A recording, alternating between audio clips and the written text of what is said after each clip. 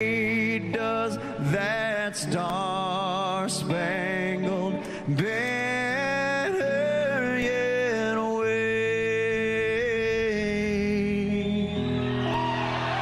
Oh, the land of the free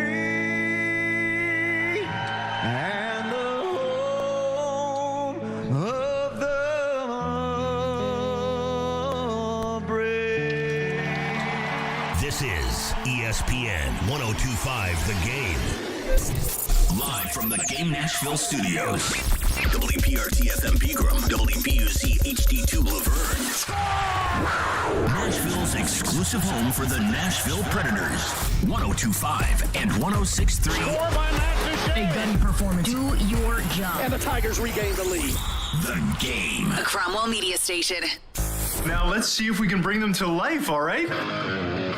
Bringing you entertainment and informative sports talk during your workday. Smart, funny, classy, and I like him a lot. This is Chase, Willy, and D-Mase with Chase McCabe, Willy Donick, Mason, touchdown, Tennessee. and former NFL wide receiver Derek Mason. Presented by Hair Club. Hair Club. Love your hair. Live your life. On Nashville's best sports talk, 102.5 and 106.3 The Game. And on the Game Nashville app. Chase, Willy, D-Mase, 102.5, 106.3 The Game. We are live from the Hillside Medical Game Studios, and we are streaming live from Twitter, Twitch, YouTube, and Facebook Live. Our video streaming is brought to you by the law offices of Amanda J. Gentry, Caroline Fenton, in for Chase McCabe today. Man, we came in fired up. Joe Rexrode up until the very last second yelling at us. So we're going to have to get into that at some point. Joe tried to hijack the show. Joe wants to keep going. He just wants to keep right on going. Joe, hop on in for another hour. You want to work 3 more hours, 4 more hours? Come on in. Come on in, Joe. Shoot, Joe Anon. That's his new nickname. Joe Rexrode trying to hijack the show. D-Mase, Willy Donick, how we doing? All right. Doing pretty good, with the exception of last night's loss. That wasn't whoo. And you know what, people? Last night after that game, and looking at what the Titans are going through, looking at I'm just talking about Nashville sports, not the extension of Nashville, not UT and MTSU and stuff like that. But just looking at the sporting landscape right now in Nashville, it's not good. It is not good right now. This is not a city that, if you are a true diehard sport fan in this city, you're not waking up thinking, man, we have two of the best sporting teams in the country, like two of the best professional sporting teams in the country. We don't. And it seems like both teams, and I'm not saying this to be true, but it seems like both teams, when they reached that pinnacle, Preds went to the Stanley Cup.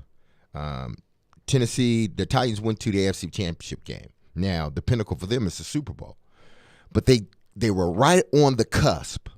But since that, each organization has been trending downward. Now, they may have had a blip go up, but each organization has trended downward. And each organization has their own set of problems. The Preds, the power play. The Titans, offensively, they can't get anything going when it comes to the passing game. Defense hasn't looked great. And the defense hasn't looked great. And I know they're being riddled with injuries, but still. Exactly. And both teams have, and both professions have injuries. Both our professional teams have injuries in the Predators and Titans. But it's a far cry from where they were to where they're at now. I'm not saying this thing is just going to plateau. I'm not saying that. But 7 years ago, 6, 7 years ago, 8 years ago, this city was on top of the world, in a sense.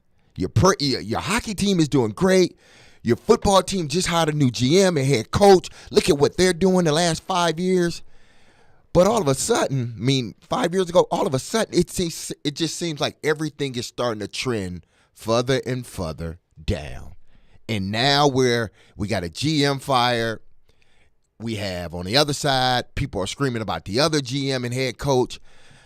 When when Vrabel took this job and John took this job, I never thought this organization would be in a position they're in now and do some of the things that they've done. When the Preds went to the Stanley Cup, I just thought, man, the next year and the year after that, man, this team is going to keep it together and they're going to be damn good. But it's been the opposite. And I was sitting there like trying to figure out, like, are we starting to see the decline of Nashville professional sports? I don't know. But it's not looking good for either team right now. Which is a pretty depressing realization. And I think the difference and the more depressing part about it is it's not just that the teams aren't performing well. Because let's say if you're a Jacksonville Jaguars fan, I understand that they just beat the Titans this past week, but it's not like the Jags have had a flawless season so far. But I believe if you're a Jags fan, you at least are looking at this team like, you know what, we got a young quarterback. We brought in a coach that we feel like can turn things around. We've invested in some skill players and some pieces and some weapons. We feel like maybe in the next few years, we could really be a legitimate threat. Only took 10 years to get there. Yeah. How long it's been. But I think, and I'm using just the Jags as an example. Yeah. I think there are several other teams out there that have, teams that are growing or young teams that are developing. But at least those teams have hope for the future because they see a path for getting better in the future. I think that's one thing that I'll say specifically with the Titans. Now, I don't know how much hope there is out there. And Mike Sando wrote an article in The Athletic. And Mike Sando was at ESPN for the longest time. He's someone that's super plugged into, front office guys in the league, former coaches in the league. And that's what, most of the crux of his work is reaching out to some of these people in the league about these big stories of, what do you guys think about this? And Mike Sando wrote an article in The Athletic where he reaches out to GMs, former coaches, former Titans employees about exactly what's going on. And the whole gist of the article to me is, I don't know if Titans fans can have very much hope. Because the headline of this article is, Titans could become the Texans if they're not careful. Well, that doesn't give me a whole lot of hope, looking at where the Texans are right now. Looking at what the Texans have been over the past couple of years. I mean, the absolute joke of the NFL. And Mike Sando writes about how the firing of John Robinson could send the Titans down a very rocky path of what's the path for the future. Of there, it could be one of two things. Of either there's a power struggle between Mike Vrabel, or there was between Mike Vrabel and John Robinson, and Mike Vrabel pushed John Robinson out.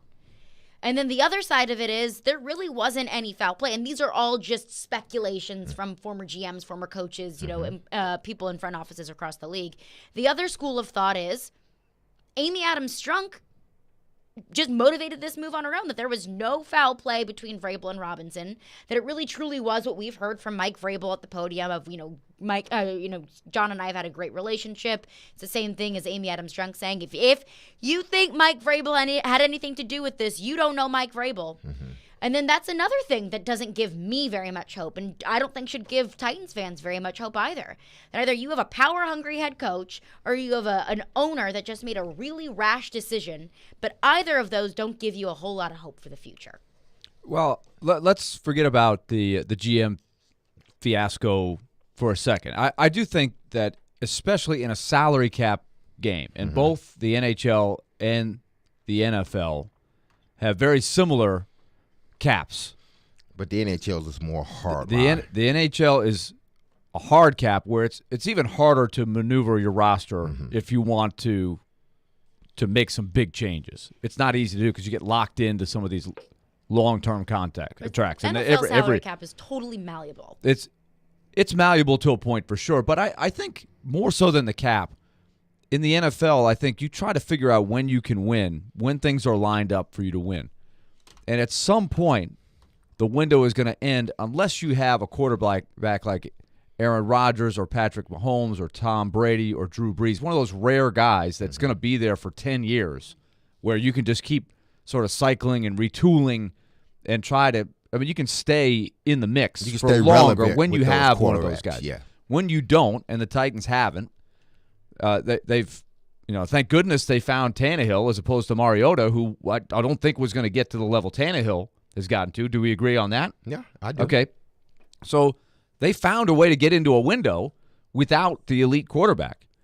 But when you do that, I do think it's harder to stay on top every year. So there's going to reach a point where, the future looks a little bit bleak. And I think we were saying this before the season started that, Derrick Henry, as he gets a little bit older, as Tannehill gets a little bit older, how much longer do you have this group? Mm-hmm. And I think they're at that point right now. It's going to be, you look into the future, the next few years, the new stadium, they're going to have to be pretty creative. They're going to have to draft really well if they're going to stay competitive and not take a little down cycle. Most teams, the reality is they're going to take a down cycle at some point, especially when you have 5 or 6 straight years of winning records where you're not picking at the top of the draft. And, when you do have one of those elite quarterbacks, an Aaron Rodgers, a Joe Burrow, a Josh Allen, a Patrick Mahomes, you feel a lot better about it. But it's also really hard to get those quarterbacks. You either have to be awful and pick at the top of the draft, which the Titans have not been and are not this year, or you have to be willing to dish out a lot of picks in order to get those, all out the Rams and Matthew Stafford. And it paid off for the Rams. But I look at this Titans team and I'm thinking, I don't know if this is a team that can afford to give up 3 first-round picks for a quarterback that may or may not be elite. I don't want to be the Denver Broncos, who are now pickless and dished out. And the Rams, by the way, are also pickless. Exactly. Rams are pickless, but they got a Super Bowl to exactly. show for it, which I think that if you would have asked Dan Kroenke, owner of the Rams, hey, you are going to have no picks and you're probably going to be pretty bad, but you're going to win a Super Bowl, fine, I'll sell out for it. But then the question is, who's making those decisions? Who's making those draft decisions? Whose job is it now to go out and find that elite quarterback that gets fans excited for the future? Because you don't have a general manager right now. I think that's the biggest question with this move, and it's probably regardless of. Well, I'd say it's probably connected to the question that Sando's asking. If you believe this was just Amy Adams Strunk saying, you know what, I'm making a change. Mm-hmm. If they bring somebody in, who is hiring the GM? Like who is, if it's not Vrabel hand-picking his GM, which is one way to do it, who makes the pick? Like if they're saying, okay, Mike, you're the coach. We're going to get you a good GM, but look, you stay over there. This is your area. We're going to give you input, but we're going to bring in how is that process working? Like who's on the staff? If it's not Vrabel, who's a football person that's going to hire a GM? And that's what I want to get into coming up next is what's the future for the GM position? How is that going to work with this dynamic with Mike Vrabel? We'll get into that coming up next. Plus your thoughts, 615-737-1025. Chase, Willy, and D-Mase presented by Hair Club. Hair Club, love your hair, live your life, creating custom hair loss solutions for men and women. I got another one for you, Willy. Want the latest on college football and Nashville sports? He looks like 1,000 quarterbacks I've seen in a college game. Join Outkick 360's Chad Withrow every Friday at 5 with Stillman and Company. The coaching staff kept him and got rid of the other guys. He'll bring opinions and charisma for a full half hour every week. If he's so great in the locker room, then give him a coaching gig. Chad Withrow is presented by Two Rivers Ford. Custom order your new Ford from Two Rivers Ford on 102.5 and 106.3 The Game and the Game Nashville app. Hey, Robbie Stanley here, and you can give the gift of Preds hockey this holiday season with the Smashville Stocking Stuffer presented by 47 Brand and Local IQ. This includes 2 hockey tickets, a Preds 47 Brand hat, and a $20 food voucher, all starting at just $79. Visit NashvillePredators.com/stocking for more info, or check out the 5-game pick plan presented by Hattie B's. Pick any 5 games and select your seats, plus receive a Preds car flag and a $10 gift card to Hattie B's. Visit NashvillePredators.com/tickets for details. Response to Genesis Diamond's remarkable free financing offer has been so incredible that we're extending it through Christmas Eve. Last minute shoppers, we've got you covered with 5 years 0 interest financing on any purchase with $0 down. So you can splurge on that handcrafted diamond ring and spread it over 60 whole months. Studs, bracelets, necklaces, bands, every color and every shape, starting at only $35 a month with $0 down. You can use this amazing offer on anything. Designer engagement rings, classics like diamond pendants pendants and bracelets. All our hand-selected GIA certified diamonds are included, and so are our luxury pre-owned Rolexes. At Genesis, we've got our best collection ever, with case after case of stunning gifts that are romantic and timeless. And with Genesis guaranteed best value price and 5 years zero interest, zero down financing offer, you can make this the best Christmas ever and still stay in budget.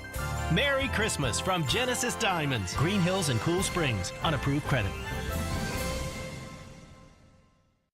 Hey, Robbie Stanley here, and you can start NFL Week 15 off the right way with NFL Same Game Parlay Insurance from FanDuel, America's #1 sportsbook. And it doesn't matter if you're new to FanDuel or already have an account. You'll get free bets back if your 4+ leg Thursday night Same Game Parlay falls one leg short. NFL Same Game Parlays are the perfect way to combine your bets for a chance at a bigger payday. The Niners and the Seahawks coming up on Thursday night. I'll go Christian McCaffrey, an anytime touchdown scorer. I'll go Brock Purdy over on touchdown passes, and I'll take the 49ers on the money line. But you take it any way you want to take it. Build your own or choose from one of the popular same-game parlays pre-built for you in FanDuel's top-rated sportsbook app. However you want to play, you can bet the NFL on Thursday night with a same-game parlay. Just sign up with promo code ROB if you don't already have an account. If you do already have FanDuel, you're all set. Just sign in to see what you've got. Must be 21 or older and present in Tennessee. Refund issued as non-withdrawable free bets that expire 7 days after receipt. A max free bet of $25. Restrictions apply. See terms at sportsbook.fanduel.com. Got a gambling problem? Call the Tennessee Red Line at 1-800-889-9789.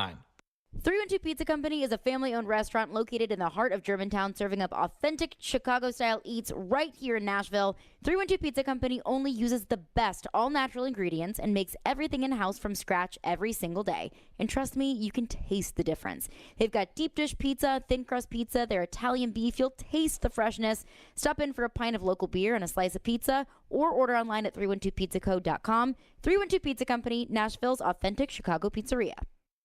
Middle Tennessee, you can count on an award-winning service team for all your home maintenance and improvement needs. Lee Company, we're A+ rated with the Better Business Bureau and trusted by thousands of homeowners in our community. Our team is ready to assist with all your home maintenance projects, heating and air conditioning, plumbing, electrical, appliance service, and more. Experience the convenience of calling one phone number for all your home maintenance needs. Call Lee Company today at 615-567-1000 or visit leecompany.com. I love this show. Never miss a moment of the show. Okay, all right, okay. Subscribe to the Chase, Willy, and D-Mase podcast on iTunes, Spotify, and wherever you get your podcasts. I'm ready to step this up a notch. You're listening to Chase, Willy, and D-Mase on 102.5 and 106.3 The Game and on the Game Nashville app. This was my decision. I saw on social media that, Mike gave Amy an ultimatum. That is just so false. That it never happened. People that say that don't know Mike Vrabel. That would not be something he would say or do. And he actually had a great relationship with John. So I want to put that to rest right now. There you go. That was Amy Adams Strunk in her sit-down with the AP saying, hey, if you think that this was a Mike Vrabel, John Robinson power struggle, that this was an ultimatum that Mike Vrabel gave me, hey, it's him or me, which is something that we entertained ad nauseum. Mm-hmm. You don't know Mike Vrabel. Okay. She seemed to take that a little bit personal, too. Yeah? Well, or if she was just trying to shut down the rumors of, hey, there's nothing going wrong behind the doors of the Tennessee Titans. Mm-hmm. It was simply my decision. Well, okay. That's what Mike Vrabel presented at his press conference as well. I mean, I think when you go out and as far as to say, you talk to John Robinson, you passed along a message from John Robinson to the team. That's at least what his goal was. I'll take him at his word for it. But some of the themes to this article by Sando, who I think is a good writer, he does those quarterback tiers every week. He's plugged in. He gets a lot of football people's input, which I think is interesting. A lot of it off the record, which sometimes you get better unfiltered stuff that way. Yeah. A lot of the message is be careful what you wish for, right? So regardless of which way it is, and let's take it for what Amy Adams Strunk is saying. It was my decision. Well, that's the question we asked going into the break. Okay, so what's next? Who are you going to hire? And how does the structure work? Is Mike Vrabel making the hire? And if not, then who are the football people you have that are ready to go out and find another GM? And is that GM coming in with a little chip on his shoulder saying, hey, I've got to set the record straight. I'm above you. I'm above the coach of the year. I'm above the guy that everybody loves here in this town. I'm making the decisions. Like, how do you build that relationship? That could go a lot of different ways. That's not an easy needle to thread. Agreed? No, yeah, I agree. And that was something that was written in this article by a former GM saying, be careful of giving your head coach carte blanche. And that's kind of what I want to get into of what's next for the Titans, of how the road that they choose to go down with hiring a new general manager. Well, okay, is Mike Vrabel going to be part of that hiring decision, which I think he should be? Well, then are you going to bring in a GM that's okay with Mike Vrabel having final say or having a majority say into the draft picks, into some of the free agent signings? Or is it going to be Amy? Because if it was an Amy-motivated decision that she says, if you think that Mike Vrabel had something to do with this decision, then you don't know Mike Vrabel, then is Amy going to hire a GM? Well, then what if that GM doesn't get along with Mike Vrabel? What if you're going to have another power struggle like we saw with Jeff Fisher and Floyd Reese? Well, that causes a whole lot of internal tension. Yeah, it does. I think it's this article, one of the sources, indicated or said that, listen, and I'm paraphrasing here, you don't want I don't think a seasoned GM will walk into a building knowing that the head coach has sort of a sway in whether I'm hired or not, meaning he's in the room and he's giving his input as well. The article said first-time GMs, you can get away with that because now he handpicks them. And first-time GM is usually somebody you know, right? Somebody that you have a good relationship with.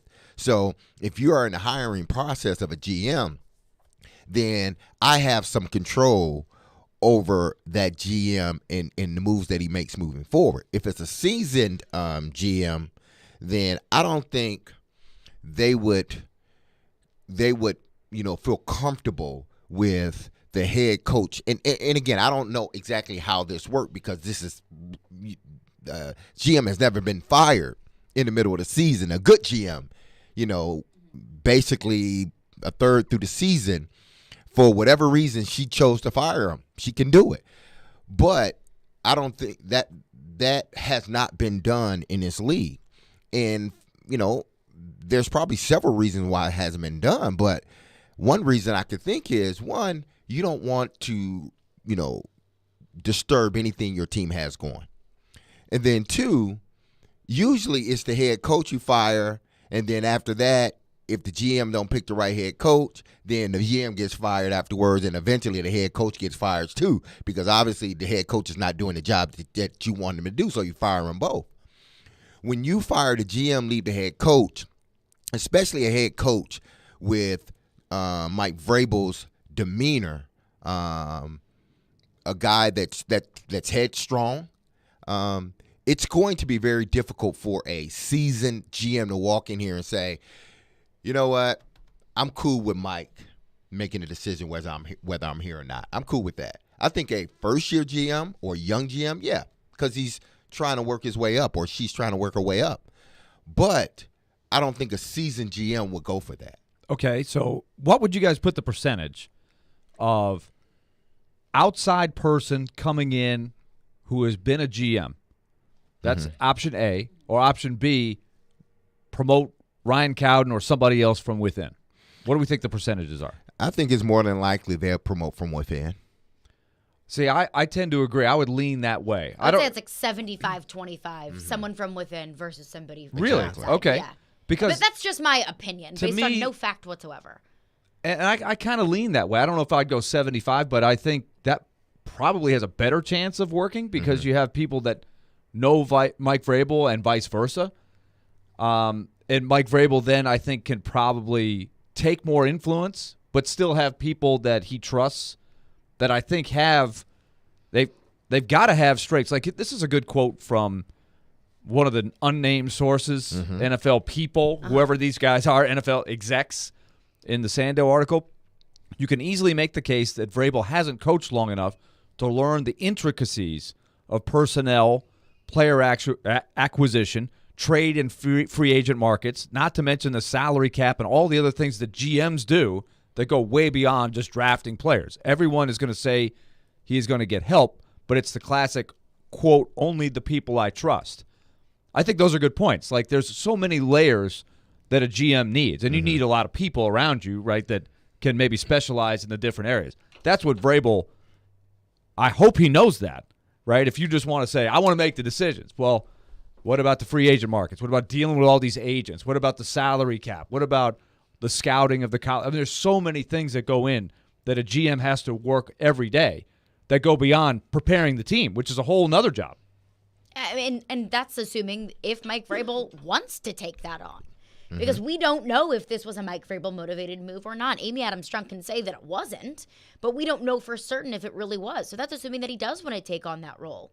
But what if he doesn't? Because it could be, like you said, you could, promote from within. And I feel like I lean that way. I say 75% because I feel like this is an organization that runs things very particularly. And I feel like Mike Vrabel is the kind of coach that it is the do your job, Bill Belichick mentality, and they don't want to shake things up. They've got a good thing going.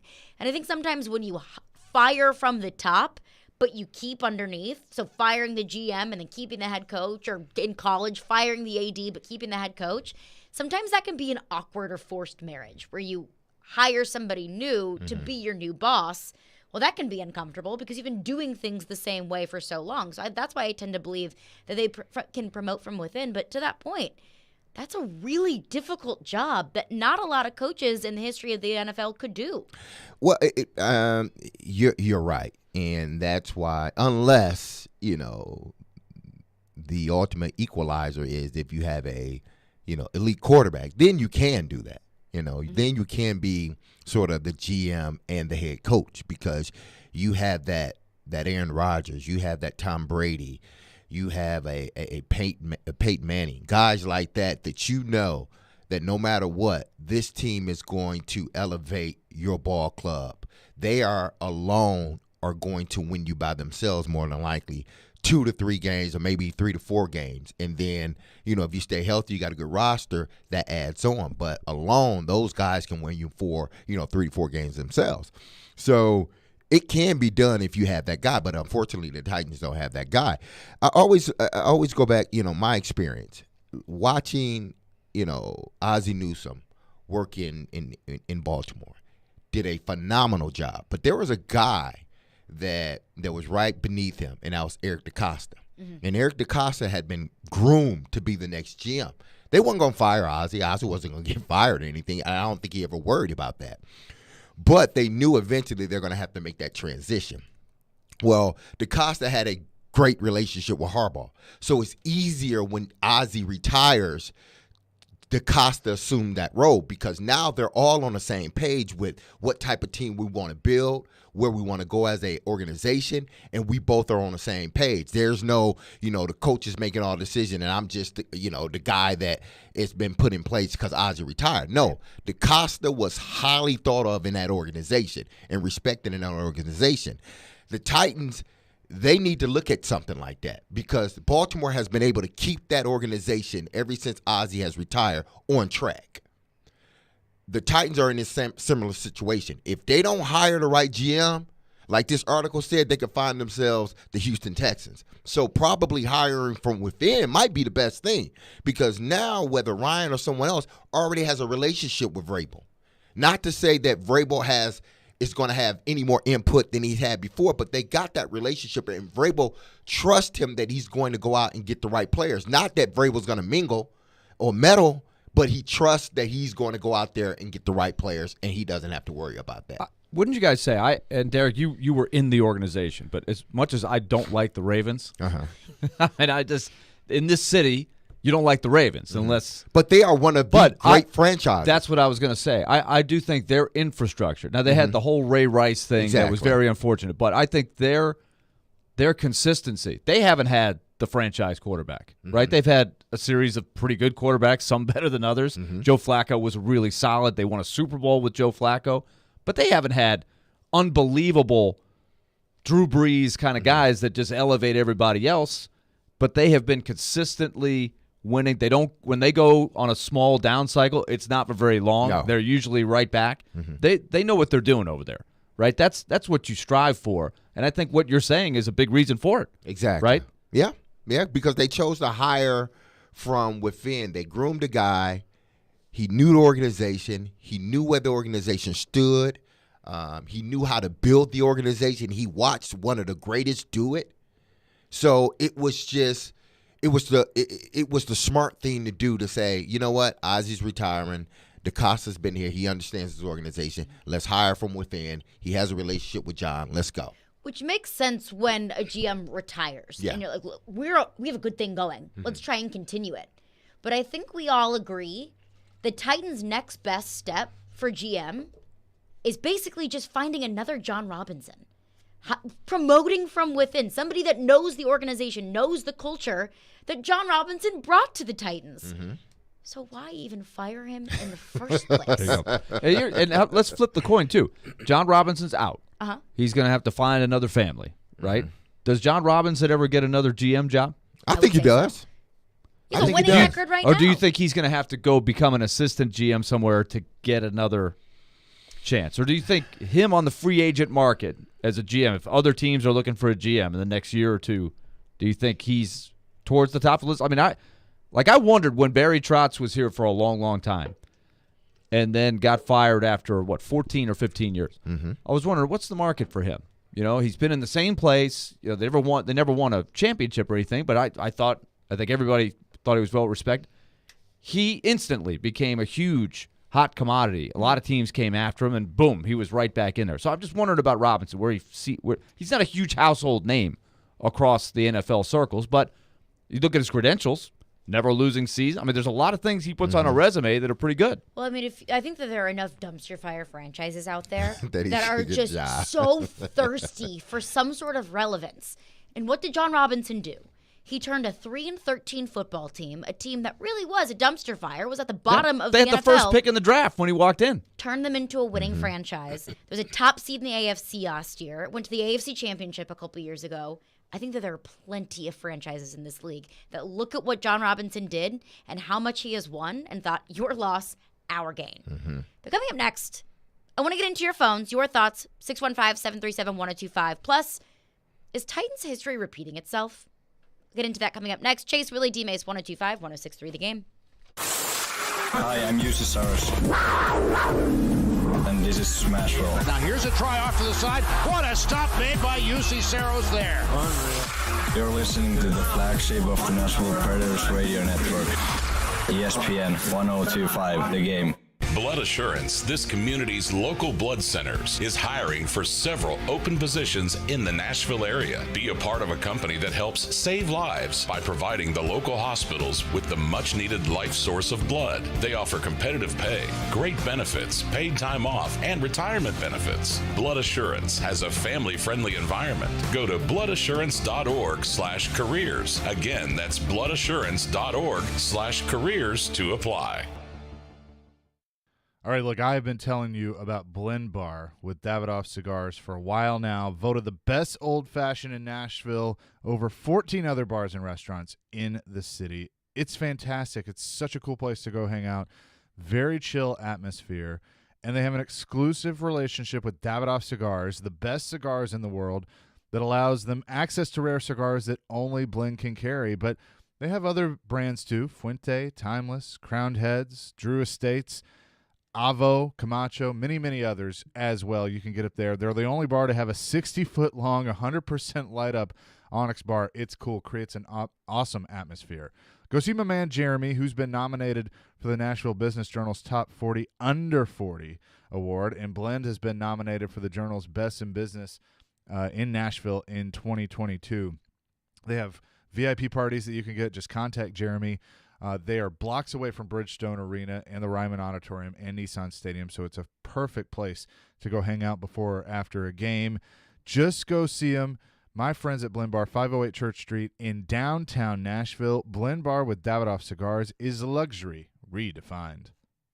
If you own a house, you've got a huge asset, and everyone's looking at it. With Wall Street investors buying up homes in Nashville and renting them out like never before, you have to wonder, what do they see in your big asset that you don't? If you sell your home instead of renting it, you can kiss your asset goodbye. The best way to save your asset is to rent it out. Go to renterswarehouse.com to book your free home rental price analysis or call 615-398-9550. Renters Warehouse. You can't buy happiness, but you can rent it.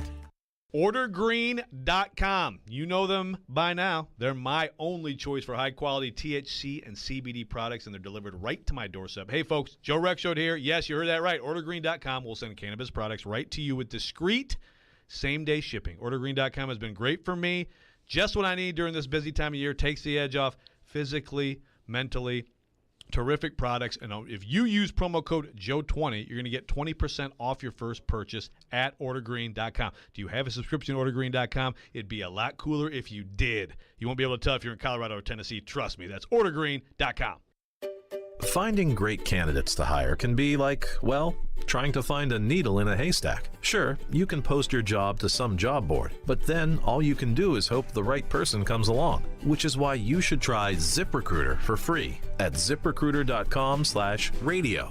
ZipRecruiter doesn't depend on candidates finding you. It finds them for you. Its powerful technology identifies people with the right experience and actively invites them to apply to your job. You get qualified candidates fast. So while other companies might deliver a lot of hay, ZipRecruiter finds you what you're looking for. The needle in the haystack. See why 4 out of 5 employers who post a job on ZipRecruiter get a quality candidate within the first day. ZipRecruiter, the smartest way to hire. And right now, you can try ZipRecruiter for free. That's right, free at ZipRecruiter.com/radio. That's ZipRecruiter.com/radio. ZipRecruiter.com/radio.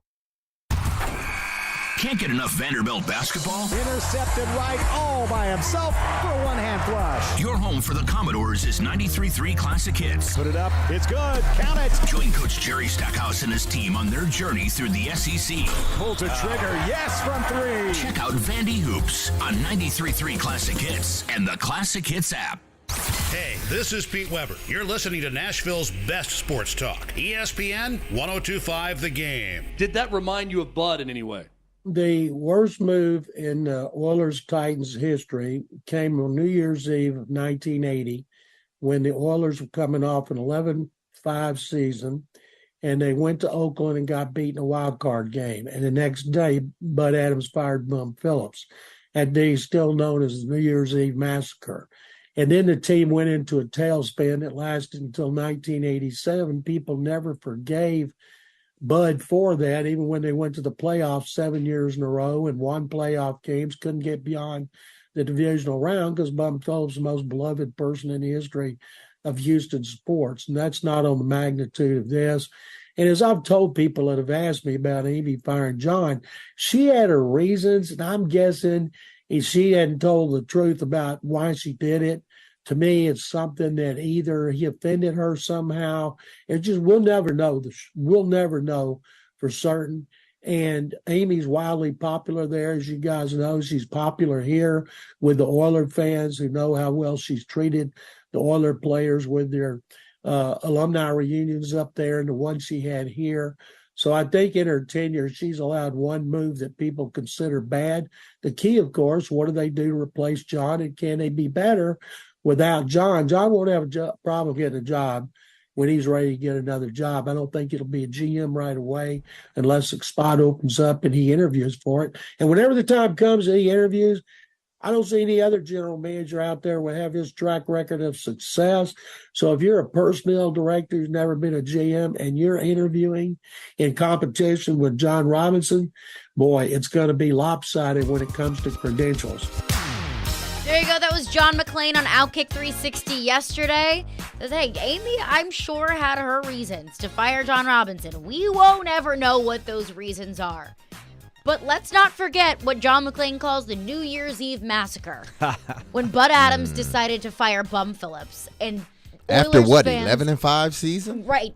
Yeah, and that was on the heels of back-to-back AFC Championship games. Uh-huh. They just couldn't get past the steel curtain. That was remember A lot when they of had people couldn't get past. exactly nobody could, right? But they had Earl Campbell. They had a really good team, and then that third year there was perceived to be a little decline because they lost in the wild card game. But again, they lost to the eventual Super Bowl champions, the Raiders, who won it that year.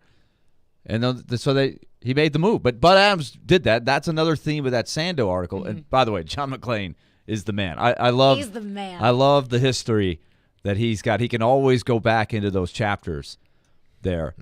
And so the next person inherited a mess for the Houston Oilers, and they were bad for a long time. They brought in Warren Moon a couple years into that from the CFL, and then they had to build around him, and eventually they got those run-and-shoot teams going, right? But that took a long time. That was pre-salary cap as well.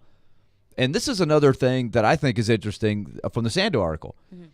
He makes the case that Robinson might be actually getting off the ride at the right time because the next GM, whoever it is, inherits a lot of really difficult decisions, right? You got to evaluate Tannehill for next year and the year after, the contract.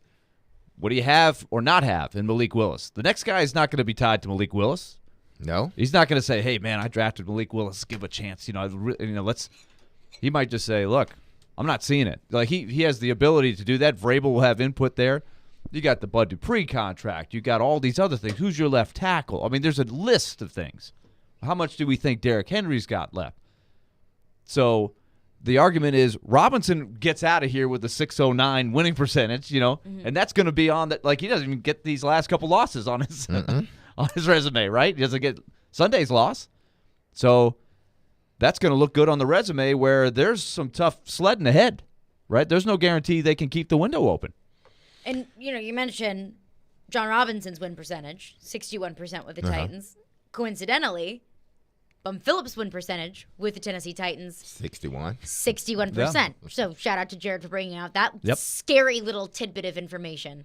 But I mean, like the Bud Dupree contract, Malik Willis, like the Bud Dupree contract to me, like, look, Bud's got to go. I'm sorry. He's elevated this defense the past couple of years, but Bud's always hurt. Malik Willis, I don't feel like the Titans have any commitment to Malik Willis. They drafted him in the 3rd round. If he turns out being your quarterback of the future, wonderful. You found your quarterback in the 3rd round. If not, that's a 3rd round pick for a guy that you thought maybe you could develop, but maybe not.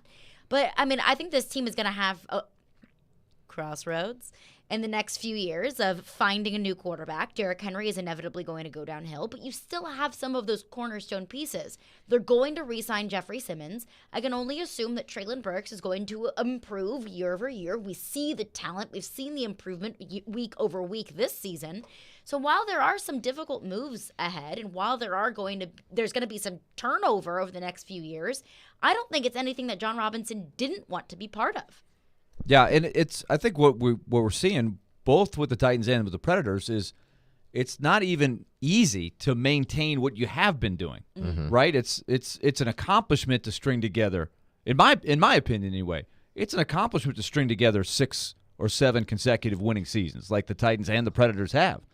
But each year that goes by, the fans get restless. They're like, well, let's get to the next level. Why can't we get to the next level? It's hard to just maintain the level you're at, and obviously there's a lot of levels below. And right now they're hanging on, both teams trying to fight to stay at the same level they've been at, let alone get to that next level. Well, for the saving grace, I believe, for the Predators is they have UC Saros in net, and he's young, and you just figure he's going to get better. Now, he's had his struggles this year, but for the most part, he's one of the best goalies in the National that could Hockey mask League. a lot of weaknesses. That could mask kind of like Derrick Henry, I think, has masked a lot of weaknesses for the Titans over the years. Right? Exactly, but the Titans don't have a UC Saros. The Titans don't have one of the top 3 or 4 quarterbacks in the National Football League. So with them, it's how do we maintain this window, or how do we maintain this winning culture without having a elite quarterback? And we won't be in a position to have an elite quarterback because we got a quarterback that's good, but he's not great. And he's getting older. So how do we then get that elite quarterback? Because it's very, very hard, not to say you can't do it, but it's very, very hard to win a Super Bowl in this league without an elite quarterback almost. The same for hockey. It's hard to win, the Stanley Cup if you don't have one of those goalies, because when you get in the playoff, it's the best of the best. And sometimes the saving grace for a team is their goalie. Well, in football, sometimes the saving grace, majority of the time, the saving grace is the quarterback. And the Titans don't have that. Let's go to your phones. Phone lines driven by WilsonCountyHyundai.com. Chris is up next on the Titans GM. Hey, good morning. Morning. Hey, Caroline, I think y'all know this is Titans in truth. Y'all know where I might be going with this. You mentioned before that could history possibly be repeating itself? I think it's repeating on a whole different thing.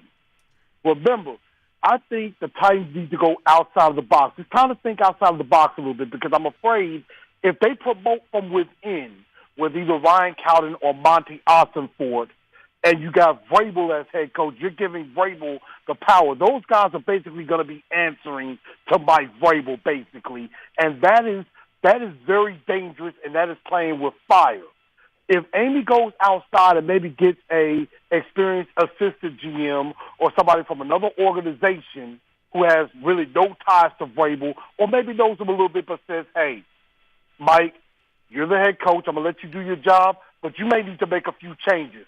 What happens if that GM comes in and talks to Mike and says, you need to make some changes, particularly you need to get rid of a certain offensive coordinator, and Mike says no? If he says no to that, then if it's me, I would have said, thank you, Mike, for your services. I'll go find me a head coach that'll modernize this offense. So I think the Titans need to go outside the box a little bit. They need to hire from outside. Don't promote from within, because you're lighting that match with Vrabel having too much power. We know Vrabel has a big ego.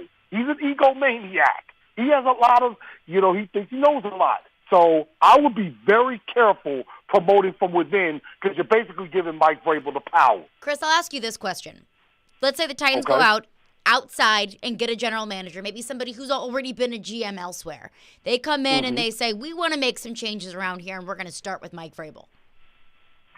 How would you feel about the Tennessee Titans not having, and I'm not saying that's going to happen, but let's just say if you go out and you find a GM that doesn't get along with Mike Vrabel, that isn't on with the same philosophy of the Tennessee Titans, how do you feel about this Titans team if Mike Vrabel is not coaching it? If you get an offensive mind that can help modernize the offense, now it depends if they decide to stick with Tannehill or they go get their own quarterback, I would probably feel I might feel a little bit better, because I think as long as, I think like with Todd Downing is not going anywhere as long as Mike Vrabel is head coach. I think that is pretty much academic.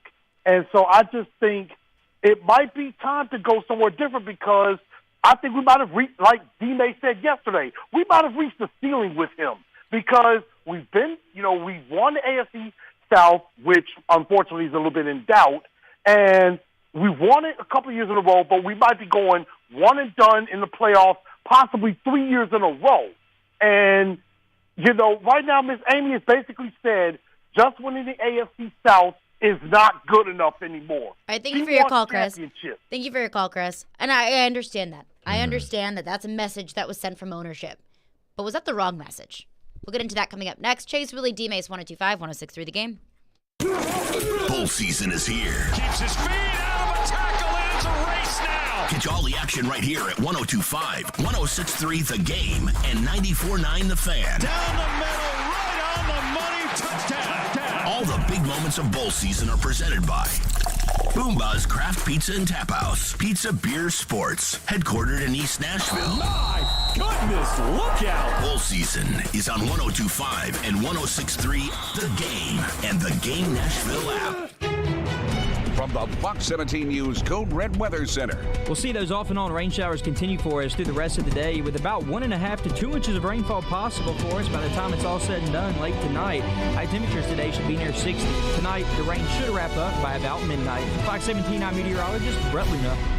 Brought to you by Hiller Plumbing, Heating, Cooling, and Electrical. Call the Happy Face truck today. Christmas shopping is in full swing at Electronic Express. Come into our convenient locations for great deals on all of your favorite brands like Samsung, Microsoft, LG, Sony, Apple, and more. Electronic Express has huge savings in every department. 4K TVs, computers, appliances, smart home, headphones, gaming, and more. Save up to 40% with up to 48 months free financing. Shop in-store or online at electronicexpress.com and get free express delivery on most items. Electronic Express, we make Christmas happen. Need cash for the holidays or to pay off credit cards right now? Loan Pronto's all-new Express Equity Line of Credit program is just what you need. This is great. You can keep your low mortgage rate and still get cash out. That's right. You don't have to do a full home refi. You can tap a small portion of the equity you have and enjoy a super low rate. With Loan Pronto's Express Equity Credit Line, you can close in 7 to 10 days, and a $50,000 loan will come your way, and it only costs you around $300 a month. Use that money to pay off whatever bills you have. Credit cards, consolidate other debt, or start a home improvement project. With Loan Pronto, you can access up to 95% of your home's equity, and 9 out of 10 homeowners won't even need the appraisal. Even if you did a total refi recently or just bought your home, you can tap the equity with this fast, easy program. Do it now before the holidays. Call Loan Pronto, 615-499-5780. That's 615-499-5780, or go to loanpronto.com. Equal housing lender, NMLS 1661781, subject to lender approval. Prescription products require an online consultation with a healthcare provider who will determine if a prescription is appropriate. Restrictions apply. See website for full details and important safety information. This message is for the guy who isn't perfect in the bedroom. And let's be honest, who is? Maybe the issue is getting it up, or keeping it up, or maybe it's finishing too soon. If any of these performance hiccups sound familiar to you, don't sweat it. Hims can help. At 4hims.com, you can go online and get clinically proven prescription medication that treats these issues, prescribed for you, if appropriate, by licensed medical providers. And the medication is shipped free to your door in discreet packaging. Plus, Hims gives you unlimited follow-up visits with medical providers.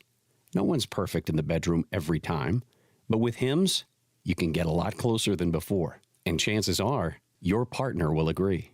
To get started today, go to 4hims.com/perfect. That's 4hims.com/perfect for your free visit. FORHIMS.com/PERFECT. Robbie Stanley. They get a lead in that game and just totally close the door. Joe Rexrode. If he plays next year, it's disastrous.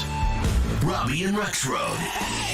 Mornings from 6 to 10 on Nashville's best sports talk. ESPN 102.5 and 106.3 The Game, and on the Game Nashville app. This is Chase, Willy, and D-Mase on 102.5 and 106.3 The Game, and on the Game Nashville app. Chase, Willy, D-Mase, 102.5, 106.3 The Game. Hey, be sure to follow us on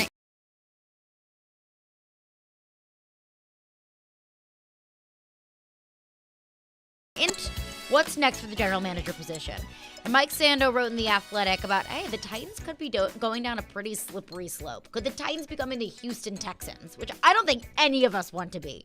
And I don't think any of us want to go back to the days of the Titans going 3-13 in the playoffs. You would just cross your fingers that maybe one day the Titans can make the playoffs. And now I think we're in an age where Titans fans just expect to make the playoffs. Like, we know we're going to get there.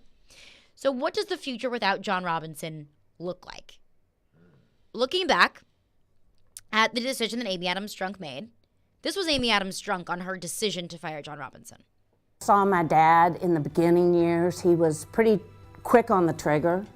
You know, we won 2 AFL championship games, and, you know, he fired his coach, Lou Rimkus. You had the bum years, and if I had to guess, I bet Daddy would have liked to have had Bum back, but, you know, things happen, and, you know, I think you learn that it isn't always greener. You know, you need to have some patience, but when the big decisions need to happen, you know, you need to make them.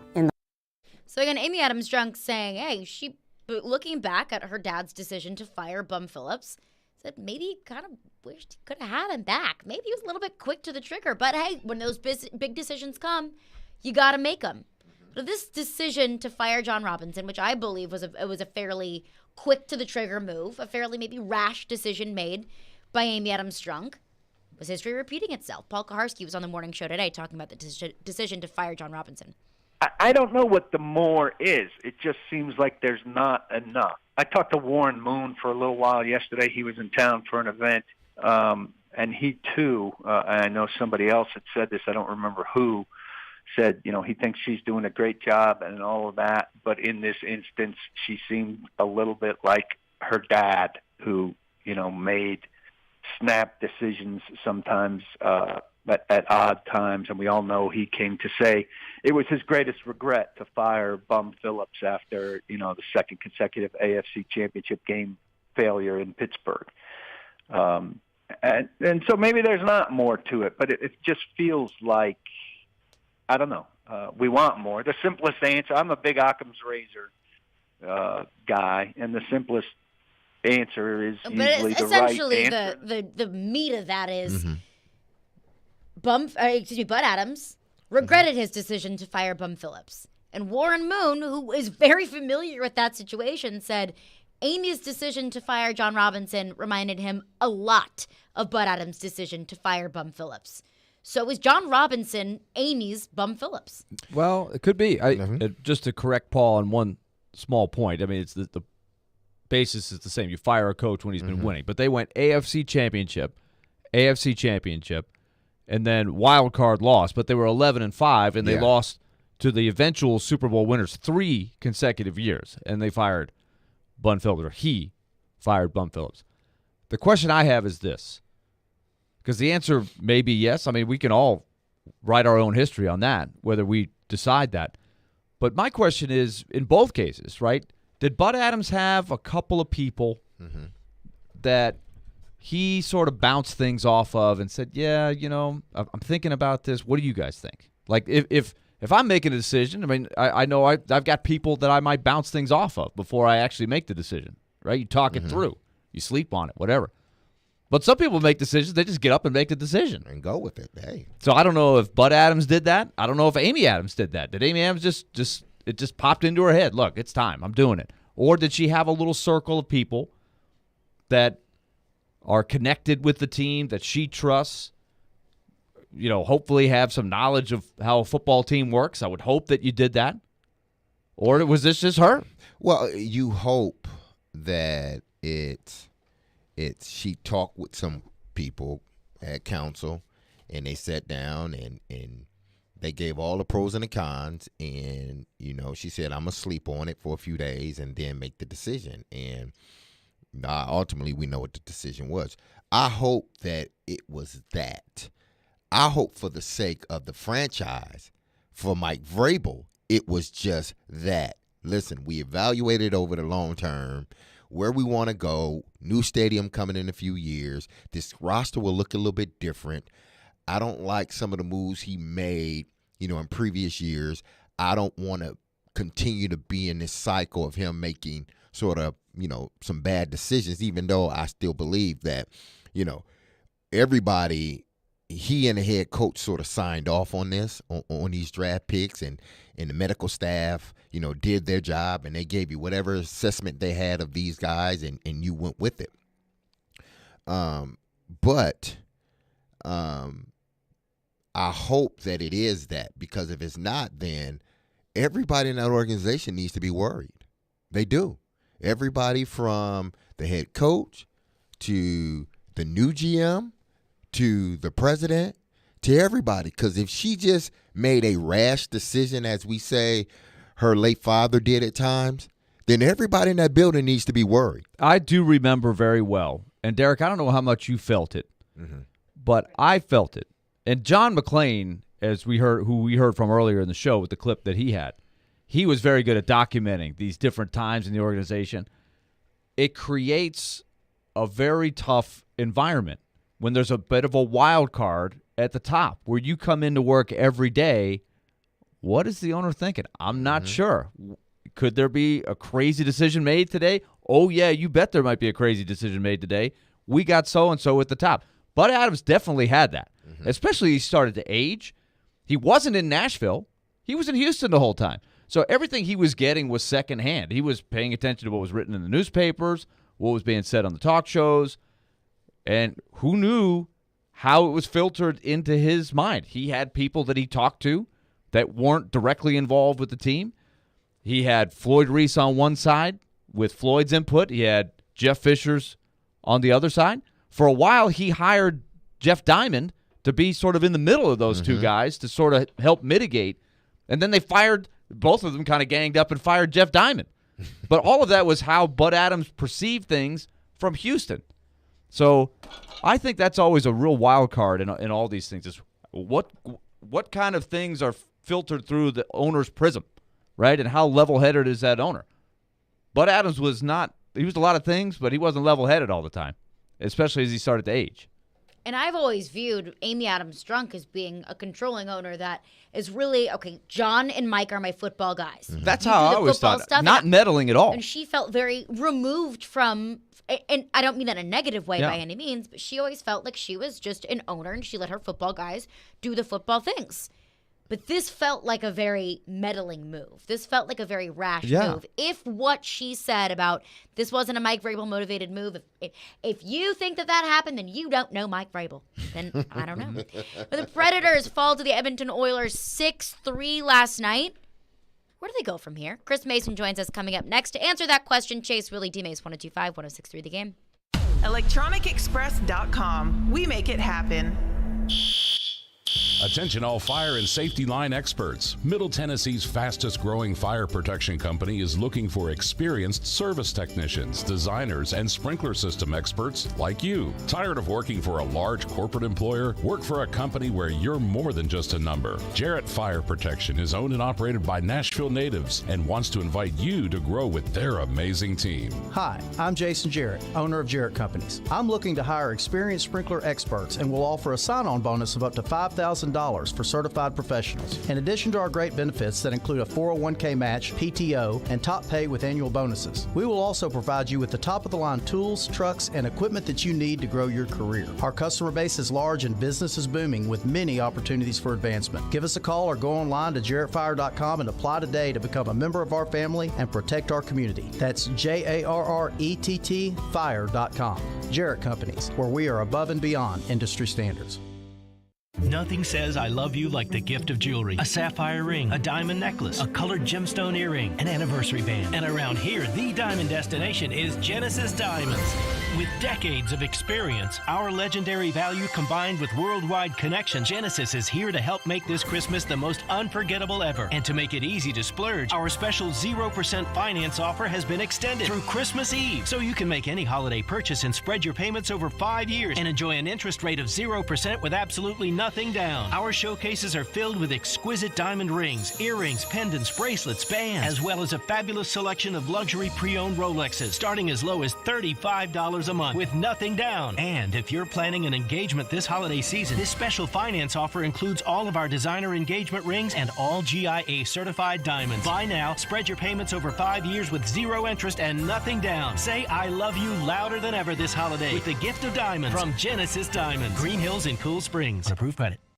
Titans fans, the after-game party is at the all-new Superbook Lounge at Landshark Bar and Grill, Margaritaville. The Superbook Lounge is a sports viewing mecca with the largest screens on Broadway. Plus, 102.5 The Game's NFL postgame show will be broadcasting live, featuring Jonathan Hutton and Chad Withrow from Outkick 360. Party after the game at the Superbook Lounge and enjoy the ultimate in sports viewing while you take in the postgame show. Brought to you by Superbook Sports, Two Rivers Ford, and Renters Warehouse.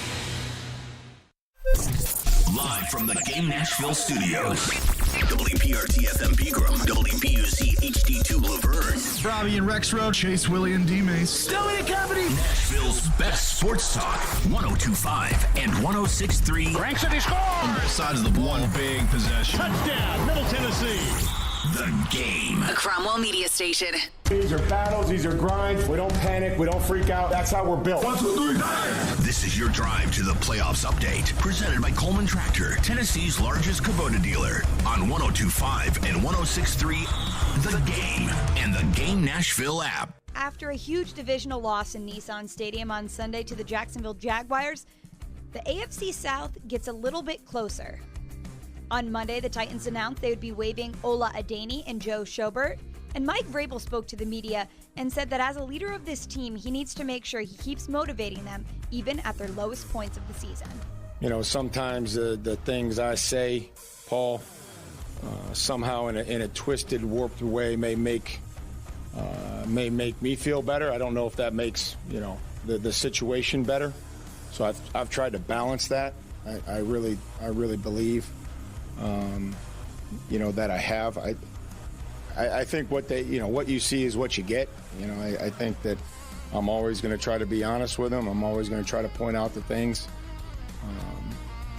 You know, but I do believe that my tone as the head coach of this football team is important. I think it's, you know, again, trying to come in here today after a loss, after 3 losses where we're at, you know, it's still important to make sure that, you know, we're all held accountable, that we're doing things that are positive, but also the outlook has to be positive as well. The Titans are off today, but will be back in action tomorrow. This report is presented by Coleman Tractor. I'm Michelle Knezovic for 102.5, 106.3 The Game.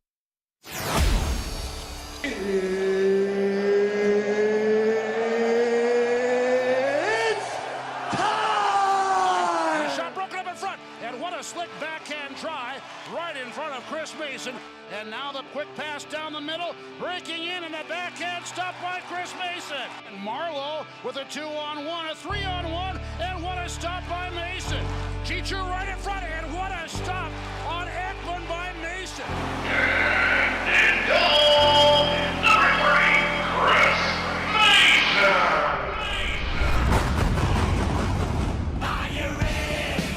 Chase, Willy, D-Mase, 1025, 1063, The Game, and The Game Nashville app. We are streaming live on Twitter, Twitch, YouTube, and Facebook Live. Our video streaming is brought to you by the law offices of Amanda J. Gentry. And C-Mase joins us now, brought to you by Coleman Tractor, in Tennessee's largest Kubota dealer. C-Mase, rough one for the Predators last night. Followed the Edmonton Oilers 6-3. Leon Draisaitl with 5 points last night, 2 goals, 3 assists. He now has 10 points in the last 2 games against the Nashville Predators. What is it about Leon Draisaitl that just has the Nashville Predators number? Yeah, I mean, he's, you know, I'm sure every team says the same about Draisaitl and or McDavid or both guys. So it's one of those teams. I mean, you look at they played the night before against Minnesota Wild, and I was talking to their people, and they have similar issues with the Wild. They just can't, whatever the reasoning is, they just don't match up well against them. And then you knew they were going to come in with a little fire under their butts, ready to go. And you know, you have that; those guys have that confidence right now. There's a stretch when the Preds, you know, beat Edmonton every single time when they were young players coming into the league, and now that's obviously switched. And the difference to me in that hockey game, which was obviously Draisaitl scored that power play goal at the end of the first, and then McDavid with that one at the end of the second period, and that was enough. You know, they had 2 shots on the power play, one shot each, and both were goals. So that was the difference in the hockey game. I thought even strength. I thought the Preds played him really well. You know, I thought as good as they could, but you have that opportunity on the power play for the Predators, the 5-on-3, 46 seconds, I think it was, and that's a huge miss. You have to score in that situation. You know, your power play has been struggling, and, you know, you can only say so many times that, well, we're getting some good looks and we're getting chances. The puck has to find a way. It's got to go in. It's got to be a difference maker, and especially when you're going against the best power play in the league, and you maybe not going to win that special teams battle, but if you get that one goal, that 5-on-3, I think would have tied the game if they had scored there, and it would have been a completely, you know, different kind of situation. So, and they did a good job. They didn't take many penalties, but at the end of the day, when you do, you're playing with fire, and that was the difference to me. Now, Steve Mace, you just spoke of the power play. It wasn't good, and it hasn't been good thus far. You know, we saw some changes within the power play unit, and that still has not worked. Now it's just a mental thing, and how do you get out of that? when you know it's mental? It has nothing to do with their physical ability. Do you just continue to pound the ground and hopefully you break through, or do you continue to try to make changes as a head coach to find the right combination? Yeah, I think you can always tweak. I think with the power play, like when you hear the coaches talk about it, and Dan Lambert said it in his second intermission interview with Kara, he said, I know it's frustrating right now, but the guys were getting chances. And if they're not getting chances, to me, that's the more concerning thing. Mm-hmm. Obviously, the goals at the end of the day, goals have to go in. You got to score. But if they're not getting chances, that's when you really are in big trouble. And right now, it's a confidence thing with them. And the old cliche, you have to stick with it and not get frustrated. Don't go off the beaten path. They're doing a good job right now of getting set up. I find in games too, like the beginning of the game, their first couple power plays, usually they come out and they really create a lot and they get momentum and they don't score on it. And then it kind of falls off a little bit as the game goes on, because you kind of get that as a player, like, oh, here we go again. And then you get frustrated and you start trying to do different things. And, and that's not the recipe for success. You have to grind away, and eventually it's not like they don't have guys that haven't had success on the power play. Mm-hmm. So that's the thing. They've done it before. It's not like you have a bunch of guys that haven't done it before. They're trying everything to switch up the personnel, like you said, try to find something that's going to, just break through and just start making a difference in the hockey game. And that's all you can do. You're not going to be able to overhaul this roster. You're not going to be able to call anybody from Milwaukee to magically help your power play. Either they figure it out or they don't. And if they don't, it's going to be a long season. Now, because coming in the game, you had to have known, listen, Draisaitl has basically owned the Predators, for the last 10 years, 20 goals, I believe. McDavid is the best player in hockey right now. Going into, how do you contain guys like that? I mean, because there has to be a clear-cut game plan to try to take these guys out, but yet and still, these guys become main factors in them winning. Yeah, it's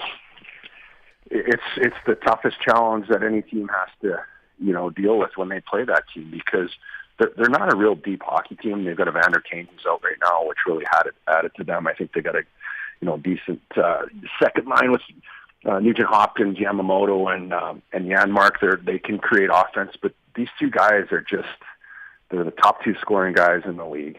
Connor McDavid's running away with it right now, and they play more than any other forward, so they're on for 22 to 25 minutes a game.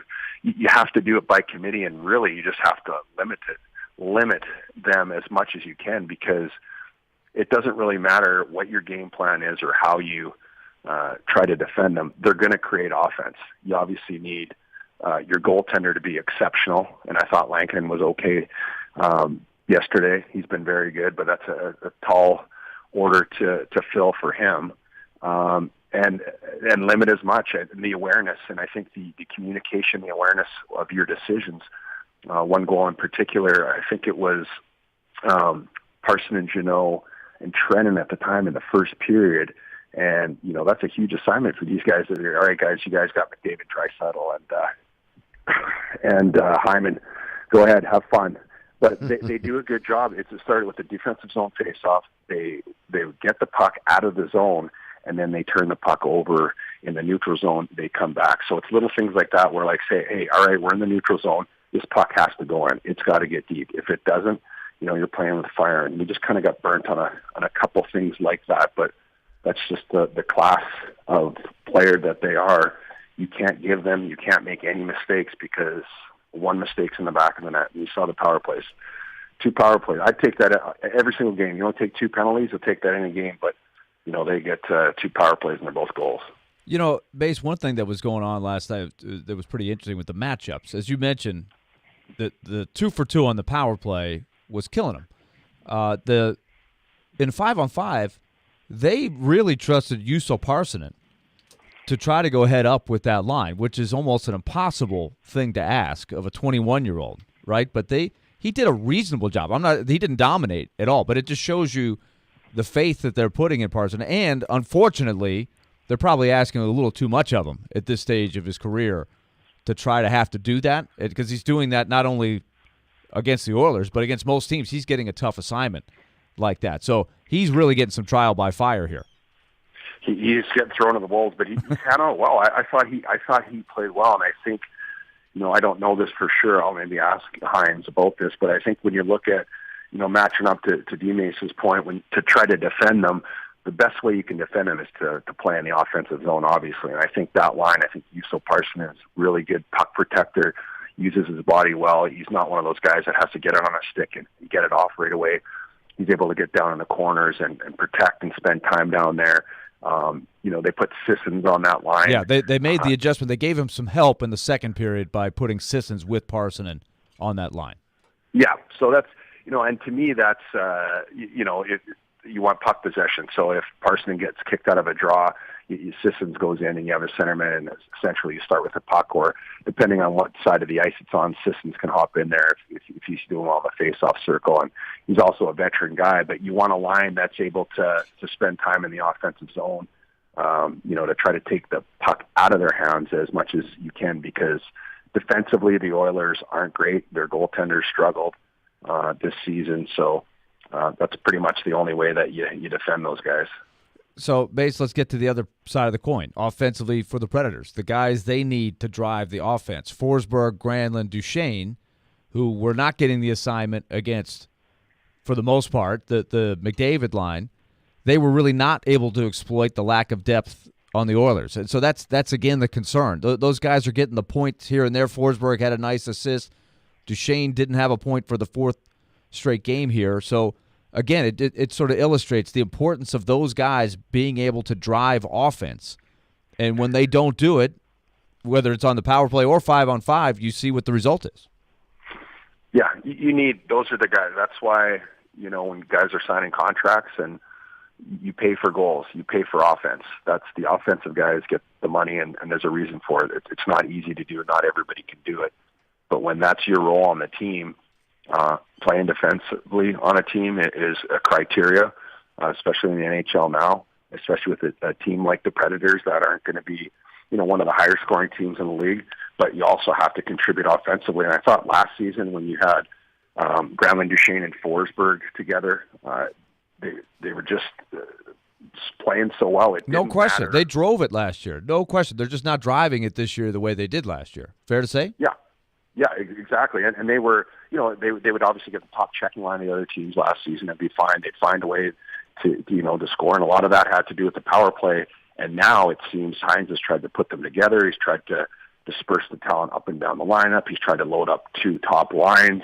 And even, recently he put Granlund, Duchesne, and Forsberg back together. And it just seemed when, the Blues put their top checking line against them, they couldn't generate anything. They're just having trouble. And Skillsy and I, and you were talking about this yesterday, a lot of it stems to me, it's side by side, is the success of the power play bleeds over into the confidence in your 5-on-5 and in your offensive game. And right now I just think there's a lot of noise upstairs because of the lack of offense and success that they're having. So I think both of those things are really tied closely together, because you get a lot of offense on the power play. And when you're scoring on the power play, you're a few inches taller, even strength, and you have that confidence in your game. And I just think right now it's just they're just not a confident team. D-Mase, we appreciate you. We'll chat with you next week. All right, thank you guys. All right, so Predators fall to the Edmonton Oilers 6-3. A lot of talk on the power play. And D-Mase says, hey, even strength, the Predators were able to kind of stay neck and neck with the Edmonton Oilers. But at what point is that just not good enough anymore? We'll get into that coming up next. Chase, Willy, D-Mase, 1025, 1063, The Game, and The Game Nashville app. Every Wednesday at 8:45. Join Robbie and Rexroad for The Choice is Yours. 2 sports questions, 2 non-sports questions. They'll answer a couple of questions about life and sports. The Choice is Yours is built by Jarrett Companies. You have a choice. So when you have a need for site and utility work, fire protection, concrete and asphalt services, the choice is simple. It's Jarrett Companies. For more, visit JarrettCompaniesInc.com. The Choice is Yours. Wednesdays at 8:45 on 1025 and 1063 The Game and the Game Nashville app. There's never a good time for your furnace to go out, especially in the winter, but it's always a good time to call Lee Company. Our heating and air conditioning pros are available 24/7. No heat? Don't wait. Call Lee Company now at 615-567-1000. Our expert technicians will diagnose the issue and fix it right the first time. When you're cold, you need someone you can count on to bring the heat. Call Lee Company now at 615-567-1000 or visit leecompany.com. Need cash for the holidays or to pay off credit cards right now? Loan Pronto's all-new Express Equity Line of Credit program is just what you need. This is great. You can keep your low mortgage rate and still get cash out. That's right. You don't have to do a full home refi. You can tap a small portion of the equity you have and enjoy a super low rate. With Loan Pronto's Express Equity Credit Line, you can close in 7 to 10 days, and a $50,000 loan will come your way, and it only costs you around $300 a month. Use that money to pay off whatever bills you have, credit cards, consolidate other debt, or start a home improvement project. With Loan Pronto, you can access up to 95% of your home's equity, and 9 out of 10 homeowners won't even need the appraisal. Even if you did a total refi recently or just bought your home, you can tap the equity with this fast, easy program. Do it now before the holidays. Call Loan Pronto, 615-499-5780. That's 615-499-5780, or go to loanpronto.com. Equal housing lender, NMLS 1661781, subject to lender approval. Happy holiday from Houston Clinic Orthopedics, conveniently located where you live and work with various locations in and around the Nashville area. Houston's physicians specialize in spine, joint replacement, knee, hip, upper extremity, and many other orthopedic conditions. At Houston Clinic Orthopedics, they strictly adhere to all CDC guidelines for the patient's and staff's safety. To experience world-class orthopedic care and see a list of all Houston physicians and specialties, visit their website at tn.houston.com and book your appointment online today. With PatriotSoftware.com, accounting and payroll, keep your time and money. Mike Capel here, serial entrepreneur. I started my first business in a dingy basement of a factory in 1986. Instead of customers, my visitors were rats, birds, flies, and snakes. To psych myself up that I was going to succeed, I wore formal business attire and a tie to that lonely factory basement every day. I was a total type A business geek, crunching spreadsheets for my accounting. Today, my fifth successful business, Patriot Software, makes accounting simple for accountants and non-accountants alike, eliminating the need for many of us business geeks to crunch spreadsheets or wear formal business attire ever again. Go to PatriotSoftware.com. Use promo code RADIO and get 2 months of accounting software free. That's PatriotSoftware.com. Accounting and payroll, keep your time and money. Finding great candidates to hire can be like, well, trying to find a needle in a haystack. Sure, you can post your job to some job board, but then all you can do is hope the right person comes along, which is why you should try ZipRecruiter for free at ZipRecruiter.com/radio. ZipRecruiter doesn't depend on candidates finding you. It finds them for you. Its powerful technology identifies people with the right experience and actively invites them to apply to your job. You get qualified candidates fast. So while other companies might deliver a lot of hay, ZipRecruiter finds you what you're looking for. The needle in the haystack.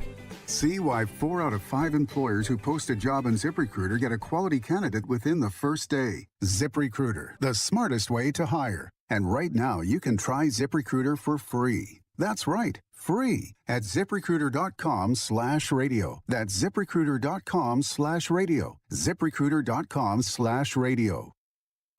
It's on, it's happening. Remember, you can watch us on YouTube, Facebook, Twitch, and Twitter. Get out of the way, I'm watching the game. Presented by the law offices of Amanda Gentry. I'm ready to step this up a notch. You're listening to Chase, Willy, and D-Mase on 102.5 and 106.3 The Game, and on the Game Nashville app. They're doing a good job right now of getting set up. I find in games, too, like the beginning of the game, their first couple power plays, usually they come out and they really create a lot and they get momentum and they don't score on it. And then it kind of falls off a little bit as the game goes on because you kind of get that as a player, like, oh, here we go again. And then you get frustrated and you start trying to do different things. And, and that's not the recipe for success. You have to grind away and eventually, it's not like they don't have guys that haven't had success on the power play. So that's the thing. They've done it before. It's not like you have a bunch of guys that haven't done it before. There you go. That was Chris Mason on the Predators' 6-3 loss to the Edmonton Oilers last night. And that's the really puzzling thing that I want to get into. And, Preds 0 for 5 on the power play last night. The power play woes aren't something that's new this season. But the puzzling thing to me is these aren't some up-and-coming guys that are new to the power play. I mean, there are guys in the power play, Forsberg, Granlund, Duchesne, that have had a lot of success on the power play unit in years past. So what's the problem this year? That's the golden question that I don't know if any of us have the answer to. Yeah, it is because, you look at this team and over the last 2 years, 1 year they are excellent at it. And the pieces are put together. And you just think, okay, the next following year, this is going to be one of our strengths. And we just got to sort of add around it or do some things around. But we know, like the Titans coming into the season, we knew our defense was a strong point. So we assume we're good. We'll add to it and do some things, but we're good from a core standpoint. We're good. I think that's how they felt about the power play. That was one thing they could point to and say, okay, we're good. But for some reason, you get into the season and it's totally flipped on his head, and you're trying to figure out, well, why is that the case? It's sort of like, it's Ben Simmons in a sense. How did he go from being arguably probably the best point guard from a physical standpoint, the best point guard in the league 1 year, to not being able to, throw a pebble in the ocean, from anywhere? And you're trying to figure out, like, what went wrong? Like, this is the same guy. What went wrong that he was an all-star 1 year, and then this year it's just like it's hard for him to do things. And that's how you sort of look at the Predators. It's from a power play standpoint, they were a good team. They were a good unit. And then all of a sudden the next following year, no injuries, pretty much same guys, same coach, same philosophy, but they are 10 times worse than what they even thought they would be, coming into the season. Yeah, it's mystifying. It's a slump. I mean, I don't think you put it any other way. Mace talks about the mental part of it. I think that's a lot of it. So let's look at the numbers. They went 1 for 26 to start the season. Mm-hmm. Then they went through a period where it wasn't bad. It was starting to come around a little bit. There were signs of life. They were getting some key ones. And now they're 0 for their last 15. Mm-hmm. And this is what I said on the postgame last night. I listened to Roman Yossi's interview with Kara Hammer. And Kara asked him about it. He said, look, there's no other way around it. It's killing us right now. Mm-hmm. And the real thing that stings is these last 4 games where they've been winless. Now, remember, it wasn't too far off behind, but they went 7-1-1. Yeah. Right? They looked like they were turning the ship around. They weren't getting a ton of goals, but they were getting a lot of positive results. And then they went on that 5-day break. They've come back. They've lost 4 in a row. In those 4 games, 0 for 15 on the power play. And this is the frustrating thing to me, is that it's against 4 goalies and 4 teams that don't have great defense, right? It's on paper teams that you should be getting well against. You should be scoring goals against. It should be the thing that's helping your power play get some life. You're scoring overall to get some life. Because the two go hand in hand. We talked about it yesterday. They're averaging 2.5 goals a game. That'll go up a little bit because they scored 3 last night, but they came into the game last night 29th in goal scoring. They've got to find a way to get more offense. So what did they do last night? They decided, look, we got to shake it up. So they again mixed up the 2 power play units, and they did get a lot of shots. They got set up. They got good looks. They didn't put it in. Well, so that's a big thing. And as May said, to me, this is the big thing. And when you don't have that belief and confidence right now, you're in a slump. Does that affect other parts of your game? Mm-hmm. And I do think that's happening some right now. I just don't see the full throttle of Granlund, Forsberg, Duchesne. He moved Ryan Johansson to a different line last night. Tried to send a little message. Now, Johansson responded, had a goal last night. I didn't think it was his best game, but he contributed. Duchesne didn't have a real good game last night. He didn't play a whole lot in the third period if you look at the minutes. So they're trying to push buttons with those guys to get them going a little bit. You know, when you're a coach, you try different things. You can't just do nothing, right? You talk to them. You discuss what's going on. You say you need more. You try to do this, do that to get them started. So they're trying things. But when you play 82 games, you go through these stretches. The key is you got to come out of it somewhere in here. They've got to get some. They got to get big production from those guys. Now, who is in control of the power play, like from a game plan standpoint, schematic standpoint? So what they do is they have, John Hines is the head coach. He will delegate different assistants to different assignments. Mm-hmm. And so the power play is under Dan Lambert. Okay. That's the assistant coach that sort of runs the X's and O part of the power play. And then if it's not working, mm-hmm. Obviously John Hines will have input, just like the head coach in any sport. Like Mike Vrabel will go in and say, okay, what do we do? We're having a problem here. Do we need to shake up personnel? Do we need to shake up our scheme? All of these things. So they've tried a lot of different things. Well, I mean, could it be, and maybe it's not, but could it be just as simple as, and you see this sometimes in sports where the voice just gets stale. The players say, okay, we're doing everything that you want us to do. I know last year was last year and we had some success in it, but what we're doing now and what you're teaching us now, it's just not working. And no matter how you try to change guys, maybe the voice is getting stale. And this is a question I'm asking. Yeah. I don't know. Because you see it in other sports. And they sort of like, whether it's, changing a special teams coach or changing the defense coach in basketball and making somebody else specifically like, I just want you to concentrate on this thing. We tried it with one guy. Let you do it and see where you can go. There was a, and I'm not asking for anybody to get fired. No, either. but it's interesting. Dan Lambert was brought in because of his expertise in the power play. Uh-huh. Because several years ago it was a very good Predators team that wasn't clicking on the power play, mm-hmm. and Peter Laviolette took the duties. He didn't fire a coach, but he added Dan Lambert mm-hmm. specifically to sort of specialize in the power play. So that's why he was brought in to begin with. But okay. It's just like anything else, right? I think these are all things that come into it, right? And I think coaches have to be creative in how they continue because it's also scouting, right? Mm-hmm. Dan Lambert came up, he sort of revamped everything on the power play last year, and all of a sudden it was a top 10 power play. But what happens? The league starts looking and says, okay, here are the 5 guys. This is what Nashville did. How are we going to stop that? And so now you've got to come up with that next adjustment, mm-hmm. right? And the players have to come up with the next adjustment. So it's a constant thing to stay on top. And right now they're just slumping right now. There's no question. The numbers don't lie. And Willie, you bring up, they've been making changes in the power plays, and it's just not coming to fruition in the box score. So are there adjustments, bigger adjustments that need to be made on the horizon? We'll get into that. Plus your phones coming up next, 615-737-1025. Chase, Willy, D-Mase, 1025-1063, The Game. And Chase, Willy, and D-Mase is presented by Hair Club. Hair Club, love your hair, live your life, creating custom hair loss solutions for men and women.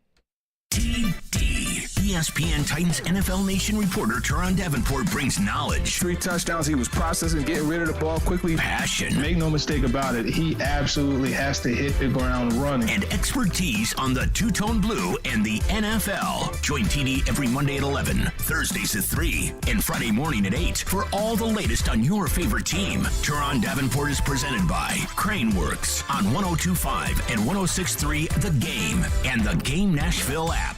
Can you make your parlays pop this holiday season? All right, time to talk Superbook Sports. Win some money from Vegas with the weekly parlay bonus at my friends at Superbook Sports and that Superbook Sports app. If you place a 3-team football parlay, Superbook will give you a $10 bonus voucher. It's your holiday bonus courtesy of my friends at Superbook Sports. So download the Superbook Tennessee app just like I did. Place your parlays today. Here's some things you can look at that I like. Vikings -4 against Indy. Vikings are at home. I like that. Maybe the Dolphins +7 on the road in Buffalo. I think that's going to be a pretty close game. And I like Miami playing a little bit better than they did last week. Another one, how about the Cowboys? -4.5 against the team that just beat Tennessee, the Jags. You could parlay those together and win some money. Visit Superbook.com for terms and conditions. Gambling problem? Call 1-800-889-9789.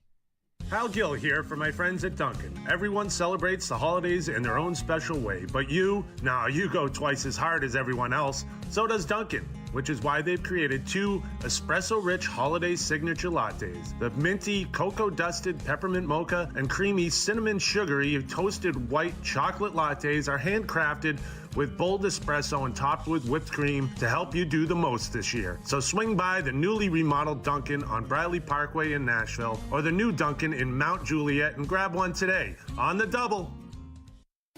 Response to Genesis Diamond's remarkable free financing offer has been so incredible that we're extending it through Christmas Eve. Last minute shoppers, we've got you covered with 5 years zero interest financing on any purchase with $0 down. So you can splurge on that handcrafted diamond ring and spread it over 60 whole months. Studs, bracelets, necklaces, bands, every color and every shape, starting at only $35 a month with $0 down. You can use this amazing offer on anything. Designer engagement rings, classics like diamond pendants and bracelets. All our hand-selected GIA certified diamonds are included, and so are our luxury pre-owned Rolexes. At Genesis, we've got our best collection ever, with case after case of stunning gifts that are romantic and timeless. And with Genesis guaranteed best value price and 5 years zero interest, zero down financing offer, you can make this the best Christmas ever and still stay in budget. Merry Christmas from Genesis Diamonds, Green Hills and Cool Springs, on approved credit.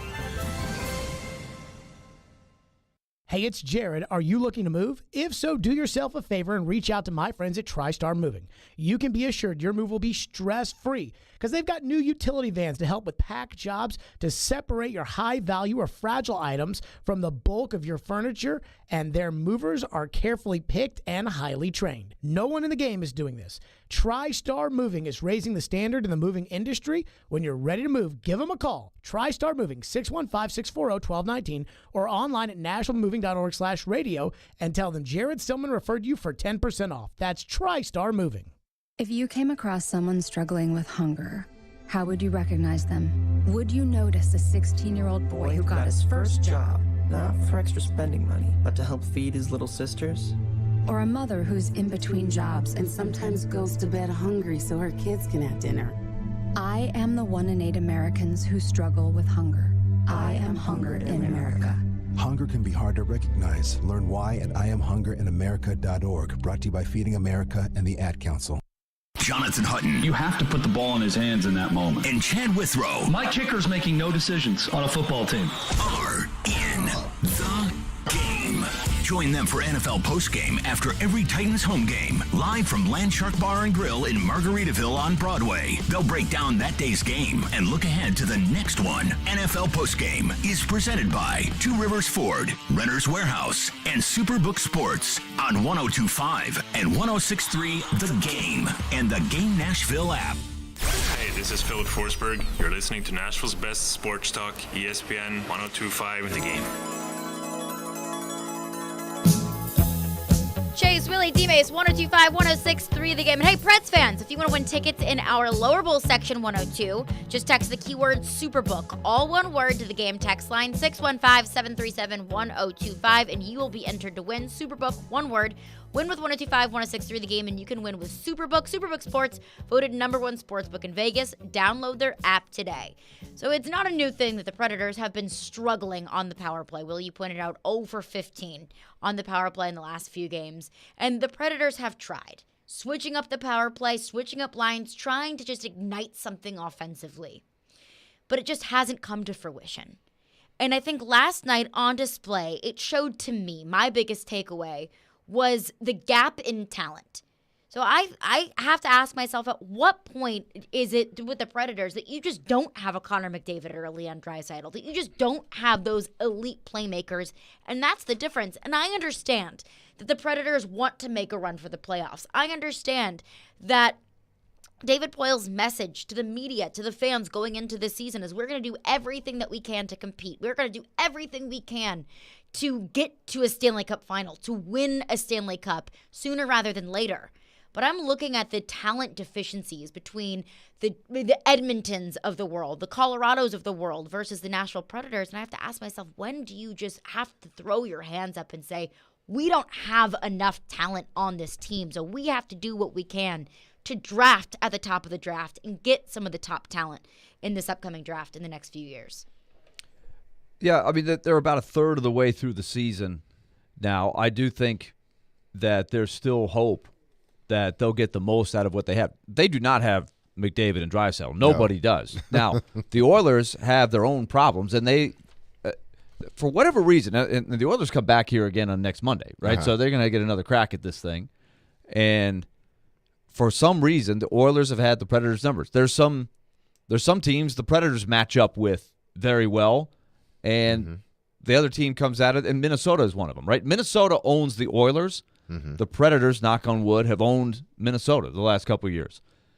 It's really weird. Sometimes your strengths just match up better with the other team's strengths. The Predators have some areas of their roster they're way better than the Oilers. But the Oilers, because the Predators have not been able to contain, it's one thing to give up a couple points to Draisaitl and McDavid. They get a couple points every night, but 5 points. That's a lot. Draisaitl's had 5 points in each of the, it seems like every game. He's averaging 2 goals a game over 10 games. Those guys are just breaking the game open there. So that's sort of an extreme example. The Predators are built differently.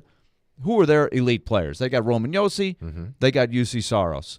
They have, hopefully, enough solid players up and down to where if they play their game and play to their strengths, it's not going to be as flashy as McDavid and Draisaitl, but I think they can win their share of games. And it's, of course, as we said, when you have the goalie, you can steal games. You can steal series, I think, in the playoffs, but you do have to get there. But, yeah, I understand the question. I think a lot of people, Caroline, it's no secret, a lot of people are seeing the roster and wondering what's the ceiling, right? What's the maximum, and is it going to get any better in the next 2 or 3 years? That's the thing. I think right now they're pretty committed to this year of the way they've built the roster. They want to win this year. I think at the end of this year is probably when they have to next try to tackle the question you're asking, is do we stay along this same path, or is it time to start taking another path in some form or fashion, right? They transitioned the roster after they lost in the bubble, right? You have 2017, they get to the Cup final. 2018, they're the President's Trophy winner. They're the best record of anybody in hockey, lost in the 7th game in the second round. The next year, they still won the division, but they lost in the first round. The following year, they fired Peter Laviolette in the season. They went to the bubble, and they lost in the qualifying round to Arizona. That was when I think David Poile said, okay, I got to do something. I got to change the mix here. We've got to retool the roster. Since then, they have been systematically making changes. But from last year to this year, I think they felt like, hey, they added Niederreiter, they added McDonough, and so they should be better than they were last year. But they haven't been. No, they haven't been better than they were last year. They'd be the first to admit that. And part of it is it really comes back to scoring in a lot of ways. But like I said, we're only a third of the way through the season here. You still got a lot of hockey to be played. But I come back. I always say this almost before the season starts. When people ask me how the Predators are going to do, I said, tell me at the end of the year how Johansson, Forsberg, Duchesne, Josi, just start with your top guys. Tell me what kind of seasons they have, and then I'll tell you how they did. They can't win if the guys they pay $8 million, $9 million to, if those guys don't do anything, it's really hard to win. I don't care who the coach is. I don't care who the goalie is. You've got to have your top guys carry the load. Now, you can go through some slumps, which is what they're in right now. Duchesne, Forsberg. They've been in a long one. Yeah, I mean, they've had their moments, but they have not had the consistent drive that they had for the most part last year. And I'm not saying you got to have a certain amount of goals. It's, are you helping your team win? Are you a big reason your team is winning each night? Or are you a big team? Your team's losing. Right. That's it. But let's be blunt about it. Last night, those guys got outplayed by the Oilers' top players. But it's not like they don't have the guys. I would consider, Josi an elite player. Absolutely, and he's having a good year. Exactly. I would consider Matt Duchesne a really good player. Johansson, a really good player. So they don't have a McDavid or a Draisaitl. They're not in the same class. But they do have an elite player. I do believe they do have an elite goalie, but they have a bunch of good players to really good players around them. So why haven't they figured this out? Why haven't they been better than what they've shown? Because it's not like, we're looking at a team and, they have one guy in Yossi and then they have Yussi. That's it. So we can understand the struggles then. But they have guys that have proven they can score and score a lot of goals in this league. They just haven't done it this season. Coming up next, Mike Vrabel will hit the podium previewing the Titans' road trip to L.A. take on the Chargers. We'll get into that coming up next. Chase, Willy, D-Mase, 102.5, 106.3 The Game. 185! Every team needs a quarterback. 185! That's why we have Hasselbeck, bootleg, rollout, toss, touchdown. Tim. ESPN NFL analyst Tim Hasselbeck gives his expertise on all things NFL. How that team is built, I think there's a lot to like about them. Every Tuesday at noon, Tim with Chase, Willy, and D-Mase. Presented by Red Spirit and Wine in Bellevue on 102.5 and 106.3 The Game and the Game Nashville app. Hey, it's Joe Rexon inviting you to start NFL Week 15 off right with NFL Same Game Parlay Insurance from FanDuel, America's #1 sportsbook. Does not matter if you're new to FanDuel or if you have an account. You can get free bets back if your 4+ leg Thursday night same game parlay falls one leg short. NFL same game parlays, of course, the perfect way to combine your bets for a chance at a bigger payday. It was actually a pretty fun game, too, by the way.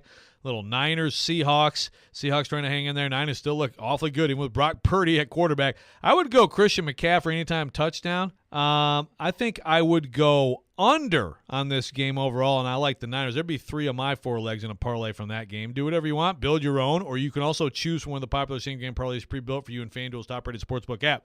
However you want to do it, bet Thursday night, same-game parlay. Sign up with promo code JOE102. If you don't have an account, if you do, you're all set. Make every moment more with FanDuel, official sports betting partner of the NFL. Must be 21 or older and present in Tennessee. Refund issued as now withdrawable free bets. Expires 7 days after receipt. Max free bet $25. Restrictions apply. See terms at sportsbet.fanduel.com. Gambling problem? Call the Tennessee Red Line 800-889-9789.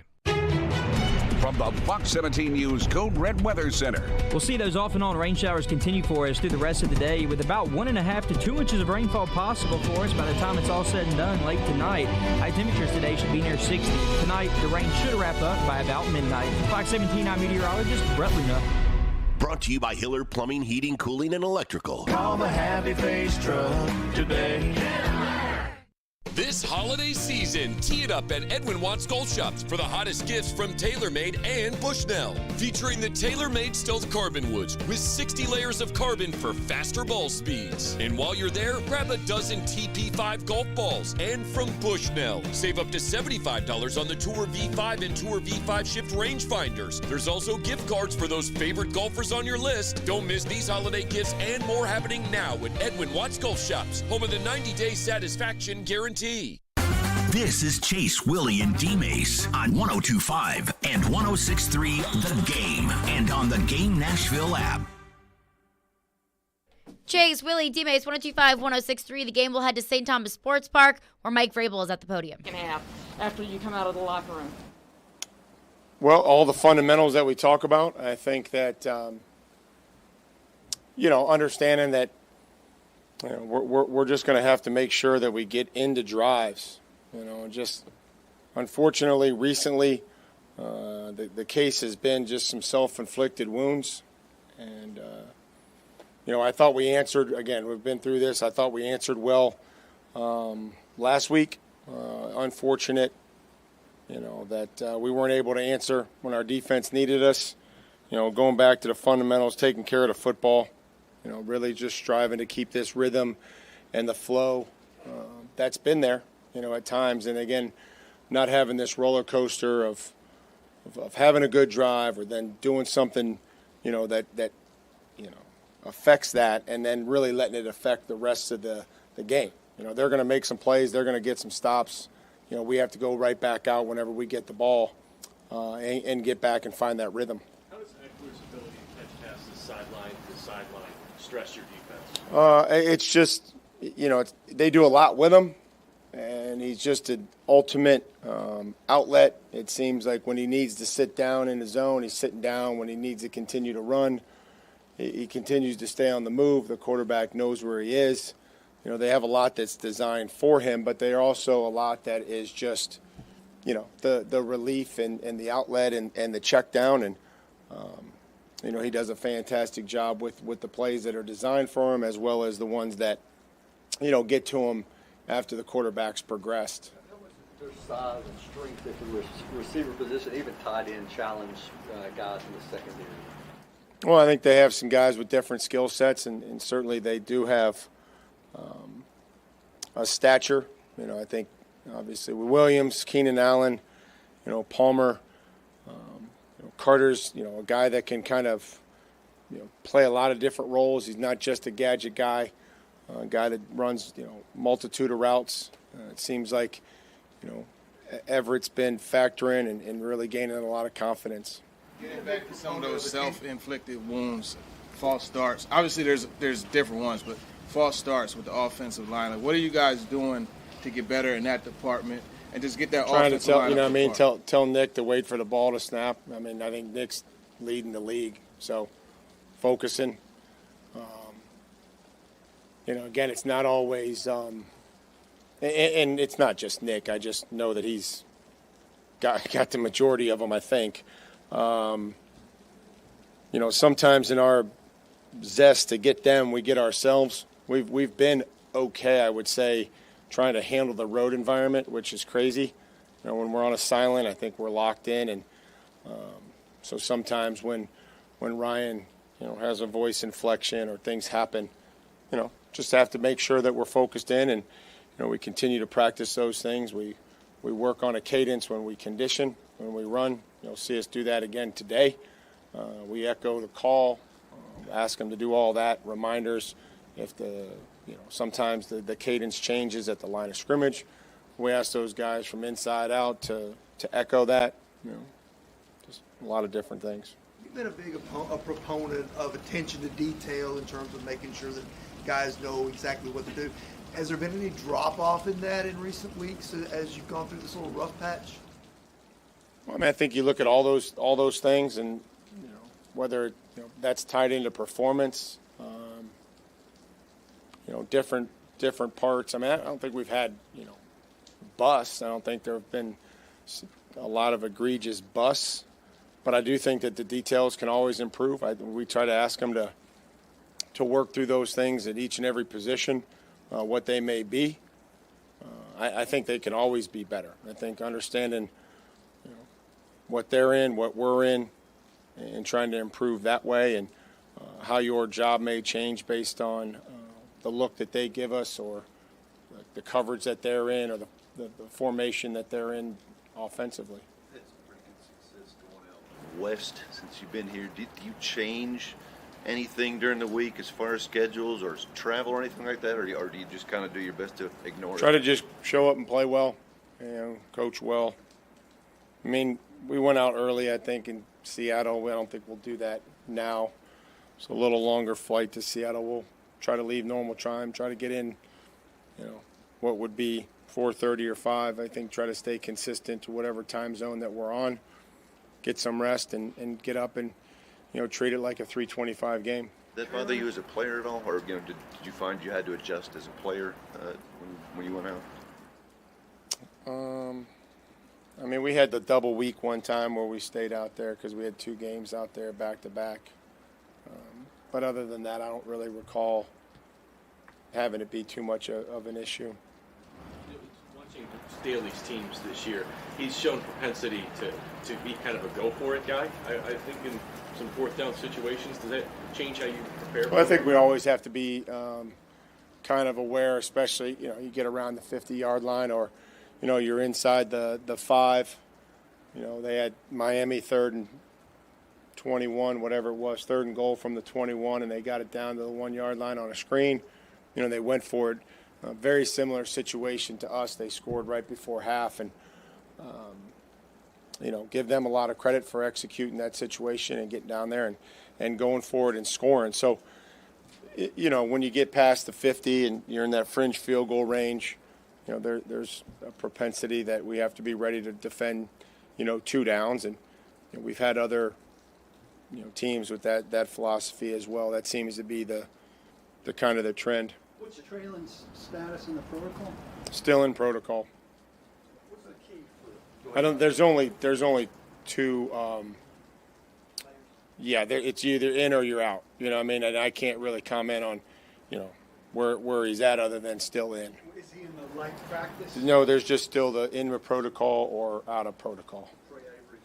Same situation. Still in protocol. And what's the key for a guy coming off injured reserve to be able to kind of hit the ground running and be successful? And how much you're hoping maybe Zach Cunningham could do that for you this week? Well, I think that starts with one, their effort, the individual players' effort to get back, to work hard, to be engaged in the rehab, to strain through that process, and then once we feel like he gets close, we enter him back into meetings. They're on a different schedule when they're not in that meetings, when they're still 3 weeks away or 4 weeks away. Then they start, then the work that they do with Frank and Brian Bell.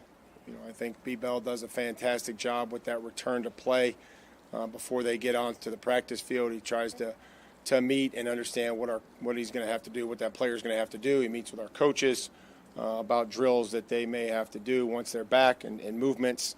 So then they work there, and then we, when the window opens up, then we make a decision and they start to practice. So I think conditioning is a large part of it as well. We talked about that last week with Racy and Josh.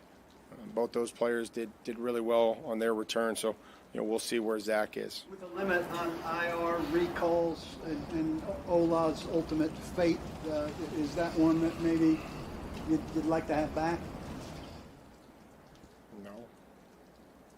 With these Final Four games, and you mentioned wanting to roll into the playoffs, on a high note, what is it about this group of guys that you feel, gives you the confidence that you guys could do that? Well, I just enjoy the way they come to work. I think we're all disappointed Monday.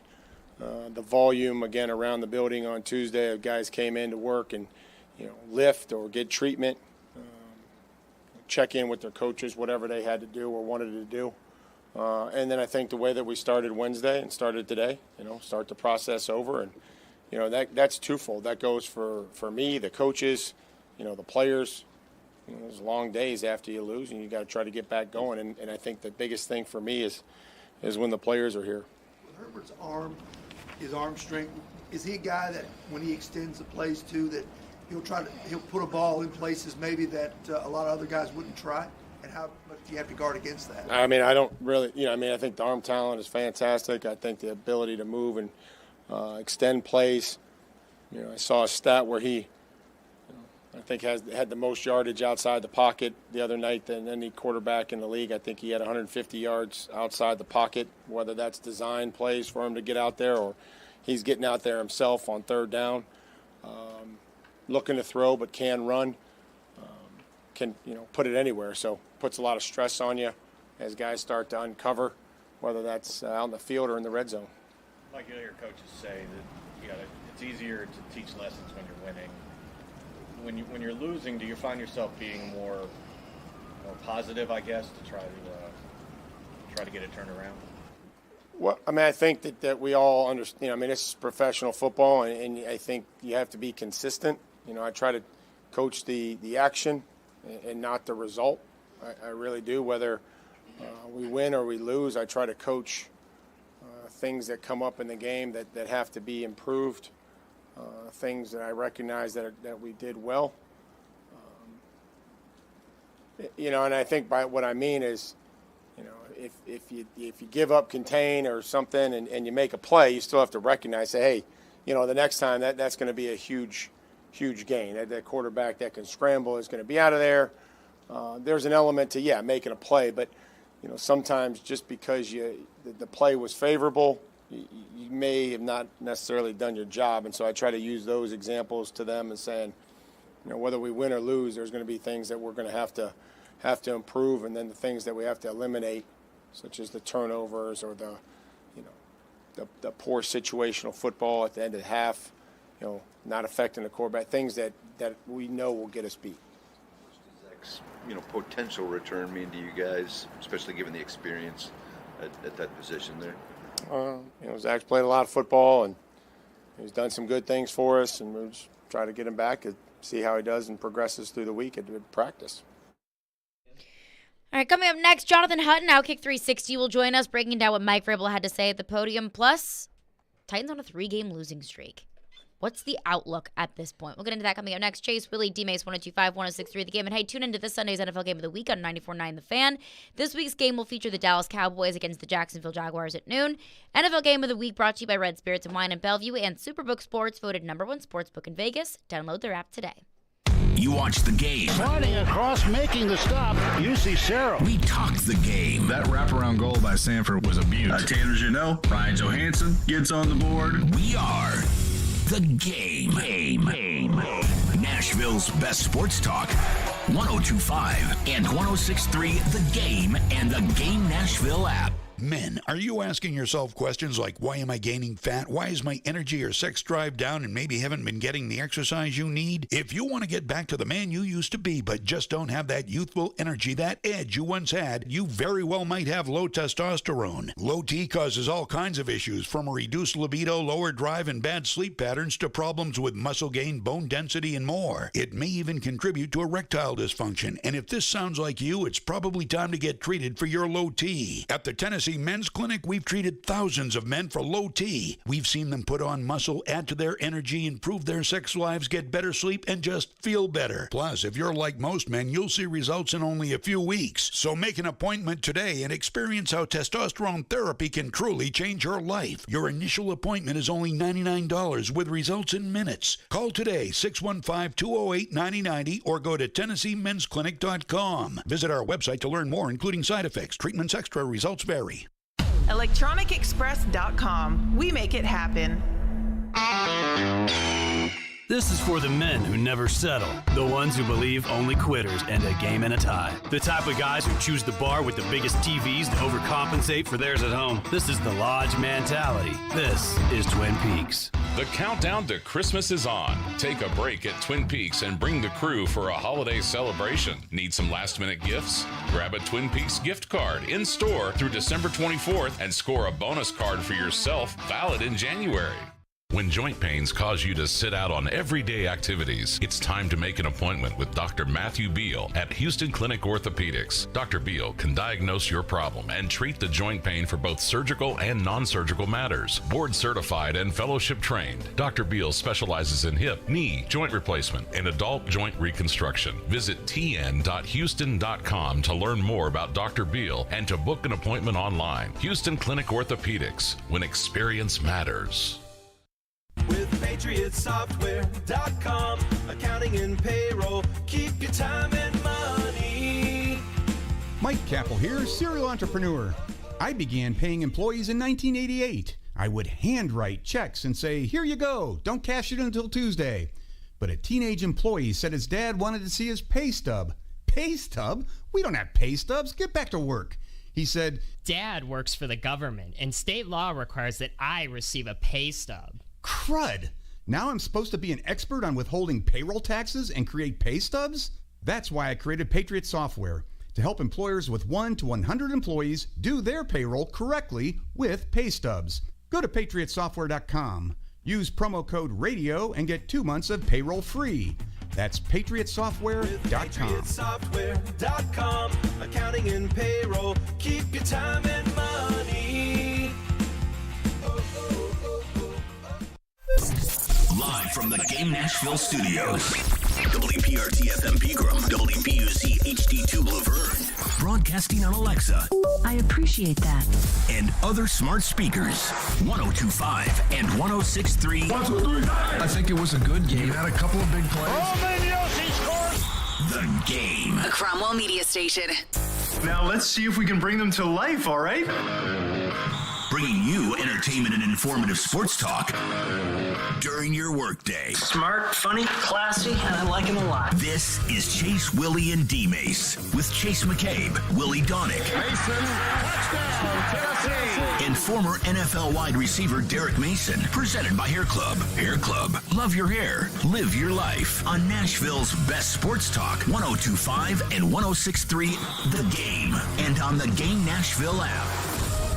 Chase, Willy, D-Mase, 102.5, 106.3 The Game and the Game Nashville app. We are streaming live on Twitter, Twitch, YouTube, and Facebook Live. Our video streaming is brought to you by the law offices of Amanda J. Gentry, Caroline Fenton, and for Chase McCabe today. And joining us now is Jonathan Hutton. Hutton sponsored by Blend Bar with Davidoff Cigars and Edley's Barbecue. Edley's Barbecue, hand off the tailgate, prep, or cater your next event by calling your neighborhood Edley's today, online at edleysbbq.com. Now, Hutton, we're looking ahead to the Chargers, but also I think everyone's minds are still on the Jacksonville Jags game. Just an embarrassing loss to the Jags, considering all of the drama and all of the talk all week long surrounding the Titans team is where did the Titans go from here? Why did John Robinson get fired? What is the outlook for the rest of the season? So considering what we saw last week against the Jags and looking ahead to a long road trip for the Titans, how do you feel about the rest of the Titans season? Yeah, I mean, if I'm being honest, it's a lost season based on expectations set forth by ownership. And I hate saying that, but they did put. I feel like this is the toughest stretch for Mike Vrabel in his tenure as head coach, given the circumstances. You know, he has to not only Caroline, they've gone from a team that was fighting to become playoff eligible. They got there.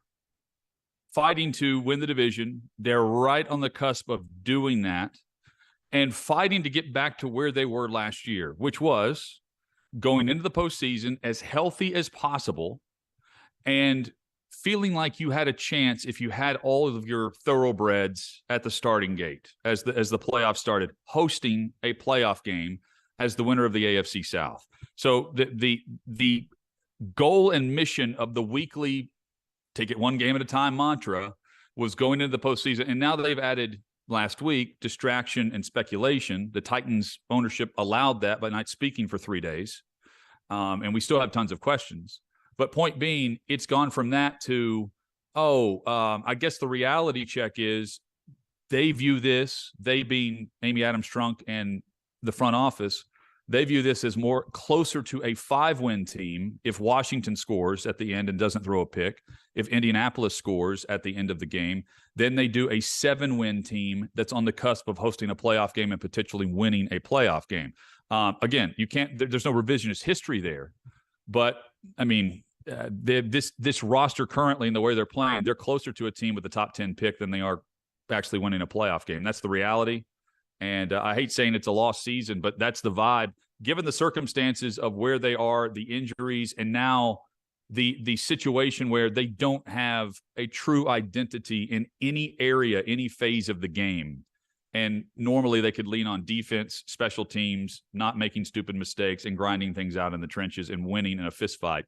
They're not doing that right now. And it's hard for me to say the season's over because I still do feel like the Titans are going to win the division. They're going to make the playoffs. Yeah. But looking where this team is at right now, the health of this team, how they're playing, it feels like it's going to be the Titans make the playoffs. They'll host a playoff game. They lose in the wild card round. They get bounced in the first round or at least in their first playoff game. Kind of the same thing that we've seen the past couple of seasons. The Titans are right back where they were. And then now, like you mentioned, kind of seems like without an identity and without a true vision moving forward. So it's hard for me to not feel incredibly pessimistic. Like, what's next? Well, the reason for that, and I agree with you, is it's more about, to me, how the defense has transitioned into what's holding back the offense. And that is, you know, having they were a group over a 9-game stretch this season, right after the Buffalo game, leading up to the current 9 games after Buffalo. They were the number 1 scoring defense in the NFL. They had role player after role player stepping up and making plays, and it was like, yeah, why can't the offense find these guys? Well, on top of that, they had their key playmakers, their high-paid players. Jeffrey Simmons, Danico Autry, Byard's flying around. Fulton was playing like a vet. He was playing healthy, or appeared healthy. I think that all that factors in. Now they're a defense that, Caroline, the pessimism for me, they only allowed more than 21 points all season twice prior to last week, and that was to Buffalo and Philly. And then they gave up 36 to Jacksonville. And this is a team that's allowed 881 total yards over the last 2 games, 35 and 36 points in those 2 games. They've allowed the second and third highest yardage totals of the season, the first being Buffalo. and they still have seemed good against the run. They stopped the run against Philly. They stopped Travis Etienne last week. But the pass defense, I mean, look, Philly and Jacksonville had 127 total yards combined. And the pass defense, 754 total yards, 386 and 368 in back-to-back weeks. And that's where we are. The defense isn't picking up where the offense is letting this team down at times. And case in point would be Henry's fumble. They allow 7 when at worst, I feel like for the majority of the season and the majority of the last couple of years, at worst, they allow a field goal. Bend but don't break. They're breaking. And that's why I think we view the Titans as doing exactly that too.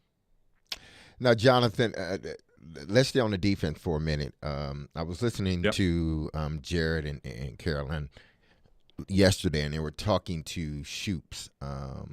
And he mentioned, Bob Shoop. Yeah, Bob Shoop. And he mentioned something about the defense, and you can just see it in their face. Like, they may have given all that they can give at this point.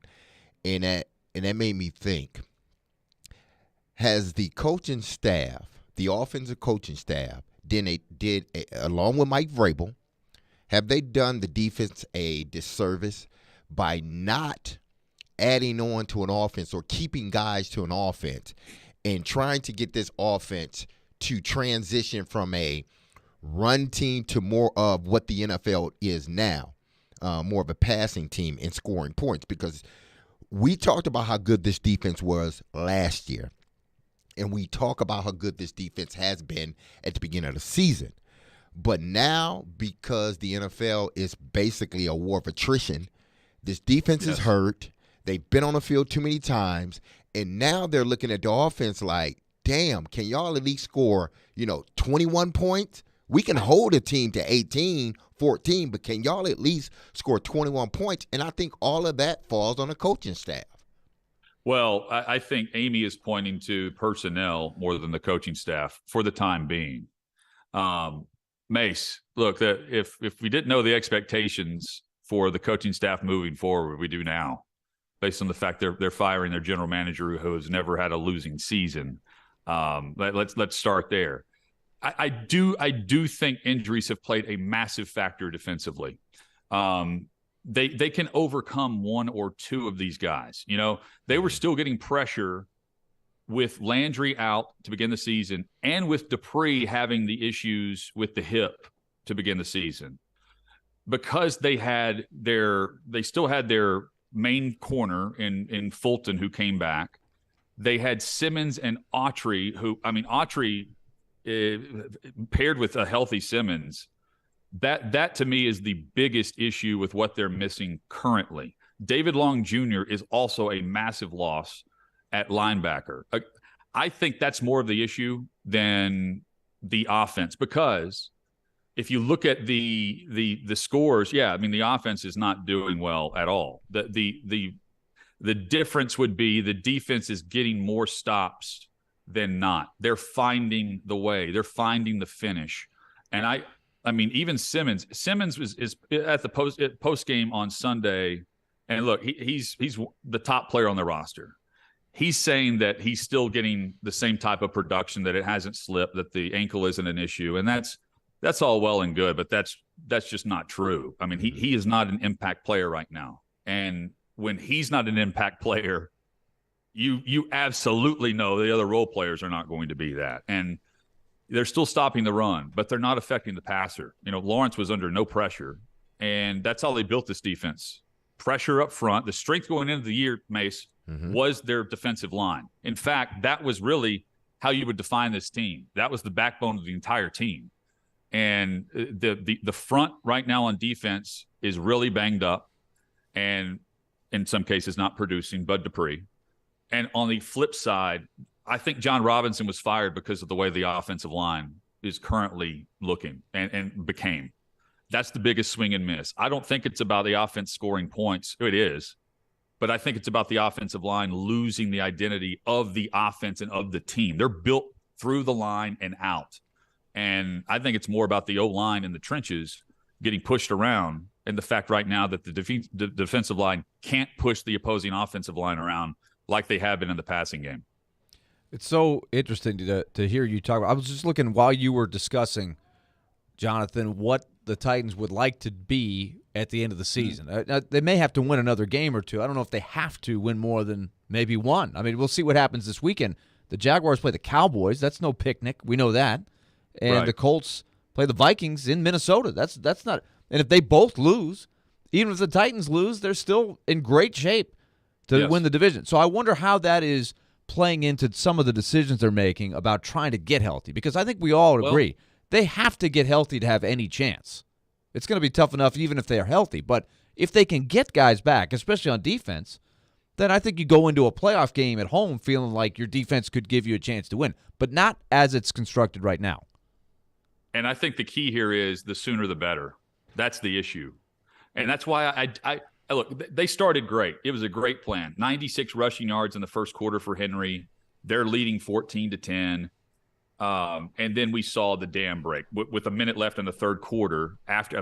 So quickly the fans were hitting the exits, how quickly it fell apart. I do think last week played a factor in that. Now, the turnovers are larger than the distraction, because once they got going, it looked like they were in a rhythm, and then all of a sudden everything came apart. But Willie, I think the plan was, we're about to wrap this up, the division, and Autry hasn't been back. At that point, there's no reason you can't improve they're going to be the 4 seed if we're being honest with whatever happens in the North with Baltimore or Cincy. At that point, you can rest Simmons. You can rest some of your defensive backs that are really banged up. You don't have to worry about David Long coming back to help you get into the playoffs the final week of the season. You can be more of what they were last year, except you're flipping it. It's now the defense getting healthy, because that's the group that's got to carry you, instead of offensively trying to get Henry back, making sure that you have Ben Jones. I mean, that's all important, but that was what we were waiting on last year that they got back to, and we know how things ended. The defense was still excellent against Cincinnati. I think that was the plan and the goal, and now it's just about, we've literally gone from that, they're in the playoffs too. Is this team, are they about to go on this losing streak and just completely collapse? And it happened. But they could almost do both. They could almost collapse. And unless the Jags or the Colts, unless they get a heartbeat, which maybe the Jags have a slight heartbeat now, but they still have to almost be perfect. The Jags have to almost be perfect just to get to that last game with a chance to win. So there's a scenario you could collapse and still get into the playoffs. Yeah, but there's you a don't scenario want to count on the Jags not, having some sort of something figured out. No, you're right. Well, I think it's too little too late for them, though. They've lost too many close games. They've been in like 8 points or less games in the first 2 months of the season. They were right there, and Lawrence didn't finish the deal, or the defense gave up a big play. But Willie, to your point, there's a scenario where they've got to have their best players in the lineup, like Simmons is playing through right now. There's a scenario where the 4 seed in the AFC is the worst team in the playoffs in the AFC, legitimately. And they were 2 weeks ago. We weren't talking about that. We were talking about, well, if they clinch, they're the 4 seed, they're hosting, and then you just let the defense get healthy and let the defense carry you. And now I really can't point to anything that says, you know what, here's the identity that they're going to get back to. They don't have that right now. I think they've really lost the edge, the mental and physical edge, quite frankly, that this team has been known for. And there's something else that the Titans have lost, at least for this week. I want to get into that with Hutton coming up next. But first, Willie, tell us about Loan Pronto. All right, let's talk Loan Pronto. You know that 2023 is coming, and it's coming soon. And wouldn't it be nice to start off the new year without any credit card debt? You can do it with Loan Pronto's Express Equity line of credit. I've been telling you for weeks now, get your financial game plan in order for 2023. You can do it with the Express Equity line of credit. Wipe out the credit card bills. Start the home improvement project you're looking for. Pay off that car loan. Whatever it is that you need cash for, rates are down, and it's a great move to get on more solid financial footing for the new year. You don't have to do the full home refi.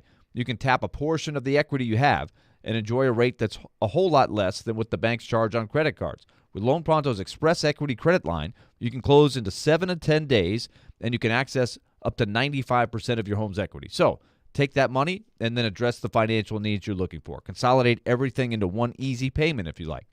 Even if you did a total refi last year, you can tap the equity with the Fast Easy program. Call Loan Pronto, 615-499-5780.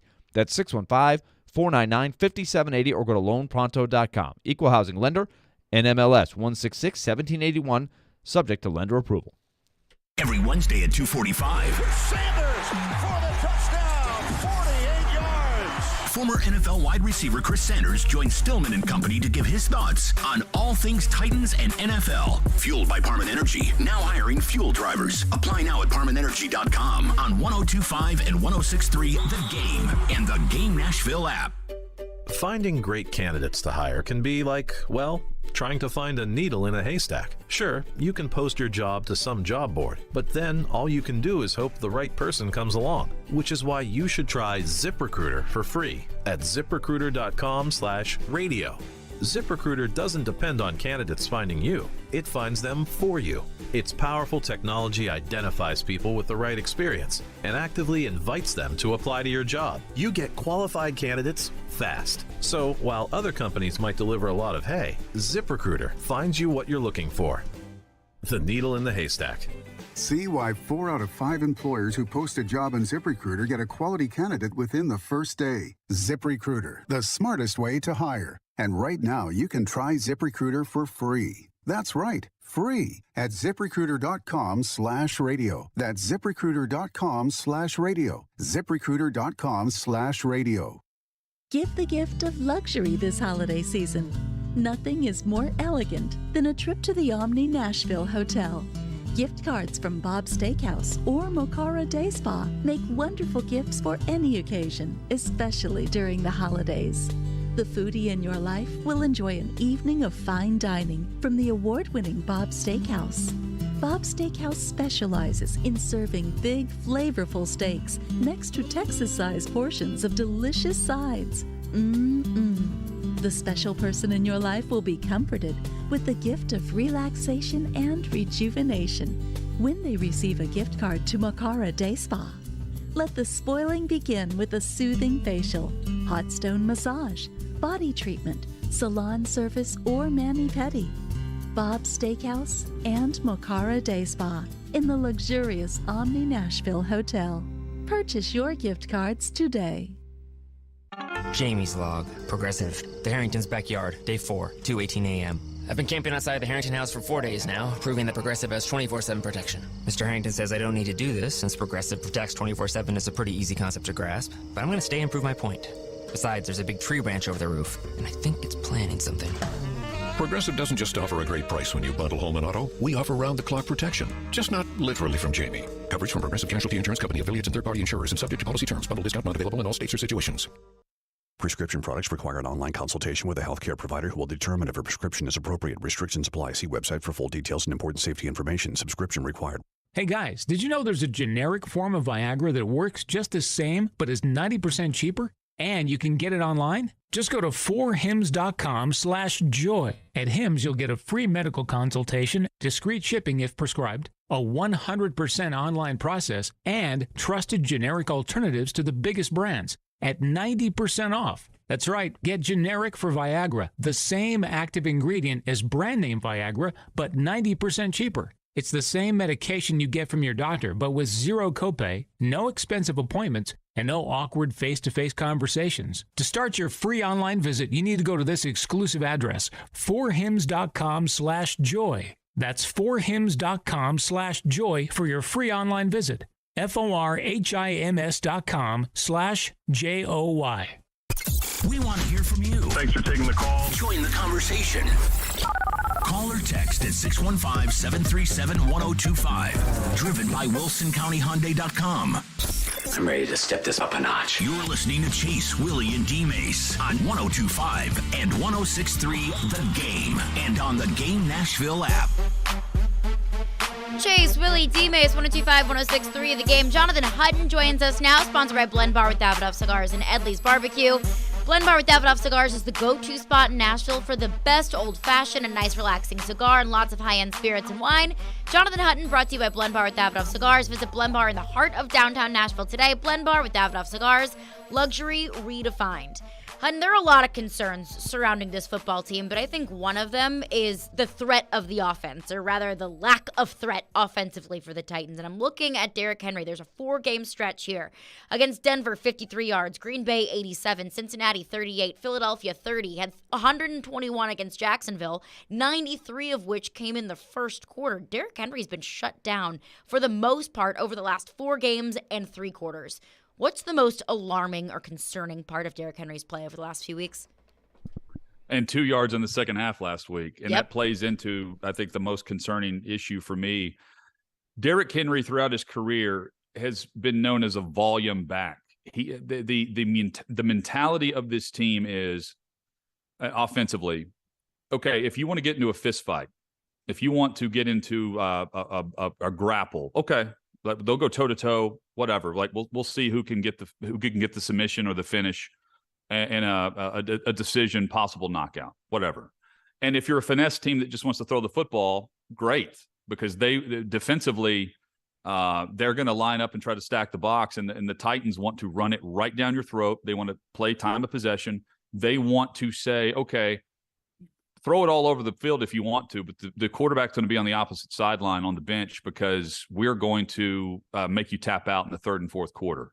They're not doing that, and Henry's not doing that. The Titans turnovers are playing a factor with time of possession and what have you, but you mentioned the yardage for Henry. He's known as a second half of the season back, first and foremost, November and December. He's also known as a second half back in games, and we're not seeing that. The Titans rank 9th in scoring in the first half. They average 13.2 points per game. In the second half, they're averaging 5 points per game. That's 31st in the NFL. Henry leads the NFL in rushing in first half yardage, 800 yards total in the first half. He has 398 yards in the second half. That is the exact opposite of the identity of this offense. They did the viewpoint of the organization when they traded A.J. Brown was they did not trade away their identity, because their identity is through the run game and the offensive line.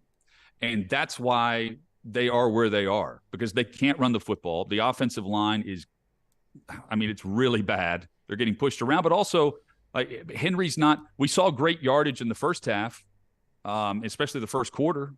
We did not see that in the second half. And this is a defense that routinely gets pushed around and run over by 22. And that, to me, that's the most alarming part, is that he had the swagger back against Jacksonville. Jacksonville is the get-right game for him if he's having a bad stretch. And Sunday, they couldn't do it, in part because of a fumble by him, and in part because the offensive line isn't allowing him to get to a third or fourth step when he has the football. To me, Caroline, that is the issue with the entire game plan for them, and they have no answers to it right now.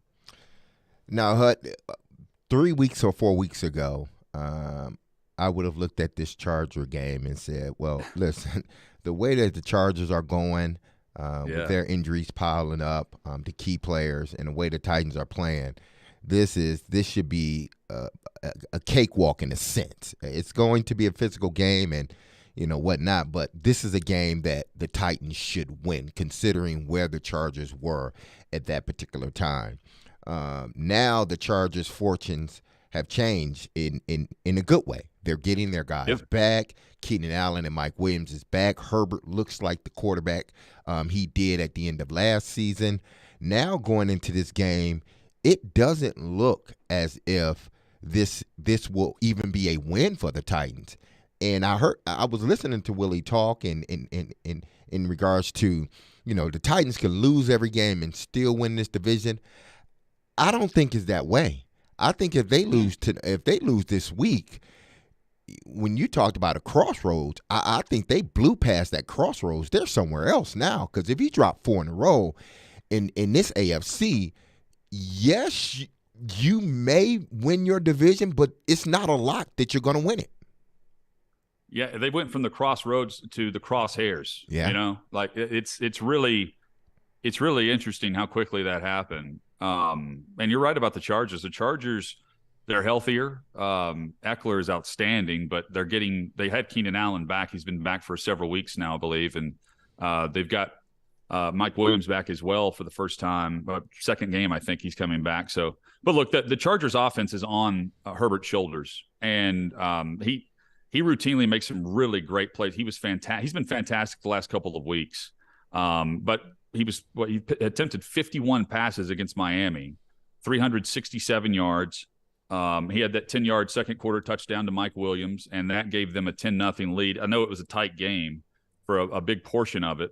But look, this is a quarterback that's fully capable of doing exactly what Trevor Lawrence just did.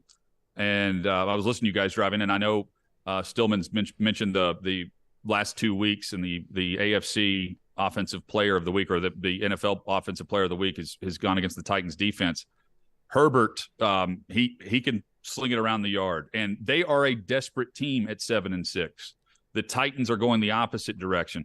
The Chargers have been back and forth, and right now they're the last team. They're the first team out in the 8 seed, with New England as the 7 seed currently.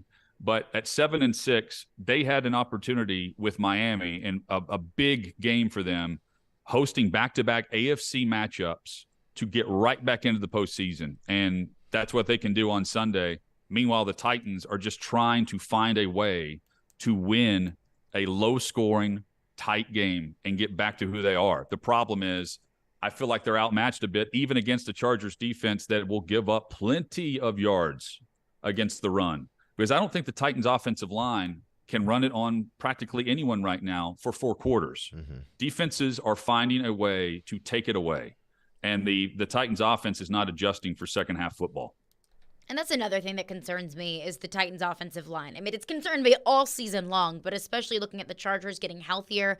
Chargers optimistic that Joey Bosa is going to come back. I mean, I look at Nicholas Petit-Frere, a rookie right tackle that leads the league in false starts. I look at Dennis Daly, that was giving up sack after sack after sack against the Jags. And then you look at Aaron Brewer, who's about 65 pounds.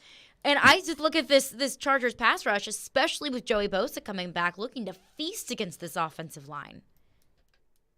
It's an issue. So, yeah, I mean, it's not good. Let me run this by you, because look, Dylan Radins is not good. Let me start there. Mm-hmm. Mace, Caroline, he's also not Dennis Daly bad to me. And I genuinely thought this scenario was going to play out on Sunday. I thought they were going to give Radins the start, and we were going to see him at left tackle in similar fashion to the way we saw him against the San Francisco 49ers a year ago on Thursday Night Football, to where they didn't want him sleeping on the idea he could possibly start a game. So they told him the morning of the game that he was going to start on Thursday. I thought we would see that. I really did, because that's how bad Dennis Daly has been. And Daly played a massive factor in that game by being a turnstile at left tackle. And I'm sorry, I just don't. You have to be able to try different things. And it's not like Radins was great on Thursday Night Football, but he wasn't awful. He wasn't Daly against the Jags. So I don't know why you don't try more of that moving forward. You got to try something, because I mean the biggest runs for Henry are going to the right side. They're not going to. It's not like you have a great rushing offensive line on the left side right now. I don't understand you know what? We'll just run him out there again. Will Svitek, back in the Ken Wisenhunt era, Will Svitek is the worst Titans player to ever put on a Titans uniform, in my opinion. He's that bad. Ken Wisenhunt would put Jake Locker out there and not double team J.J. Watt. He would put Will Svitek against J.J. Watt, and we know how that ended. I'm telling you, Dennis Daly is giving up these plays on the routine, and he's closing in on having Svitek's, status. He's not the worst player, but he's the worst player on this Titans roster currently, and they're not replacing him. Hutton, we appreciate you for joining us. Tell us about Edley's Barbecue. Edley's Barbecue, it's, Nashville-style barbecue first and foremost. And my friends, Will and Catherine Newman, they've got you covered all across Nashville. Plenty of locations. Sylvan Park, East Nashville, 12 South for the best barbecue in the area. And now they're in Donaldson. They are also in Nolensville, just opened up there. And you can see all of their locations wherever you might be across Middle Tennessee and across the state of Tennessee. Meat smoked low and slow, made from scratch side dishes. You asked that they've listened. Edley's, they're serving brisket all day, and they use the highest quality meats. They smoke their brisket and all of their meats in-house daily, and they are great for catering holiday parties. If you're looking for a last-minute option there, make sure you check out your local neighborhood Edley's. It's a neighborhood feel. It's a tribute to all things Southern, authentic to all things Nashville and across Tennessee. Nashville-style barbecue is Edley's Barbecue. And check them out locally, but you can also check them out online at edleysbbq.com. Thursday night. He scores! Predators break through. Yakov Trenin. The Predators open their road trip with a matchup against the Jets. Pre-game at 6. Face-off at 7 on your home for Smashville. 102.5 and 106.3 The Game and the Game Nashville app. Nothing says I love you like the gift of jewelry. A sapphire ring, a diamond necklace, a colored gemstone earring, an anniversary band. And around here, the diamond destination is Genesis Diamonds.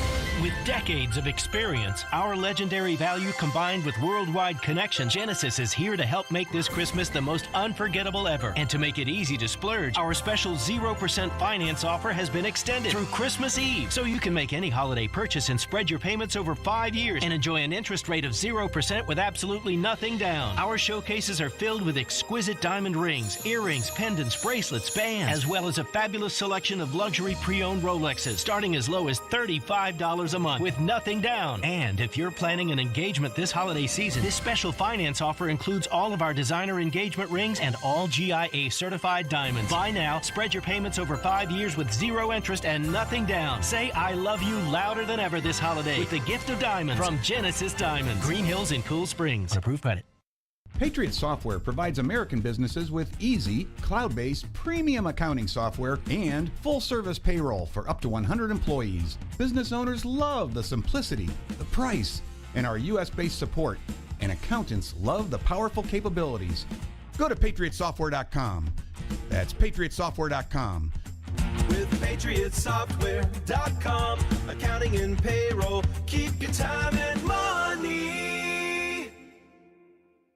Hi guys, it's Mark. Are you struggling with erectile dysfunction? Did you know that a major medical breakthrough is now available and it isn't a pill? Today, Wednesday, December 14th, we're running a one-day special you won't want to miss out on. Hillside Medical Clinic uses the most powerful form of wave therapy. This is a technology clinically shown to repair blood vessels and improve blood flow. It's backed by 60 clinical studies, including from Cambridge. If you're ready to regain the spark in your bedroom, today is your day. Call us now and you'll qualify for the assessment and ultrasound totally free. You'll also get a gift that can produce rapid and powerful results in the bedroom in minutes. You're going to love that one, guys. Trust me. And today only, we're offering 6 tune-up treatments to our patients free. This is an unprecedented offer worth hundreds of dollars, but call today and qualify totally free. Call 615-576-5000. That's 615-576-5000. Guys, put a stop to your erectile dysfunction and get your life back. Call Hillside Medical Clinic now to qualify. This offer ends today, Wednesday, 615-576-5000. The Sports Talk doesn't end on Friday.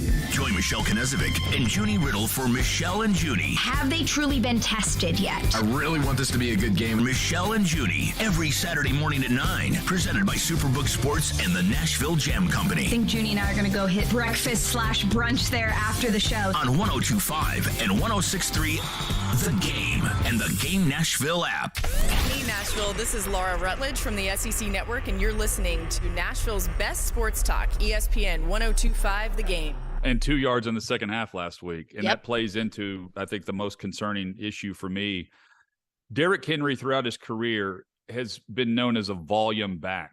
The mentality of this team is offensively, okay, if you want to get into a fist fight, if you want to get into a grapple, okay, they'll go toe to toe, whatever. Like we'll see who can get the submission or the finish and a decision, possible knockout, whatever.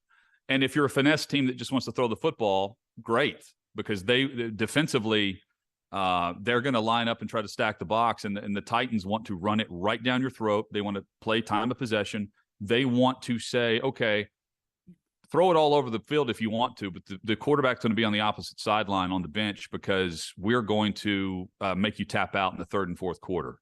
They're not doing that, and Henry's not doing that. The Titans Turnovers are playing a factor with time of possession and what have you. But you mentioned the yardage for Henry. He's known as a second half of the season back, first and foremost, November and December. He's also known as a second half back in games, and we're not seeing that. The Titans rank 9th in scoring in the first half. They average 13.2 points per game. In the second half, they're averaging 5 points per game. That's 31st in the NFL. There you go. That was Jonathan Hutton on his concern for Derrick Henry moving forward. And look, the Titans have a difficult road trip up ahead, taking a road trip to Los Angeles, taking on the Chargers this Sunday. And Hutton mentions two things that are quite concerning. That Derrick Henry is both a second half back and a second half of the season back.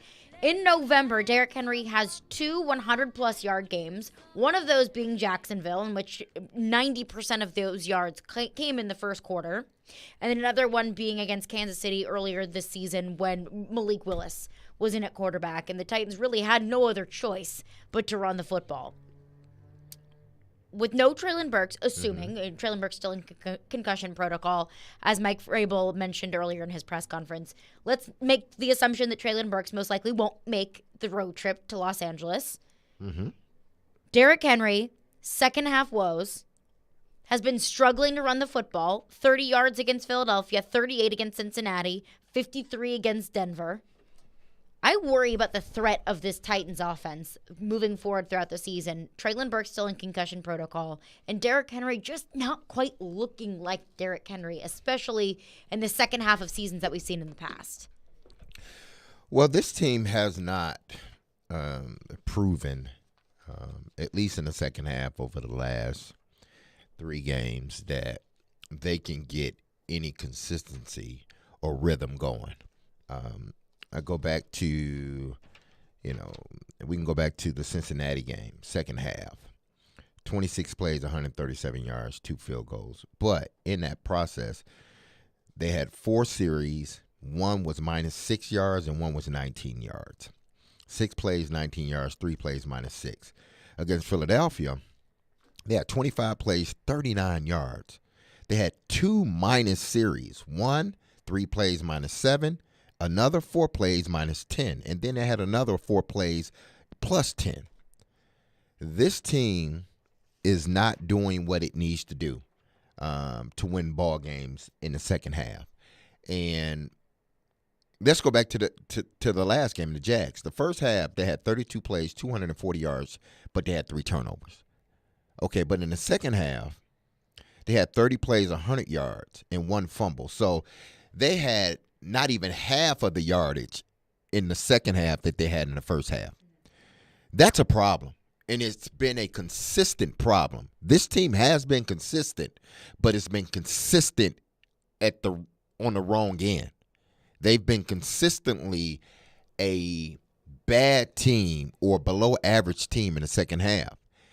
And that's why, I asked Hutton a question like, listen, we just can't assume, just because this division is not a good division, we can't assume that, the Titans can just lose every game and they're going to win the division. No, we can't assume that.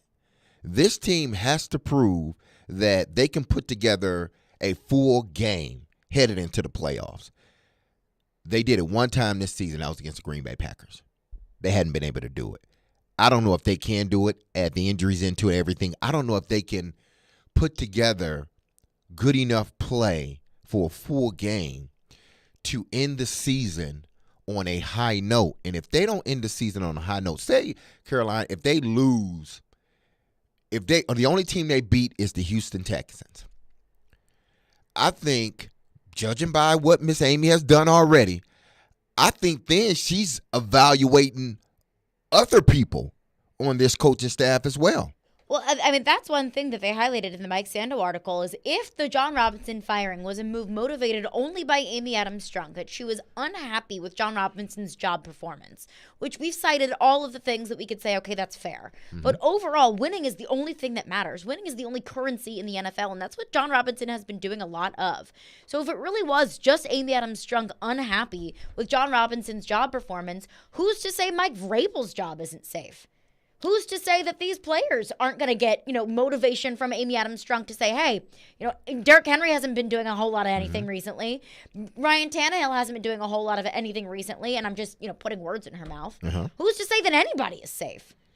No, when the owner chooses to make a decision like she did, and that's why I said earlier in the show, I hope it was, and from what we've heard and whatnot, it was a thought-out decision. I hope, indeed, it was a thought-out decision, because if it wasn't, then everybody in that building needs to be worried. They need to be worried after they lost to Jacksonville. If they go to L.A. and they lose to the Chargers, they need to be really worried as they're taking that plane flight back home, because now that would have been 4 games you've dropped. And, oh, by the way, don't let somehow, some way, Jacksonville ends up beating the Dallas Cowboys or Indianapolis wins. That puts more pressure on a team that's already depleted on the defense and offensive side of the ball. We just heard they don't know when Traylon Burks is coming back. So you've taken your best pass catcher away from an offense that's been inept. For the most part, they've run the football really well, but they hadn't been able to throw the ball. So you add all of that in there. I mean, I'm not going to sit here and say it's not far-fetched for me to believe that the Titans, if indeed they don't win at least 2 games of their remaining, 4 or 5?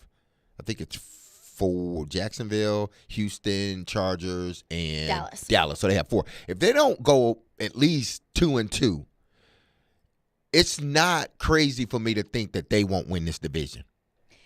There's one thing that the Titans are always very proud of. There's one thing that the Titans talk a lot about.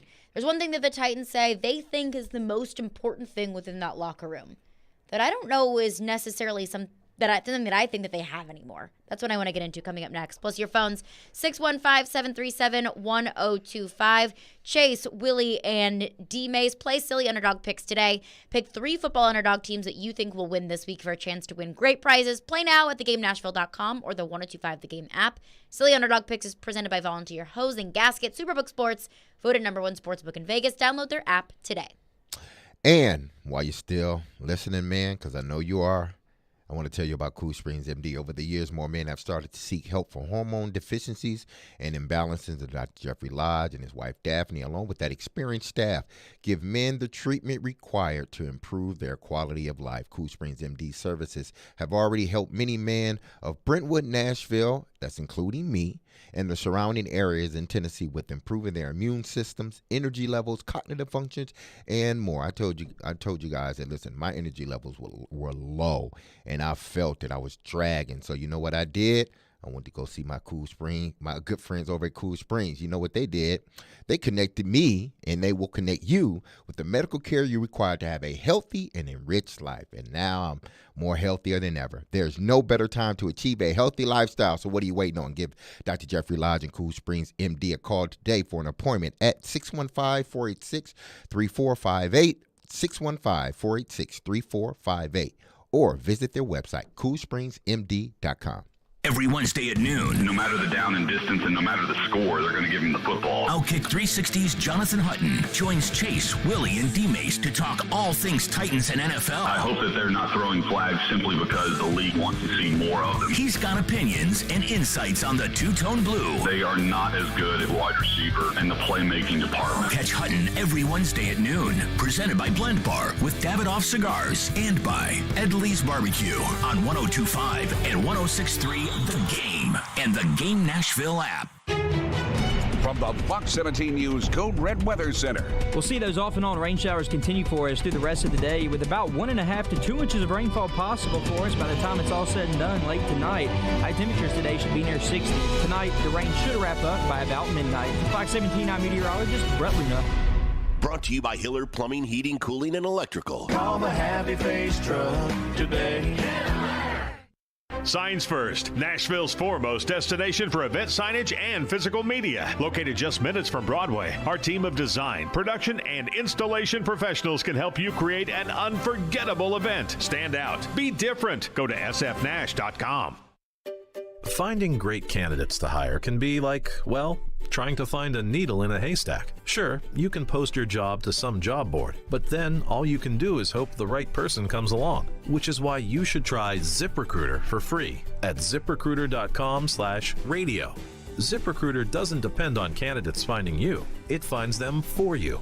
Its powerful technology identifies people with the right experience and actively invites them to apply to your job. You get qualified candidates fast. So while other companies might deliver a lot of hay, ZipRecruiter finds you what you're looking for. The needle in the haystack. See why 4 out of 5 employers who post a job on ZipRecruiter get a quality candidate within the first day. ZipRecruiter, the smartest way to hire. And right now, you can try ZipRecruiter for free. That's right, free at ZipRecruiter.com/radio. That's ZipRecruiter.com/radio. ZipRecruiter.com/radio. Achieve hero status this year. The woman in your life will love this unique and thoughtful gift. Always in style, always fits, always appreciated. Choose your budget, and whether you spend a little or go lavish, she can choose from 10 different services, all under one roof at a Moment's Peace Salon and Day Spa. Gift cards can be printed directly from the website, or they can be beautifully wrapped for a stunning presentation and even paired with other gifts like robes, candles, and all sorts of fun finds from the Gift Boutique. Learn more about this at amomentspeace.com/Christmas. Jared Stillman. This is a team that the entire city is losing their minds over. Caroline Fenton. It's one of the youngest teams in the league. They don't have a single player over the age of 30. Stillman and Company. Afternoons from 2 to 6. Presented by TriStar Moving. On Nashville's best sports talk. ESPN. 102.5 and 106.3 The Game. And on the Game Nashville app. This is Chase, Willy, and D-Mase on 102.5 and 106.3 The Game and on the Game Nashville app. Tune in for the NFL pregame show this Sunday live from Twin Peaks in Cool Springs, located at 1634 Galleria Boulevard. Join Jared Stillman and former Titans wide receivers Chris Sanders and D-Mase from 1 to 3 p.m. prior to the Titans taking on the Los Angeles Chargers. The NFL pregame show is brought to you by TriStar Moving, Parman Tractor and Equipment, Screwball Peanut Butter Whiskey, Superbook Sports, and Ounce of Hope Cannabis Company. Now, D-Mase, there is one thing that the Titans consistently mention, that if they don't have anything, they have this, and it's their identity. We hear Mike Vrabel talking about it all the time. We hear players talk about it all the time. We got to stay true to our identity. We got to stick to our identity. Something that John Robinson brought in when he came to the Tennessee Titans. And I think it plays a factor on the field and off the field. Mm-hmm. On the field, the Titans' identity is run the football, play hard-nosed defense, get to the quarterback. But they haven't been doing that. Mm-hmm. Derrick Henry has struggled to run the football.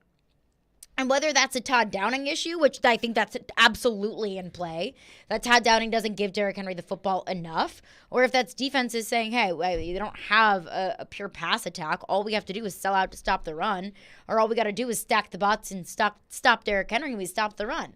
So they've struggled running the football. Jonathan Hutton outlined with us earlier this hour, how difficult it has been for Derrick Henry to run the football. You know, Jeffrey Simmons isn't 100%. Harold Landry out. Danico Autry out. The defense hasn't really put the fear into opposing offenses over the past few weeks, and that's an injury issue, but an injury nonetheless. So the Titans haven't been able to play to their identity on the field. And then off the field, no front runners, no distractions. Mm-hmm. Well, the Titans just had the biggest distraction that you could probably possibly have this past week. So the Titans have lost their identity. On the field, they can't execute their identity. And off the field, they haven't been practicing what they preach. It seems like this team has lost their identity. And for a team that's going to win the division, that's going to make the playoffs, that still has 4 games left on this season, the Titans are headed for a very depressing future for the rest of the season. And if they don't have an off-the-field identity, then what do they have next season? You're right. They've held on, and by no means am I saying they need to change their, identity as a whole.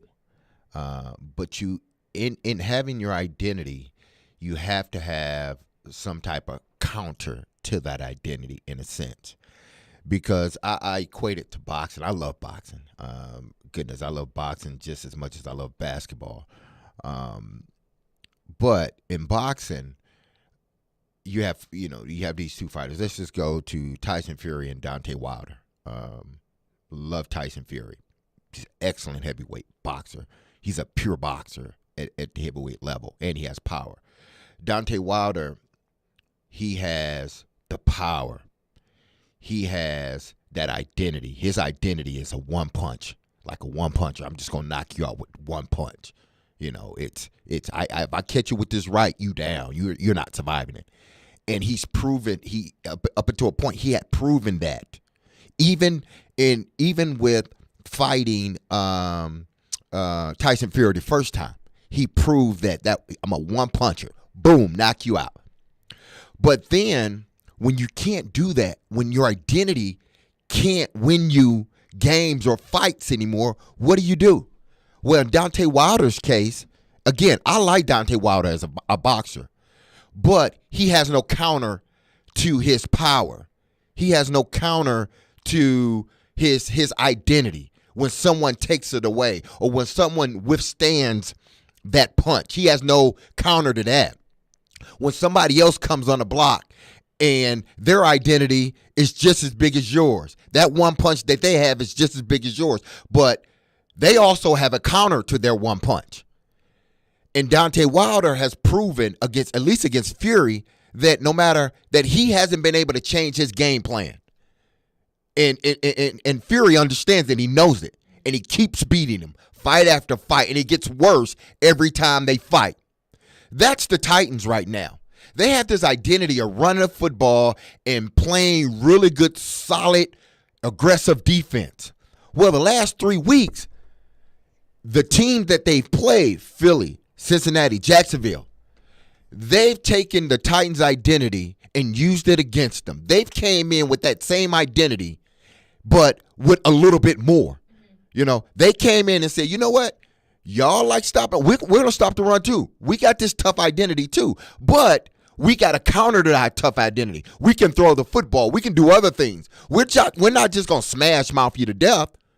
Or we feel that, we're going to play great defense or good defense, but we also can do other things on offense.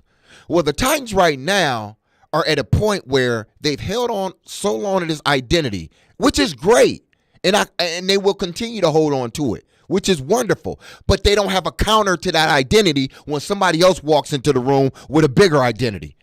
When someone else walks in the room and they can bully you just as much as you've been bullying everybody else. When you don't have no counter to that, you end up on a 3-game losing streak. And I think we've seen that. Let's take the Cincinnati game, for example. Titans' identity. We'll out-tough you. Yeah. You might have better players than us. You may have an elite quarterback, but we'll out-tough you. But Cincinnati did the same thing to them. Joe Burrow out-toughed you. Exactly. And you lost that game. And then I look at the Jags game. A team that is tough and doesn't give up. Well, it seemed like they lost the turnover margin, and once Derrick Henry turned the ball over, they weren't able to get a stop. Jacksonville's able to capitalize off of the opportunities that Tennessee just handed them. They couldn't come back from it. It looked like a team that was just defeated. I felt the same way against the Eagles. Mm-hmm. That once A.J. Brown scored that second touchdown, I thought, this team's given up. It felt like Mike Vrabel just gave up. So this identity that they have of we're going to be tough, we're going to out-tough you. Mm-hmm. I don't feel that anymore. And the man that brought in this identity, mm-hmm. that brought in this culture, he's not here anymore. So, your running back that you've built your offense off of, mm-hmm. it has been stopped over the past 5 weeks. Not in the first quarter against the Jacksonville Jaguars. We'll take that one out. But let's say the last 4 games and 3 quarters, Derrick Henry hasn't been able to get much moving. The defense that they've been able to win so many games from in the past 2 years. Mm-hmm. Well, now their key playmakers either are out or aren't 100%, so that identity's gone. The person who brought in your identity is gone. And it seemed like the identity that you claim that you bring game in and game out, you don't play to anymore. Well, they can still play that game. But again, I refer back to boxing. If you are just a power puncher and someone takes away your ability to be a power puncher, you better have a jab. you better have a jab that can weaken your opponent throughout the course of the fight. If you don't have a jab, then you're done. After a while, Mike Tyson didn't have a jab. He couldn't just bully everybody he faced as he got older. And what happened to Mike Tyson? As great as Mike is, he couldn't develop a really good jab that could sustain him. And what happened to him? He started losing fights. The Titans are the same way. Until they're able to develop a jab, there's always somebody bigger than you. Always. You think you're the big man on the block or the big girl on the block or the big bully? There's a bigger bully. You just hadn't met him yet or her yet. But when you meet him or her, you better have something to counter that, because if you don't, they're going to do to you what you've been doing to other people. And I see that from the Titans. What the Titans have been able to do to people for a season and a half, now it's being done to them. Why? Because they have no counter to that. What does that mean exactly? A counter? They don't have no passing game. They have none. So when their plan is we're going to go in and out-tough you, and Joe Burrow comes in and says, no, I'm going to out-tough you, the Titans have nothing to defer to. No, but because not only can they Cincinnati and Buffalo and let's say, I don't know, name another team, San Fran or somebody like that. Philadelphia. Yeah. Not only can we play bully ball if we want to, we can also be finesse if we need to. And we can throw that jab. We can throw that jab if we need to, because we got everything that we need to do that. See, you don't have everything that you need, and if you're not bullying people, and if you're not just smash mouthing people, and Derrick Henry's not going, you have no jab and no jab whatsoever. And I think that you name the 49ers, the Eagles, the Bills. Those are all good, great, and elite teams in the league. And we have learned, we have enough of a sample size of the Titans this year that, look, they're good enough to beat the bad teams, but they're just not quite good enough to beat the Eagles, the Bills, teams like that on their schedule. That's because they have no jab. And that's what we've learned about this team. But the concerning thing is they can't beat the bad teams anymore. They couldn't beat the Jacksonville Jaguars. The Jacksonville Jaguars have won now 4 games going into the game against the Titans. That's not a good team. I mean, they might be good in a few years. They're not good right now. That's a team that the Titans absolutely should have beaten. But now they can't even do that. So when you can't do what you've been doing, when you don't have your on-the-field identity, and it looks like you're losing your off-the-field identity, where do you go? I don't know where you go.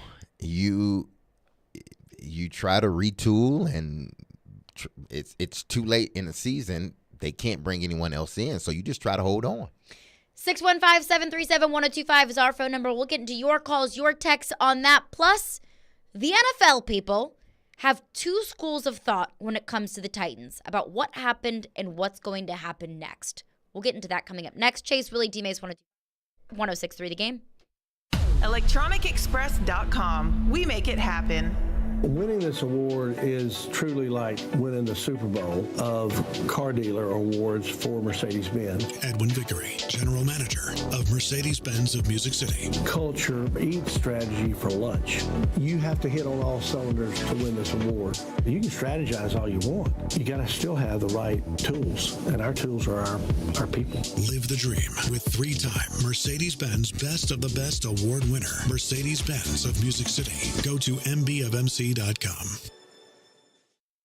Have Hattie B's take care of all your holiday cooking. Hattie B's Holiday Family Meals. Hot ham, hot turkey, mashed potatoes, giblet gravy, and more. Place your orders before December 16th at events@HattieB.com. And you can pick up your order at the Hattie B's Test Kitchen at 450 Atlas Drive. Hattie B's Holiday Family Meals. So hot. Hey, it's Hutton. Interest rates are rising, but not at Spring Hill Heating and Cooling. Replace your old unit fast before new regulations increase prices up to 20%. Get a new unit today at today's price and receive up to $1,500 off, or get 18 months of no payments, so the first payment is not until spring of 2024. At Spring Hill Heating and Cooling, all new systems come with a 10-year parts and labor warranty. Schedule your appointment now at springhillac.com. That's springhillac.com. In 1972, a Nashville family business story began when Bill and Beverly Finley founded Volunteer Hose and Gasket. 3 generations have grown the business into the local industry leader supplying just about anything to anybody, from the largest of contractors to your neighbor that mows his own yard. Over 1 million items in stock: belts, belting accessories, gaskets, gauges, hose fittings, hydraulics, industrial hoses, lubricants, sealing products, tubing, fire protection, and more. All at volunteerhose.net. If Volunteer Hose and Gasket doesn't have it, then you probably don't need it. Call them at 615-242-0461. Live from the Game Nashville studios. WPRT-FM Pegram, WPUC HD2 Laverne.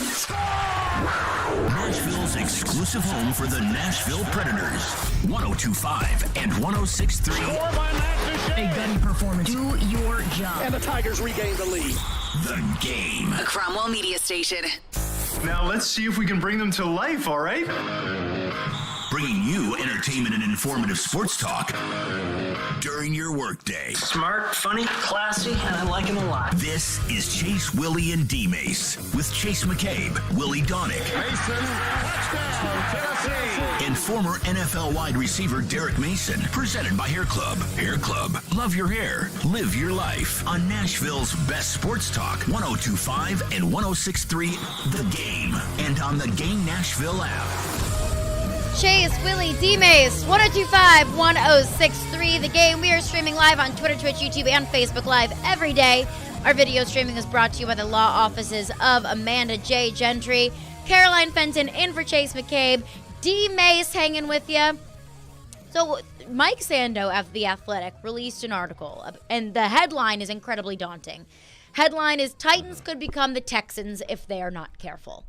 And it highlights kind of the history that we have seen, let's say, with the Houston Texans. Bill O'Brien wanted to be GM. Bill O'Brien wanted more control. And we've seen the aftermath of that with the Houston Texans, now that they are truly a bottom feeder of the NFL. And Mike Sando used his resources, his connections in the NFL execs, coaches, employees, GMs, former GMs, so on and so forth, and polled people about, hey, what is this move that the Titans have made? Amy Adams-Strunk has made the decision to move on from John Robinson. And finding out the reason, the rationale behind that firing, I think is how you look ahead. Because we have tried to rationalize why this happened. But the more important thing is, where do the Titans go from here? And that's what one former NFL GM said. Okay, what's your plan from here? What's your vision from here?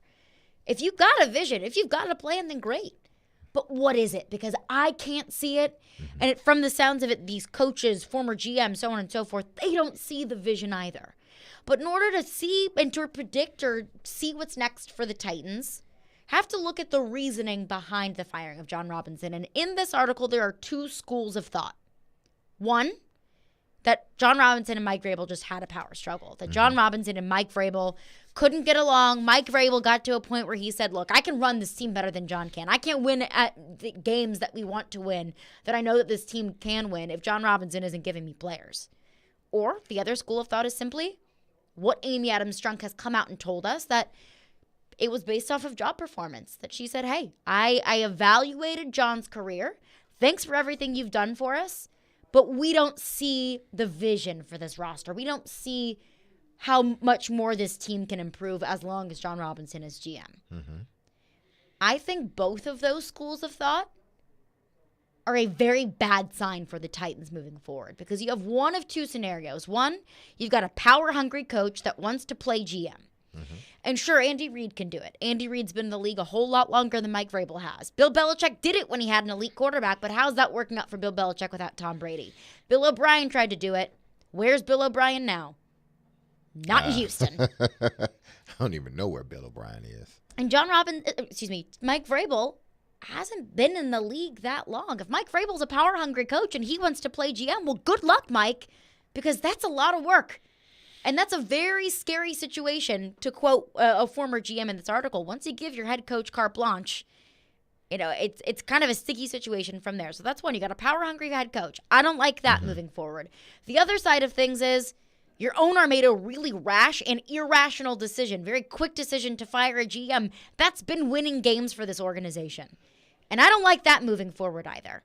It seems like a very bleak outlook for this team, and all I want for this team is just to be successful. Yeah, I think you and, at least 69,000 other people. That's how big that stadium is. That's how many people that stadium sits, right around 69,000.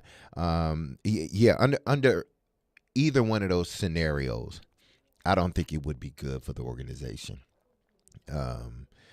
because history hasn't looked upon a situation like that well, where the head coach holds the power, holds that type of power throughout the organization.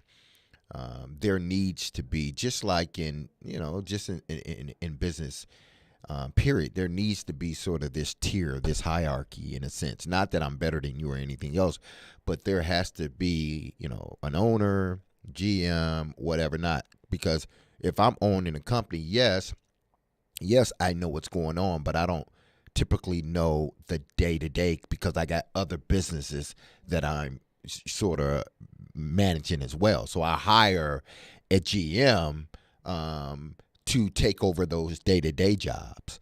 And if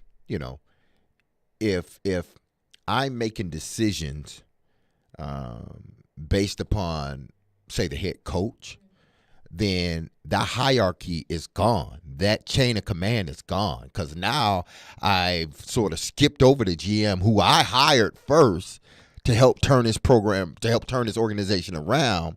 So I jump over the GM, or if I'm the head coach, I go above the GM straight to the owner. I hope that is not the case. I hope that's not the case. I hope that, like she said, she just, thought about it, assessed it, saw some good, saw some bad, but moving forward, she thought that the moves that were made were a little bit too much for her. So she made the decision, along with whoever else, to decide to move away from John Robinson. I hope that was the case. I hope it's not a knee-jerk reaction, and I hope it's not this is a power struggle thing by Mike Vrabel. I don't know if Mike Vrabel has any aspirations of being a GM. I don't know. I know his goal is to be, to win a Super Bowl and be one of the greatest coaches. That I do know, because you wouldn't get in that position if you didn't want those things. Now, if you got in that position to ultimately parlay that into what I was a part of in Houston, where now I can get all the power, then that's completely wrong, because, again, history hasn't looked well when things like that has happened. It always goes left. You've had a few that have been able to do it, but again, you point to Bill Belichick. Well, he was able to do it because he had Tom Brady. When he no longer had Tom Brady, this team is struggling. They're nowhere near the team they were. Pete Carroll, he's starting now sort of to get his team back on track. He doesn't have his quarterback. Yeah, but he doesn't have his quarterback either. Mm-hmm. Now his job becomes even harder than what it was when you did have the quarterback. Mm-hmm. So if you're going to angle for that type of control, you better have a quarterback. You better have an elite quarterback. I'm not talking, Ryan Tannehill, who was a good quarterback. You need to have an elite quarterback. You need a Josh Allen, a Joe Burrow. Exactly. If that's what you're going to do. And Aaron Rodgers. If that's what you're going to do, then yes, because that guy can control everything on the field from an offensive standpoint. And sometimes from a defensive standpoint too, because he's that good. And we've seen it. Tom Brady, Peyton Manning, guys like that, where they don't need as much talent to get the job done. You got to have some, but you don't need that much to win Super Bowls if you have guys like that. Let's go to your phones. Phone lines driven by WilsonCountyHyundai.com. Kenny's up next. Hello, dear friends. How y'all doing? Doing well, Kenny. Good. Y'all helping me get through a wet, rainy day out here on my route. Well, thank you. I enjoyed listening to you. Carolyn, I don't know if you can remember when Derek played, but he didn't play right away when he got here, and he made life miserable for everybody. He made the coaches miserable, his teammates miserable. There's this little bow-legged defensive back personally told me, he told the coaches to play that guy because he was tired of him trying to kill him in practice. You remember that, Derek? That was so long ago. He wanted on the field so bad. Did Hutton actually say they have a lineman that they can't tell him he's going to start because he'll worry about it? I do not. I don't see how players could play with a guy like that. Does he not want to die to get on the field? You know who I'm talking about? He said Dylan Ray. Yeah. They can't tell him he's going to start. Yeah, I think that. Thank you, Kenny. Yeah, I appreciate it. I think that was because I don't know if they didn't want him to get too comfortable in Dylan Rayton, so they told him the night before the game that you're a starter. The other stuff he was talking about, that was Blaine, where I was really making life difficult. I was just doing my job on a scout team, and that's one thing about players that sometimes. If you listen to the players and not the coaches, they'll tell you who the real players are. Mm-hmm. When players go to the head coach or go to the defensive coordinator and say, why isn't this guy playing on offense? He's killing us, and we got the number one defense. This guy's killing us. Why isn't he playing? Because guys know. Players know. Right. I've seen that where defensive guys, I'm like, why isn't this kid playing? It's a damn good defensive back. Like, why isn't he in the game? Because he's making life miserable for us. Something I've asked myself so many times about Chig. Yeah. Like, why does he not play? Why does he not get the ball more? And we've seen it over the past couple of weeks a little bit more. But I'm like, everything good happens when Chig has the ball. Yeah, when Chig touches the ball, everything good happens. So hopefully they can continue to get Chig in the game. But going back to Vrabel and John and Amy, again, I just hope it wasn't what we may fear it is, the power struggle or the knee-jerk reaction. I hope that's not the case. I'm going to say it's not, because Amy has never shown that, and since she's been the majority owner, she's helped change this franchise around.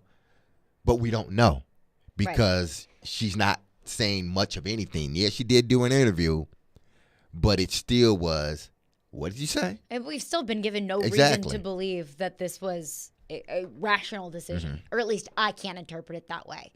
But I know I'm concerned for the direction of this franchise. I think D-Mase is probably concerned about the direction of this franchise. Is there somebody else that could be concerned about the direction of this franchise and possibly jump ship? We'll get into that coming up next.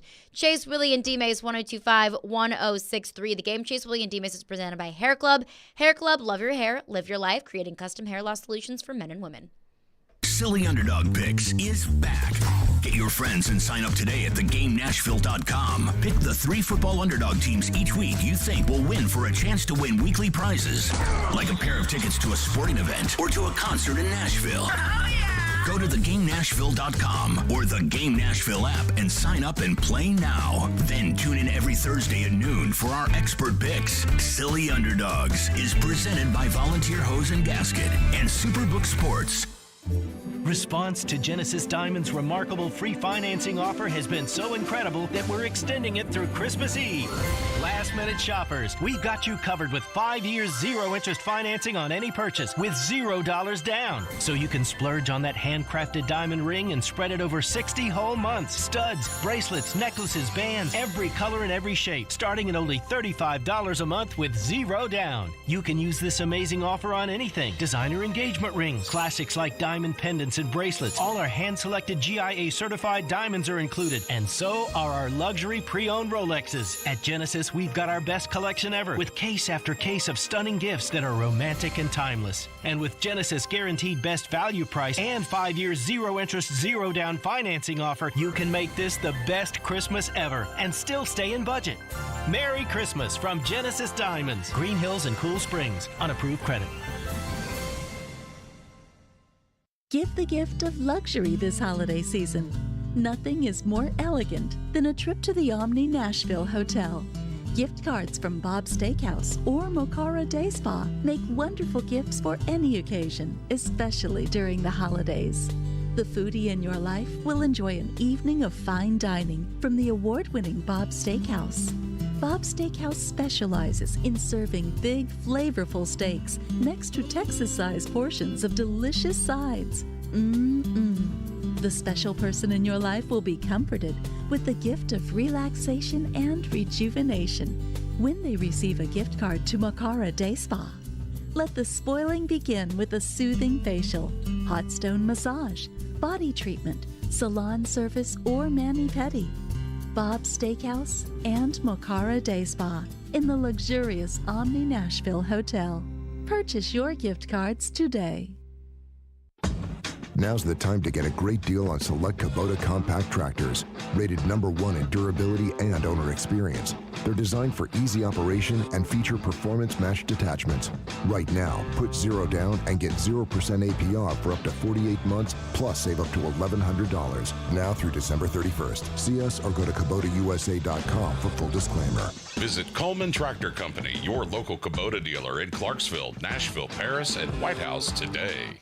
Hi guys, it's Mark. Are you struggling with erectile dysfunction? Did you know that a major medical breakthrough is now available and it isn't a pill? Today, Wednesday, December 14th, we're running a one-day special you won't want to miss out on. Hillside Medical Clinic uses the most powerful form of wave therapy. This is a technology clinically shown to repair blood vessels and improve blood flow. It's backed by 60 clinical studies, including from Cambridge. If you're ready to regain the spark in your bedroom, today is your day. Call us now and you'll qualify for the assessment and ultrasound totally free. You'll also get a gift that can produce rapid and powerful results in the bedroom in minutes. You're going to love that one, guys. Trust me. And today only, we're offering 6 tune-up treatments to our patients free. This is an unprecedented offer worth hundreds of dollars, but call today and qualify totally free. Call 615-576-5000. That's 615-576-5000. Guys, put a stop to your erectile dysfunction and get your life back. Call Hillside Medical Clinic now to qualify. This offer ends today, Wednesday, 615-576-5000. Need cash for the holidays or to pay off credit cards right now? Loan Pronto's all-new Express Equity Line of Credit program is just what you need. This is great. You can keep your low mortgage rate and still get cash out. That's right. You don't have to do a full home refi. You can tap a small portion of the equity you have and enjoy a super low rate. With Loan Pronto's Express Equity Credit Line, you can close in 7 to 10 days, and a $50,000 loan will come your way, and it only costs you around $300 a month. Use that money to pay off whatever bills you have, credit cards, consolidate other debt, or start a home improvement project. With Loan Pronto, you can access up to 95% of your home's equity, and 9 out of 10 homeowners won't even need the appraisal. Even if you did a total refi recently or just bought your home, you can tap the equity with this fast, easy program. Do it now before the holidays. Call Loan Pronto, 615-499-5780. That's 615-499-5780, or go to loanpronto.com. Equal housing lender, NMLS 166-1781, subject to lender approval. I love this show.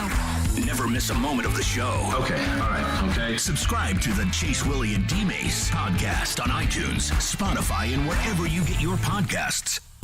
I'm ready to step this up a notch. You're listening to Chase, Willy, and D-Mase on 102.5 and 106.3 The Game, and on the Game Nashville app. I like Ryan Day, but if they ever do decide to move on from him, I can't think of anybody besides Mike Vrabel that they would want to go after.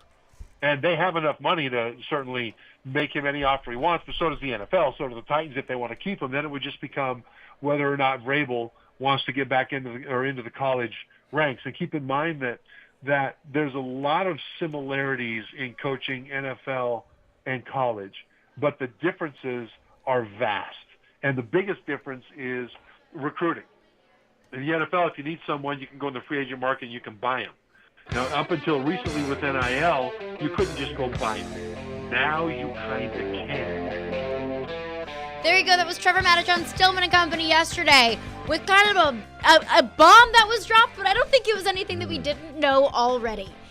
Trevor Maddich saying, hey, if I'm Ohio State, I can't think of anybody else that I would look for. If I'm searching for a new head coach, I can't think of anybody better than Mike Vrabel to be the future head coach of this football team. Now, I know that Joe Rexrode came out with an opinion article in The Athletic a few weeks ago, and that just caught so much fire that everybody took that as truth. But let's look at this franchise realistically. Let's say that Amy Adams Strunk says, hey, Mike Vrabel had nothing to do with it. It was simply my decision to part ways with John Robinson. Let's operate under that being the truth. Okay, Mike Vrabel Let's say a new GM comes in. Mike Vrabel gets frustrated with the direction of the franchise. Let's say he doesn't get along with the new GM, and he says, you know what?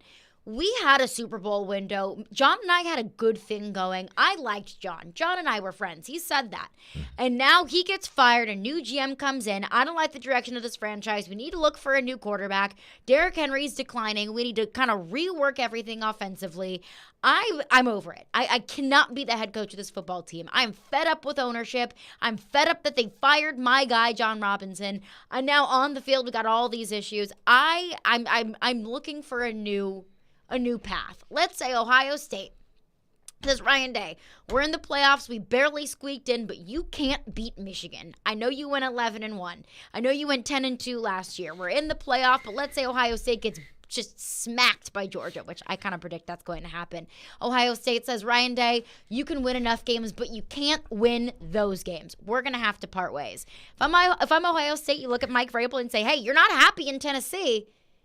Well, we're looking for a new head guy, and we can't think of anybody better to be our head coach than you. Mike Vrabel could say, hey, Ohio State's going to offer me $11, $12, $13 million a year to be their head coach. It's a scenario that is kind of far-fetched. It's a scenario where there are so many things that have to happen, assuming Ohio State's unhappy with Ryan Day, assuming that Mike Vrabel is unhappy with the direction of the Tennessee Titans. It's something to keep in mind, and it's something that Trevor Maddich said, hey, it's realistic. It could happen. It can happen. And I don't think anyone can sit here and say, oh, it'll never happen. He's not going to Ohio State. He's stuck in the NFL. And Ohio State's not firing Day. They're just not doing it. Well, when you lose to Michigan 2 years in a row and you get beat down, you get embarrassed both times. We've seen it before at Ohio State. John Cooper, who won roughly around 70% of his games, a little bit higher than that. You know what his record was against Michigan? You know how many times he beat Michigan? Twice. You know how many times he played Michigan? A lot more than twice. A lot more than twice. They eventually had to part ways with him because he couldn't beat Michigan. There's one thing you have to do when you're at Ohio State. Well, two. You got to always be in the running for the national championship and a Big Ten championship, and you got to beat Michigan. Absolutely. You have to win more times than not. That's not a game. That's the game. Exactly. John Cooper didn't do it, and over the course of the last 2 years, Day hasn't done it either. So it's not far-fetched for me to think that if the powers to be in Ohio State is looking at this situation, I'm not going to sit here and think they're not opportunistic. They're saying, well, they just fired the GM. Maybe Vrabel's not liking it there. Let's see what happens next season and see how things go with the Titans next season. Oh, things ain't going quite well in the 2023 season? Okay, let's see if Mike Vrabel is really willing to come back to his alma mater. Here, Mike, we're going to offer you X amount of dollars. Mm-hmm. Day hasn't beat Michigan now in 3 years. You out. If you want to come, here's the money. It's your job. If you want to come, I can't see Mike passing that opportunity up. And if Joe Rexrode came up with this, and it was a completely, complete scenario that he just cooked up in his mind, and it was an opinion-based piece. If Joe Rexrode's thinking it, you don't think the AD at Ohio State is thinking? Huh. Well, you don't think, people in Ohio State, period, are not thinking about, hey, because it had to be, when you fire your GM and you're a winning organization, that sort of vibrates through football, period, like all of football. Not just the NFL, but it vibrates through everything, because why in the world would you fire a winning GM? Why would you do that, considering where you were before that GM got I think there? A lot of franchises in the NFL are asking that exact same question. So it vibrates through everything. Everybody feels it just a little bit. You're telling me the people at Ohio State didn't feel a little bit too? Oh, they fired their GM. Is Mike? They're probably like, is Mike next? He's not at this point, but they probably think, is Mike next? Well, if he is, okay. Let's quietly put something aside and a package together quietly, and set it to the side. And if he does get fired, or if he is on a hot seat, we can always bring this package out and present it to him. And you might be thinking, why in the world would Ohio State fire Ryan Day? They're in the playoff. I mean, Gus Malzahn. Mm-hmm. I know he didn't make it to the college football playoff. I know he didn't win a championship. But Gus Malzahn was winning consistently 8, 9, 10 games at Auburn. Gus Malzahn couldn't beat one team, and it was the only team that mattered, and it was Alabama. And even Gus Malzahn did it a few times, did it a handful of times, but it wasn't enough for Auburn, so they moved on from Gus Malzahn. Mm-hmm. And I think Auburn has probably been chasing the high of the Gus Malzahn years ever since. They hire Brian Harsin. That was could go down as a contender for one of the worst hires in college football history. Mm-hmm. And then they make a move that makes no sense to anybody whatsoever, bringing in Hugh Freeze that I think is only inevitably going to fail. Auburn's been trying to chase that. I think that Ohio State could look at it the same way and say, look, Ryan Day, you've gotten us to the playoff. We've won a bunch of games. We've had a Heisman Trophy finalist. We've had Chase Young. We've had C.J. Stroud most recently in Heisman contention. But you can't quite get us there. And Ohio State doesn't want to be in the position where they are firing Ryan Day and then they're searching for that next guy. Mm-hmm. But if that next guy is right there and Trevor Matich says, hey, there's nobody else that I could even consider that could be a better option for Ohio State than Mike Vrabel, it's not something that we can ignore. Yeah, why wouldn't Mike Vrabel listen if indeed that was the case, if indeed, that was presented to him? Mm-hmm. You would be crazy not to listen to it. You wouldn't be crazy not to take the phone call or take the visit. And I don't know what Mike Vrabel does or doesn't want. Exactly. But I think Ohio State can offer a good bit of money. I tell you what he didn't want is the distraction that has been occurring over the last 4 weeks. That he did. 615-737-1025 is our phone number. We'll get into your calls, your texts on that. But be caller 3 now to win a pair of tickets to see Bush at the Ryman on February 20th. That is caller 3, and you will win a pair of tickets to see Bush on February 20th at the Ryman. Best of luck. Hey, this is Matt Duchene, and this is Smashville. Running down the left side with Duchene. Duchene scores! Matt Duchene with the overtime winner. You're listening to the flagship of the Nashville Predators Radio Network, ESPN 1025 The Game. Hey, time to tell you about Lee Company. Coming up, the Predators are on the road to take on the Winnipeg Jets, and then the Colorado Avalanche. We'll have coverage for you here on 1025 The Game. The title sponsor of our pregame show is Lee Company, proud sponsor of the Nashville Predators. They've got a lot of great services for you.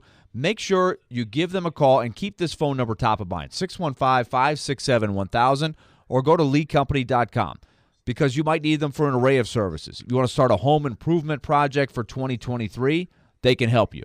If you want general maintenance done on your house or maybe at your business, you need something addressed, they've got that program for you.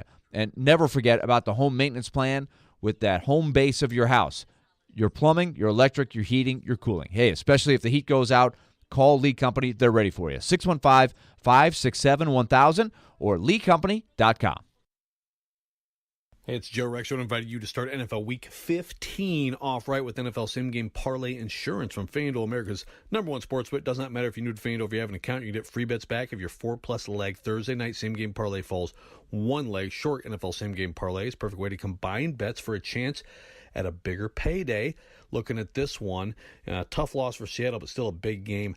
Niners, Seahawks. I think Geno Smith over on the passing yards. I think Christian McCaffrey anytime touchdown would be two things that I would do. I also like the Niners. You do whatever you want to do. You can build your own or choose from one of the popular same-game parlays pre-built for you in FanDuel's top-rated sportsbook app. However you want to play, bet the NFL Thursday night with the same-game parlay. Sign up with the promo code JOE102 if you don't have an account. If you do, you're all set. Make every moment more with FanDuel, official sports betting partner of the NFL. Must be 21 or older in present Tennessee. Refund issued is now a double free bet. Expire for 7 days after receipt. Max free bet $25. Restrictions apply. See terms at sportsbet.fan.com. If you have any problem, call the Tennessee Red Line, 800-889-9789. Hey, it's Chase McCabe, and every season is screwball season in my house. No matter the time of year, that rich, smooth taste just hits the spot. Y'all know Screwball. It's made with real whiskey, peanuts, and peanut butter, and it's just flat out delicious. It's my favorite. However you take it, as a shot, in an espresso martini, or a peanut butter old-fashioned, make it a Screwball peanut butter whiskey. Enjoy responsibly. Copyright 2022 Screwball Spirits, LLC, San Diego, California. Whiskey with natural flavors, 35% alcohol by volume. Men, are you asking yourself questions like, why am I gaining fat? Why is my energy or sex drive down and maybe haven't been getting the exercise you need? If you want to get back to the man you used to be but just don't have that youthful energy, that edge you once had, you very well might have low testosterone. Low T causes all kinds of issues, from a reduced libido, lower drive, and bad sleep patterns to problems with muscle gain, bone density, and more. It may even contribute to erectile dysfunction, and if this sounds like you, it's probably time to get treated for your low T. At the Tennessee Men's Clinic, we've treated thousands of men for low T. We've seen them put on muscle, add to their energy, improve their sex lives, get better sleep, and just feel better. Plus, if you're like most men, you'll see results in only a few weeks. So make an appointment today and experience how testosterone therapy can truly change your life. Your initial appointment is only $99 with results in minutes. Call today, 615-208-9090, or go to TennesseeMen'sClinic.com. Visit our website to learn more, including side effects, treatments, extra. Results vary. TSU basketball lives on 102.1 The Ville. Join Coach Brian Petty Collins and the Tigers for every great moment in the OVC. On your home for TSU basketball, 102.1 The Ville and the Ville app. Hey Nashville, Trey Wingo here. You're listening to Nashville's best sports talk, ESPN 102.5 The Game.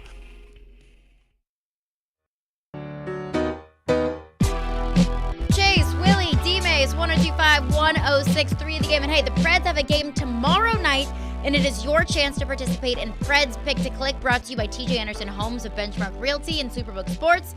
If you correctly guess a Preds player that scores a goal in the game tomorrow night, you will win a pair of tickets to an upcoming Preds home game.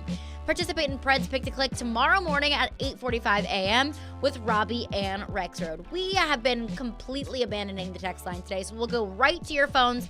As promised, 615-737-1025 if you have a thought. But one texter texts in, Prophet Dave says there is no need to fear. Brady is here. He's coming to play for the Tennessee Titans, and he's bringing Gronk. Get ready to build the stadium and the fan base. Thank you very much. I would love to know what Prophet Dave is smoking. Yeah. Because he's in his own world over there. That's some good stuff. That is some good stuff. Man, Brady and Gronk. Yeah. And they will be here for the opening of the new stadium. In 4 years. In 4 years. So Tom Brady be damn near 50, if not 50. Tom Brady will be 100 years old. Man, whatever you on, brother, hey, enjoy it, man. Yeah, Prophet Dave, just drive carefully. Exactly. Randy texts in, says the other thought was that it had to do, about why John Robinson got fired. Mm-hmm. The other thought was that it had to do with the plane from Green Bay. Upon investigation, he's been found to have been dishonest or something that required immediate dismissal.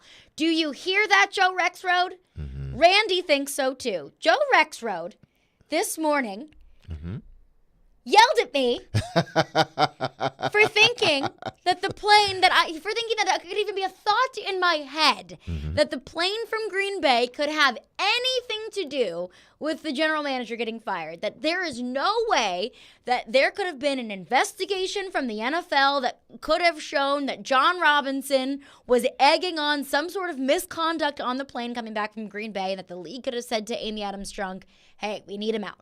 You know, you got to part ways with him. We found some really damning evidence, and we need to move on from it. There's no way, Joe. No way. I'm the only one who thinks that.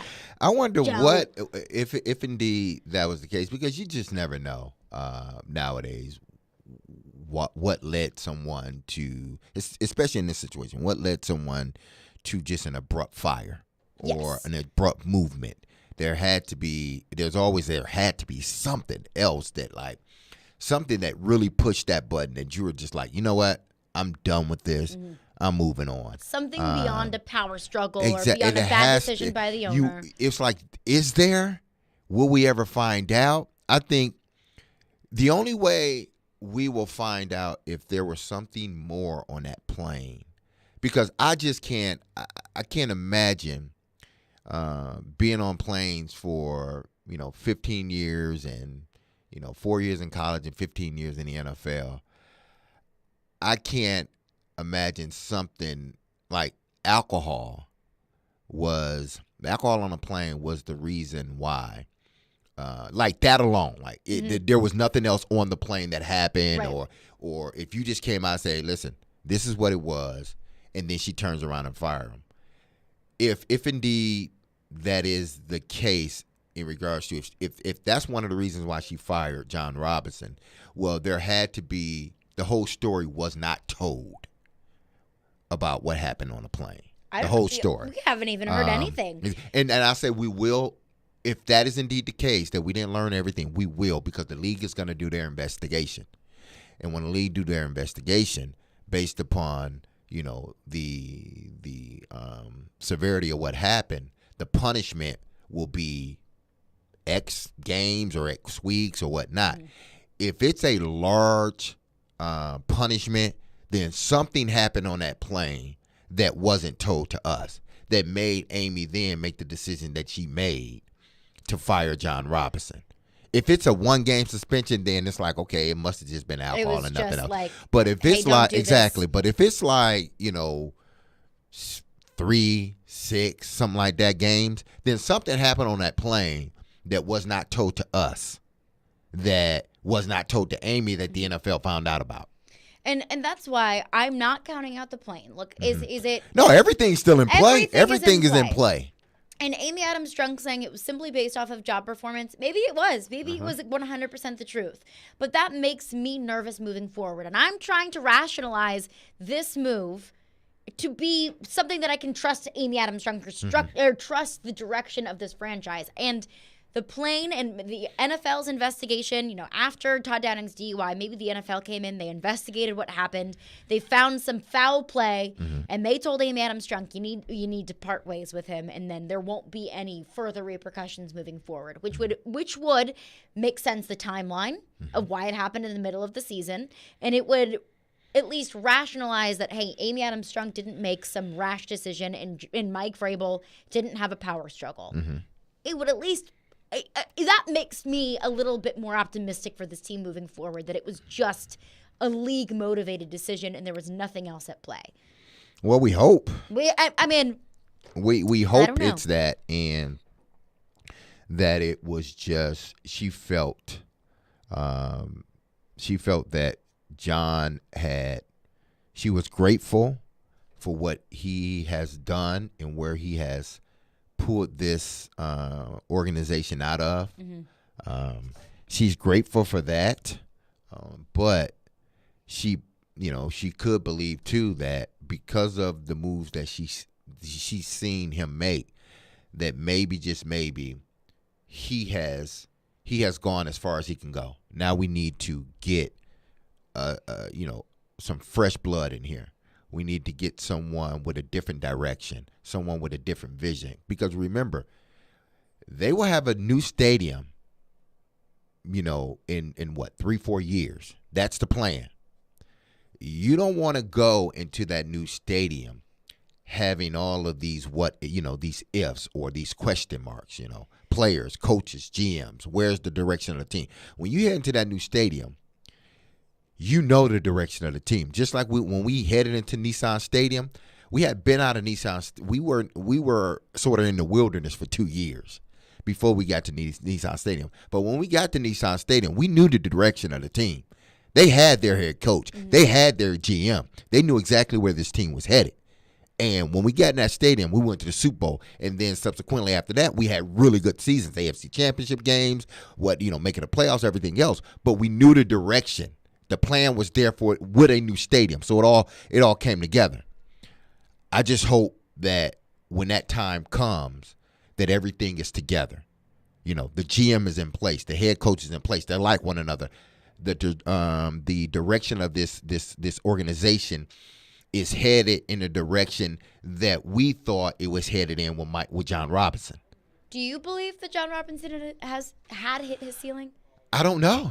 I don't. I can't believe that. I don't know. Yeah. And because I asked the same question with Mike. It's like, has he? And I've never said he has. I just brought up the question: has he reached his ceiling? And maybe some people thought that about John, and maybe Amy thought that about John. Like, has he reached his ceiling? And then she went and talked with few other people and just decided, you know what? After talking to a couple people, I think he has. So I think we need to move on. But why do it again with 5 games left? And that's the thing, is if you really, truly believe that, I disagree, but okay. You're not even going to let the season play out? When the Titans are going to win the division and going to make the playoffs? What if the Titans had a miraculous run in the playoffs and made their way to the Super Bowl? I didn't think that was going to happen, but what if? What would Amy think now? Is that the ceiling? Has the ceiling just been raised? So that's what I go back to is if you say that he's reached his ceiling, fine. But you're not even going to let the ceiling, quote unquote, play out? Hey, if they go to the Super Bowl, just say fairy tale land. Fairy tale. If they go to the Super Bowl and win it, does John get a ring? He's got to, right? No. He's got to. I mean, I would give him one. Yes. Yeah, like if Logan Woodside would get a ring, like surely the general manager would. But if I'm John Robinson, I'm like, screw your ring. You fired me. No, I'm taking that ring. You didn't like the direction of this team, and you won the Super Bowl. Hey, Caroline, I'm taking that ring. I'll take the ring. I'm taking that ring. Hastily. You said the stupidest thing ever. You keep talking. I'm taking that ring and I'm running with it. Ike is up next on Amy Adams Drunk. What's up, Ike? Hello. Hey. Well, I just want to say I appreciate you answering my call. You know, out of everything that I've been hearing from the media, it's good media talk for this, but I really think that there was a lot to do on that plane. I know the Brown thing had something to do with it, but I think on that plane they probably had liquor talk and probably got back to Amy and she's like, oh, hell no. And you know, to me personally, I think that's probably what it is. Sorry for cussing, and I'd like to hear you guys' response. Yeah, thank you for your call, Ike. I don't know exactly what liquor talk is. Liquor talk is this is what only assume? Let's say alcohol talk. This is what alcohol talk is. The truth comes out. The truth comes out. Yeah, the truth comes out. Whatever you've had a few sips. We've all been around our friends or just us, period. And we've had a few, and then you get relaxed, and then it comes out. Whatever your truth is, it comes out. Yeah, the bodies come out of the closet. You know what? I don't like you for real. It all comes out. Yeah, like what could have come out? Like such horrible things that John Robinson may have done. I mean, I'm not ruling out the plane. I'm not going to rule out anything at this point because if Joe wants to believe what Amy Adams Drunk said, that it was just job performance, even though he has a winning record, even though the Titans have made the playoffs, went to the AFC Championship a few years ago, even though the Titans are going to make the playoffs this year, but it was solely based off of job performance, then fine. That's your prerogative. I can't count out the plane. I cannot. Unless, I mean, maybe I'm completely off base here. Maybe it simply is just what it is at face value. But I'm not going to count it out. 615-737-1025 is our phone number. So what's next for Amy Adams Drunk? What's her next option? Will history repeat itself for the Titans? In a bad way. We'll get into that coming up next. Chase, Willy, D-Mase, 1025-1063, the game. And hey, this Sunday following the Titans game, tune in for the NFL postgame show with Jonathan Hutton and Chad Withrow live from the Superbook Lounge in the Landshark Bar and Grill, Margaritaville on Broadway. The postgame show is brought to you by Renters Warehouse, Two Rivers Ford, now with a huge inventory of in-stock vehicles to choose from, and Superbook Sports, voted #1 sportsbook in Vegas. Download their app today. The college football season never stops. ESPN college football analyst Trevor Manich joins Stillman and Company every Tuesday at 4:30. They've got to do what Nick Saban in Alabama has done so successfully over the last 10 years. Presented by Houston Clinic Orthopedics on Nashville's best sports talk, 102.5 and 106.3 The Game and the Game Nashville app. Can you beat Vegas this football season? Superbook Sports gives you the chance every week to go head-to-head with the best odds makers in Las Vegas. You know what? There's no fancy computer algorithms. There's no guys across the pond setting the lines for American sports. It's just the best team of odds makers in the biz, and you know what? They're right there behind the counter at the Superbook in Las Vegas, Nevada. Plus, Superbook features some of the best odds boosts and promo bets anywhere. So just download the Superbook Sports app or visit superbook.com, and you can start your battle against Vegas right now. Thursday night, San Francisco, -3. They're hot right now. Seattle. They're at Seattle, though. You know what? Give me the home team, Seattle plus the 3. That's starting to look a little more enticing as the week goes on. You can do it all right there on the Superbook Sports app. Just visit superbook.com for terms and conditions. Gambling problem? Call 1-800-889-9789. From the Fox 17 News Code Red Weather Center. We'll see those off and on rain showers continue for us through the rest of the day, with about 1.5 to 2 inches of rainfall possible for us by the time it's all said and done late tonight.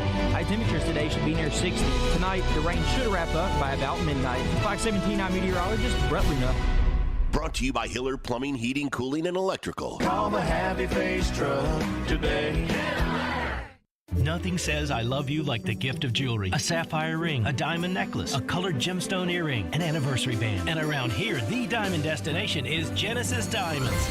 With decades of experience, our legendary value combined with worldwide connection, Genesis is here to help make this Christmas the most unforgettable ever. And to make it easy to splurge, our special 0% finance offer has been extended through Christmas Eve. So you can make any holiday purchase and spread your payments over 5 years and enjoy an interest rate of 0% with absolutely nothing down. Our showcases are filled with exquisite diamond rings, earrings, pendants, bracelets, bands, as well as a fabulous selection of luxury pre-owned Rolexes, starting as low as $35 a month with nothing down. And if you're planning an engagement this holiday season, this special finance offer includes all of our designer engagement rings and all GIA certified diamonds. Buy now, spread your payments over 5 years with 0 interest and nothing down. Say I love you louder than ever this holiday with the gift of diamonds from Genesis Diamonds. Green Hills in Cool Springs. Approved credit.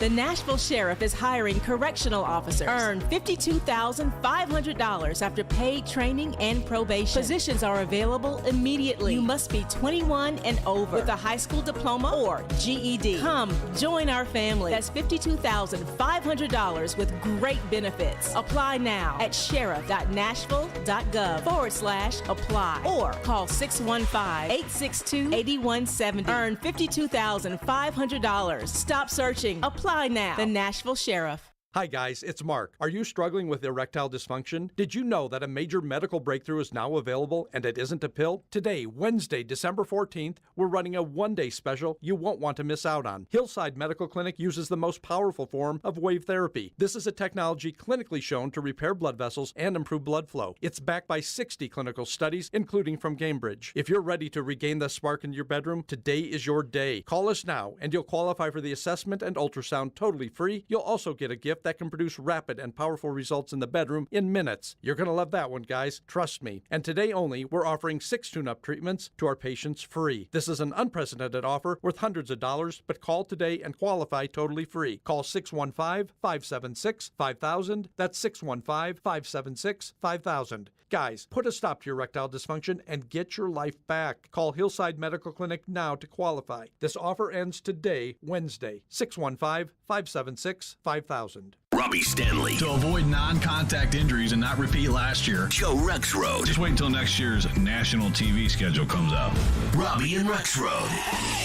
Mornings from 6 to 10 on Nashville's best sports talk. ESPN 102.5 and 106.3 The Game, and on the Game Nashville app. This is Chase, Willy, and D-Mase on 102.5 and 106.3 The Game, and on the Game Nashville app. Did that remind you of Bud in any way? The worst move in Oilers-Titans history came on New Year's Eve of 1980 when the Oilers were coming off an 11-5 season, and they went to Oakland and got beaten in a wild card game. And the next day, Bud Adams fired Bum Phillips. That day is still known as the New Year's Eve Massacre. And then the team went into a tailspin that lasted until 1987. People never forgave Bud for that, even when they went to the playoffs 7 years in a row and won playoff games, couldn't get beyond the divisional round because Bum Phillips is the most beloved person in the history of Houston sports. And that's not on the magnitude of this. And as I've told people that have asked me about Amy firing John, she had her reasons, and I'm guessing if she hadn't told the truth about why she did it, to me, it's something that either he offended her somehow. It just, we'll never know. We'll never know for certain.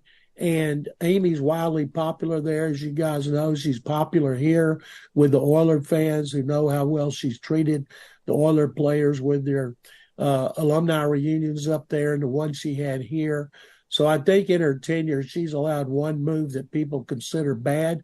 The key, of course, what do they do to replace John, and can they be better without John? John won't have a problem getting a job when he's ready to get another job. I don't think it'll be a GM right away unless a spot opens up and he interviews for it. And whenever the time comes that he interviews, I don't see any other general manager out there will have his track record of success. So if you're a personnel director who's never been a GM and you're interviewing in competition with John Robinson, boy, it's going to be lopsided when it comes to credentials. There you go. That was John McClain on Outkick 360 yesterday. And I think that's what a lot of Titans fans are looking at is there are a lot of parallels between this decision from Amy Adams-Strunk to fire John Robinson. Sounds a whole lot like Bud Adams deciding to fire Bum Phillips. Even when Bum Phillips was winning games, he won 61% of his games when he was the head coach of the Whalers. And Bud Adams said, hey, not good enough. Moved on from Bum Phillips. And then Amy Adams-Strunk said, hey, that was something that I think that my dad regretted, that was a move that he looked back on and said, maybe I would like Bum Phillips in the future. And I don't want history to repeat itself. I don't want Amy Adams-Strunk to regret this move. I don't want the Titans to fall back into irrelevancy for a few years until they find somebody to come take over the franchise and save the franchise. I want this to be a move that Amy Adams-Strunk looks back on and says, that was the right move. It was bold, but I did it at the right time. I just don't see how that comes to fruition. Yeah, you're right. That move, I'm sure, it was so long ago. I wasn't following the Houston Oilers back then. I wasn't alive, so. It makes me old. I wasn't following the Houston Oilers back then, but I'm sure that was a decision that sort of, I'm sure, rippled. It was like a tidal wave through the NFL and through the city of Houston. Like, wow, how could you fire the guy that is consistently winning for you? Right. How do you then fire? And I'm sure, John McClain said it. I'm sure that's something that they probably regretted. And Amy said it. That's probably one of those decisions her dad probably regret doing. But this is not the first time that this organization has made decision organizational altering decisions, and it has come back and bit them. And sometimes they've stayed in the wilderness for a long time, and sometimes they didn't. Mm-hmm. Whether it be Bum Phillips, whether it be Floyd Reese, what they did in 2004 by dismantling that team up until from 2004, I think, to 2000. It might have been 2016 when John got here. They had three winning seasons after 2004. So this organization has made some decisions that have altered their organization, whether it be Bum Phillips, whether it be them having to dismantle a team in 2004, or the firing of Floyd Reese, or even now the firing of John Robinson. Now, we don't know how big of a deal it's going to be yet, but as time goes, we're going to find out. So great organizations, you don't see this happen to. And I think Jared said it, when it all happens. We expect the Cleveland Browns to do stuff like this. We expect the Houston Texans to do stuff like this. The Detroit Lions to do something like exactly. We don't expect an organization like this to make a move like that, because again, it can be it can alter your organizations for years, even decades, because it's happened before.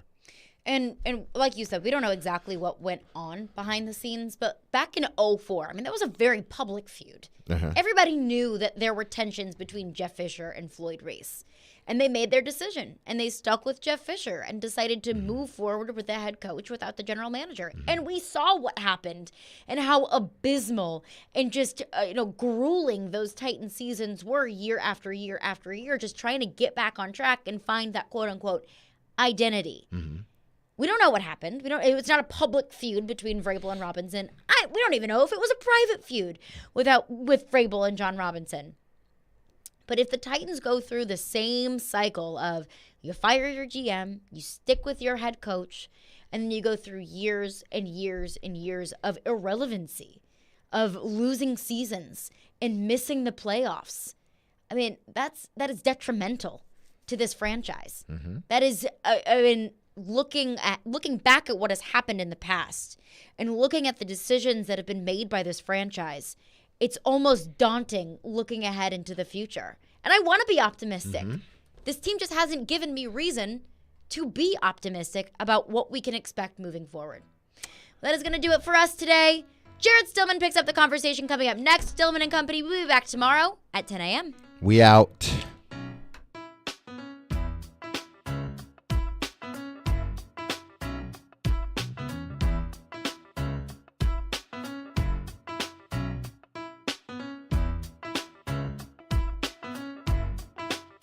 You love the game. Predators win it in overtime.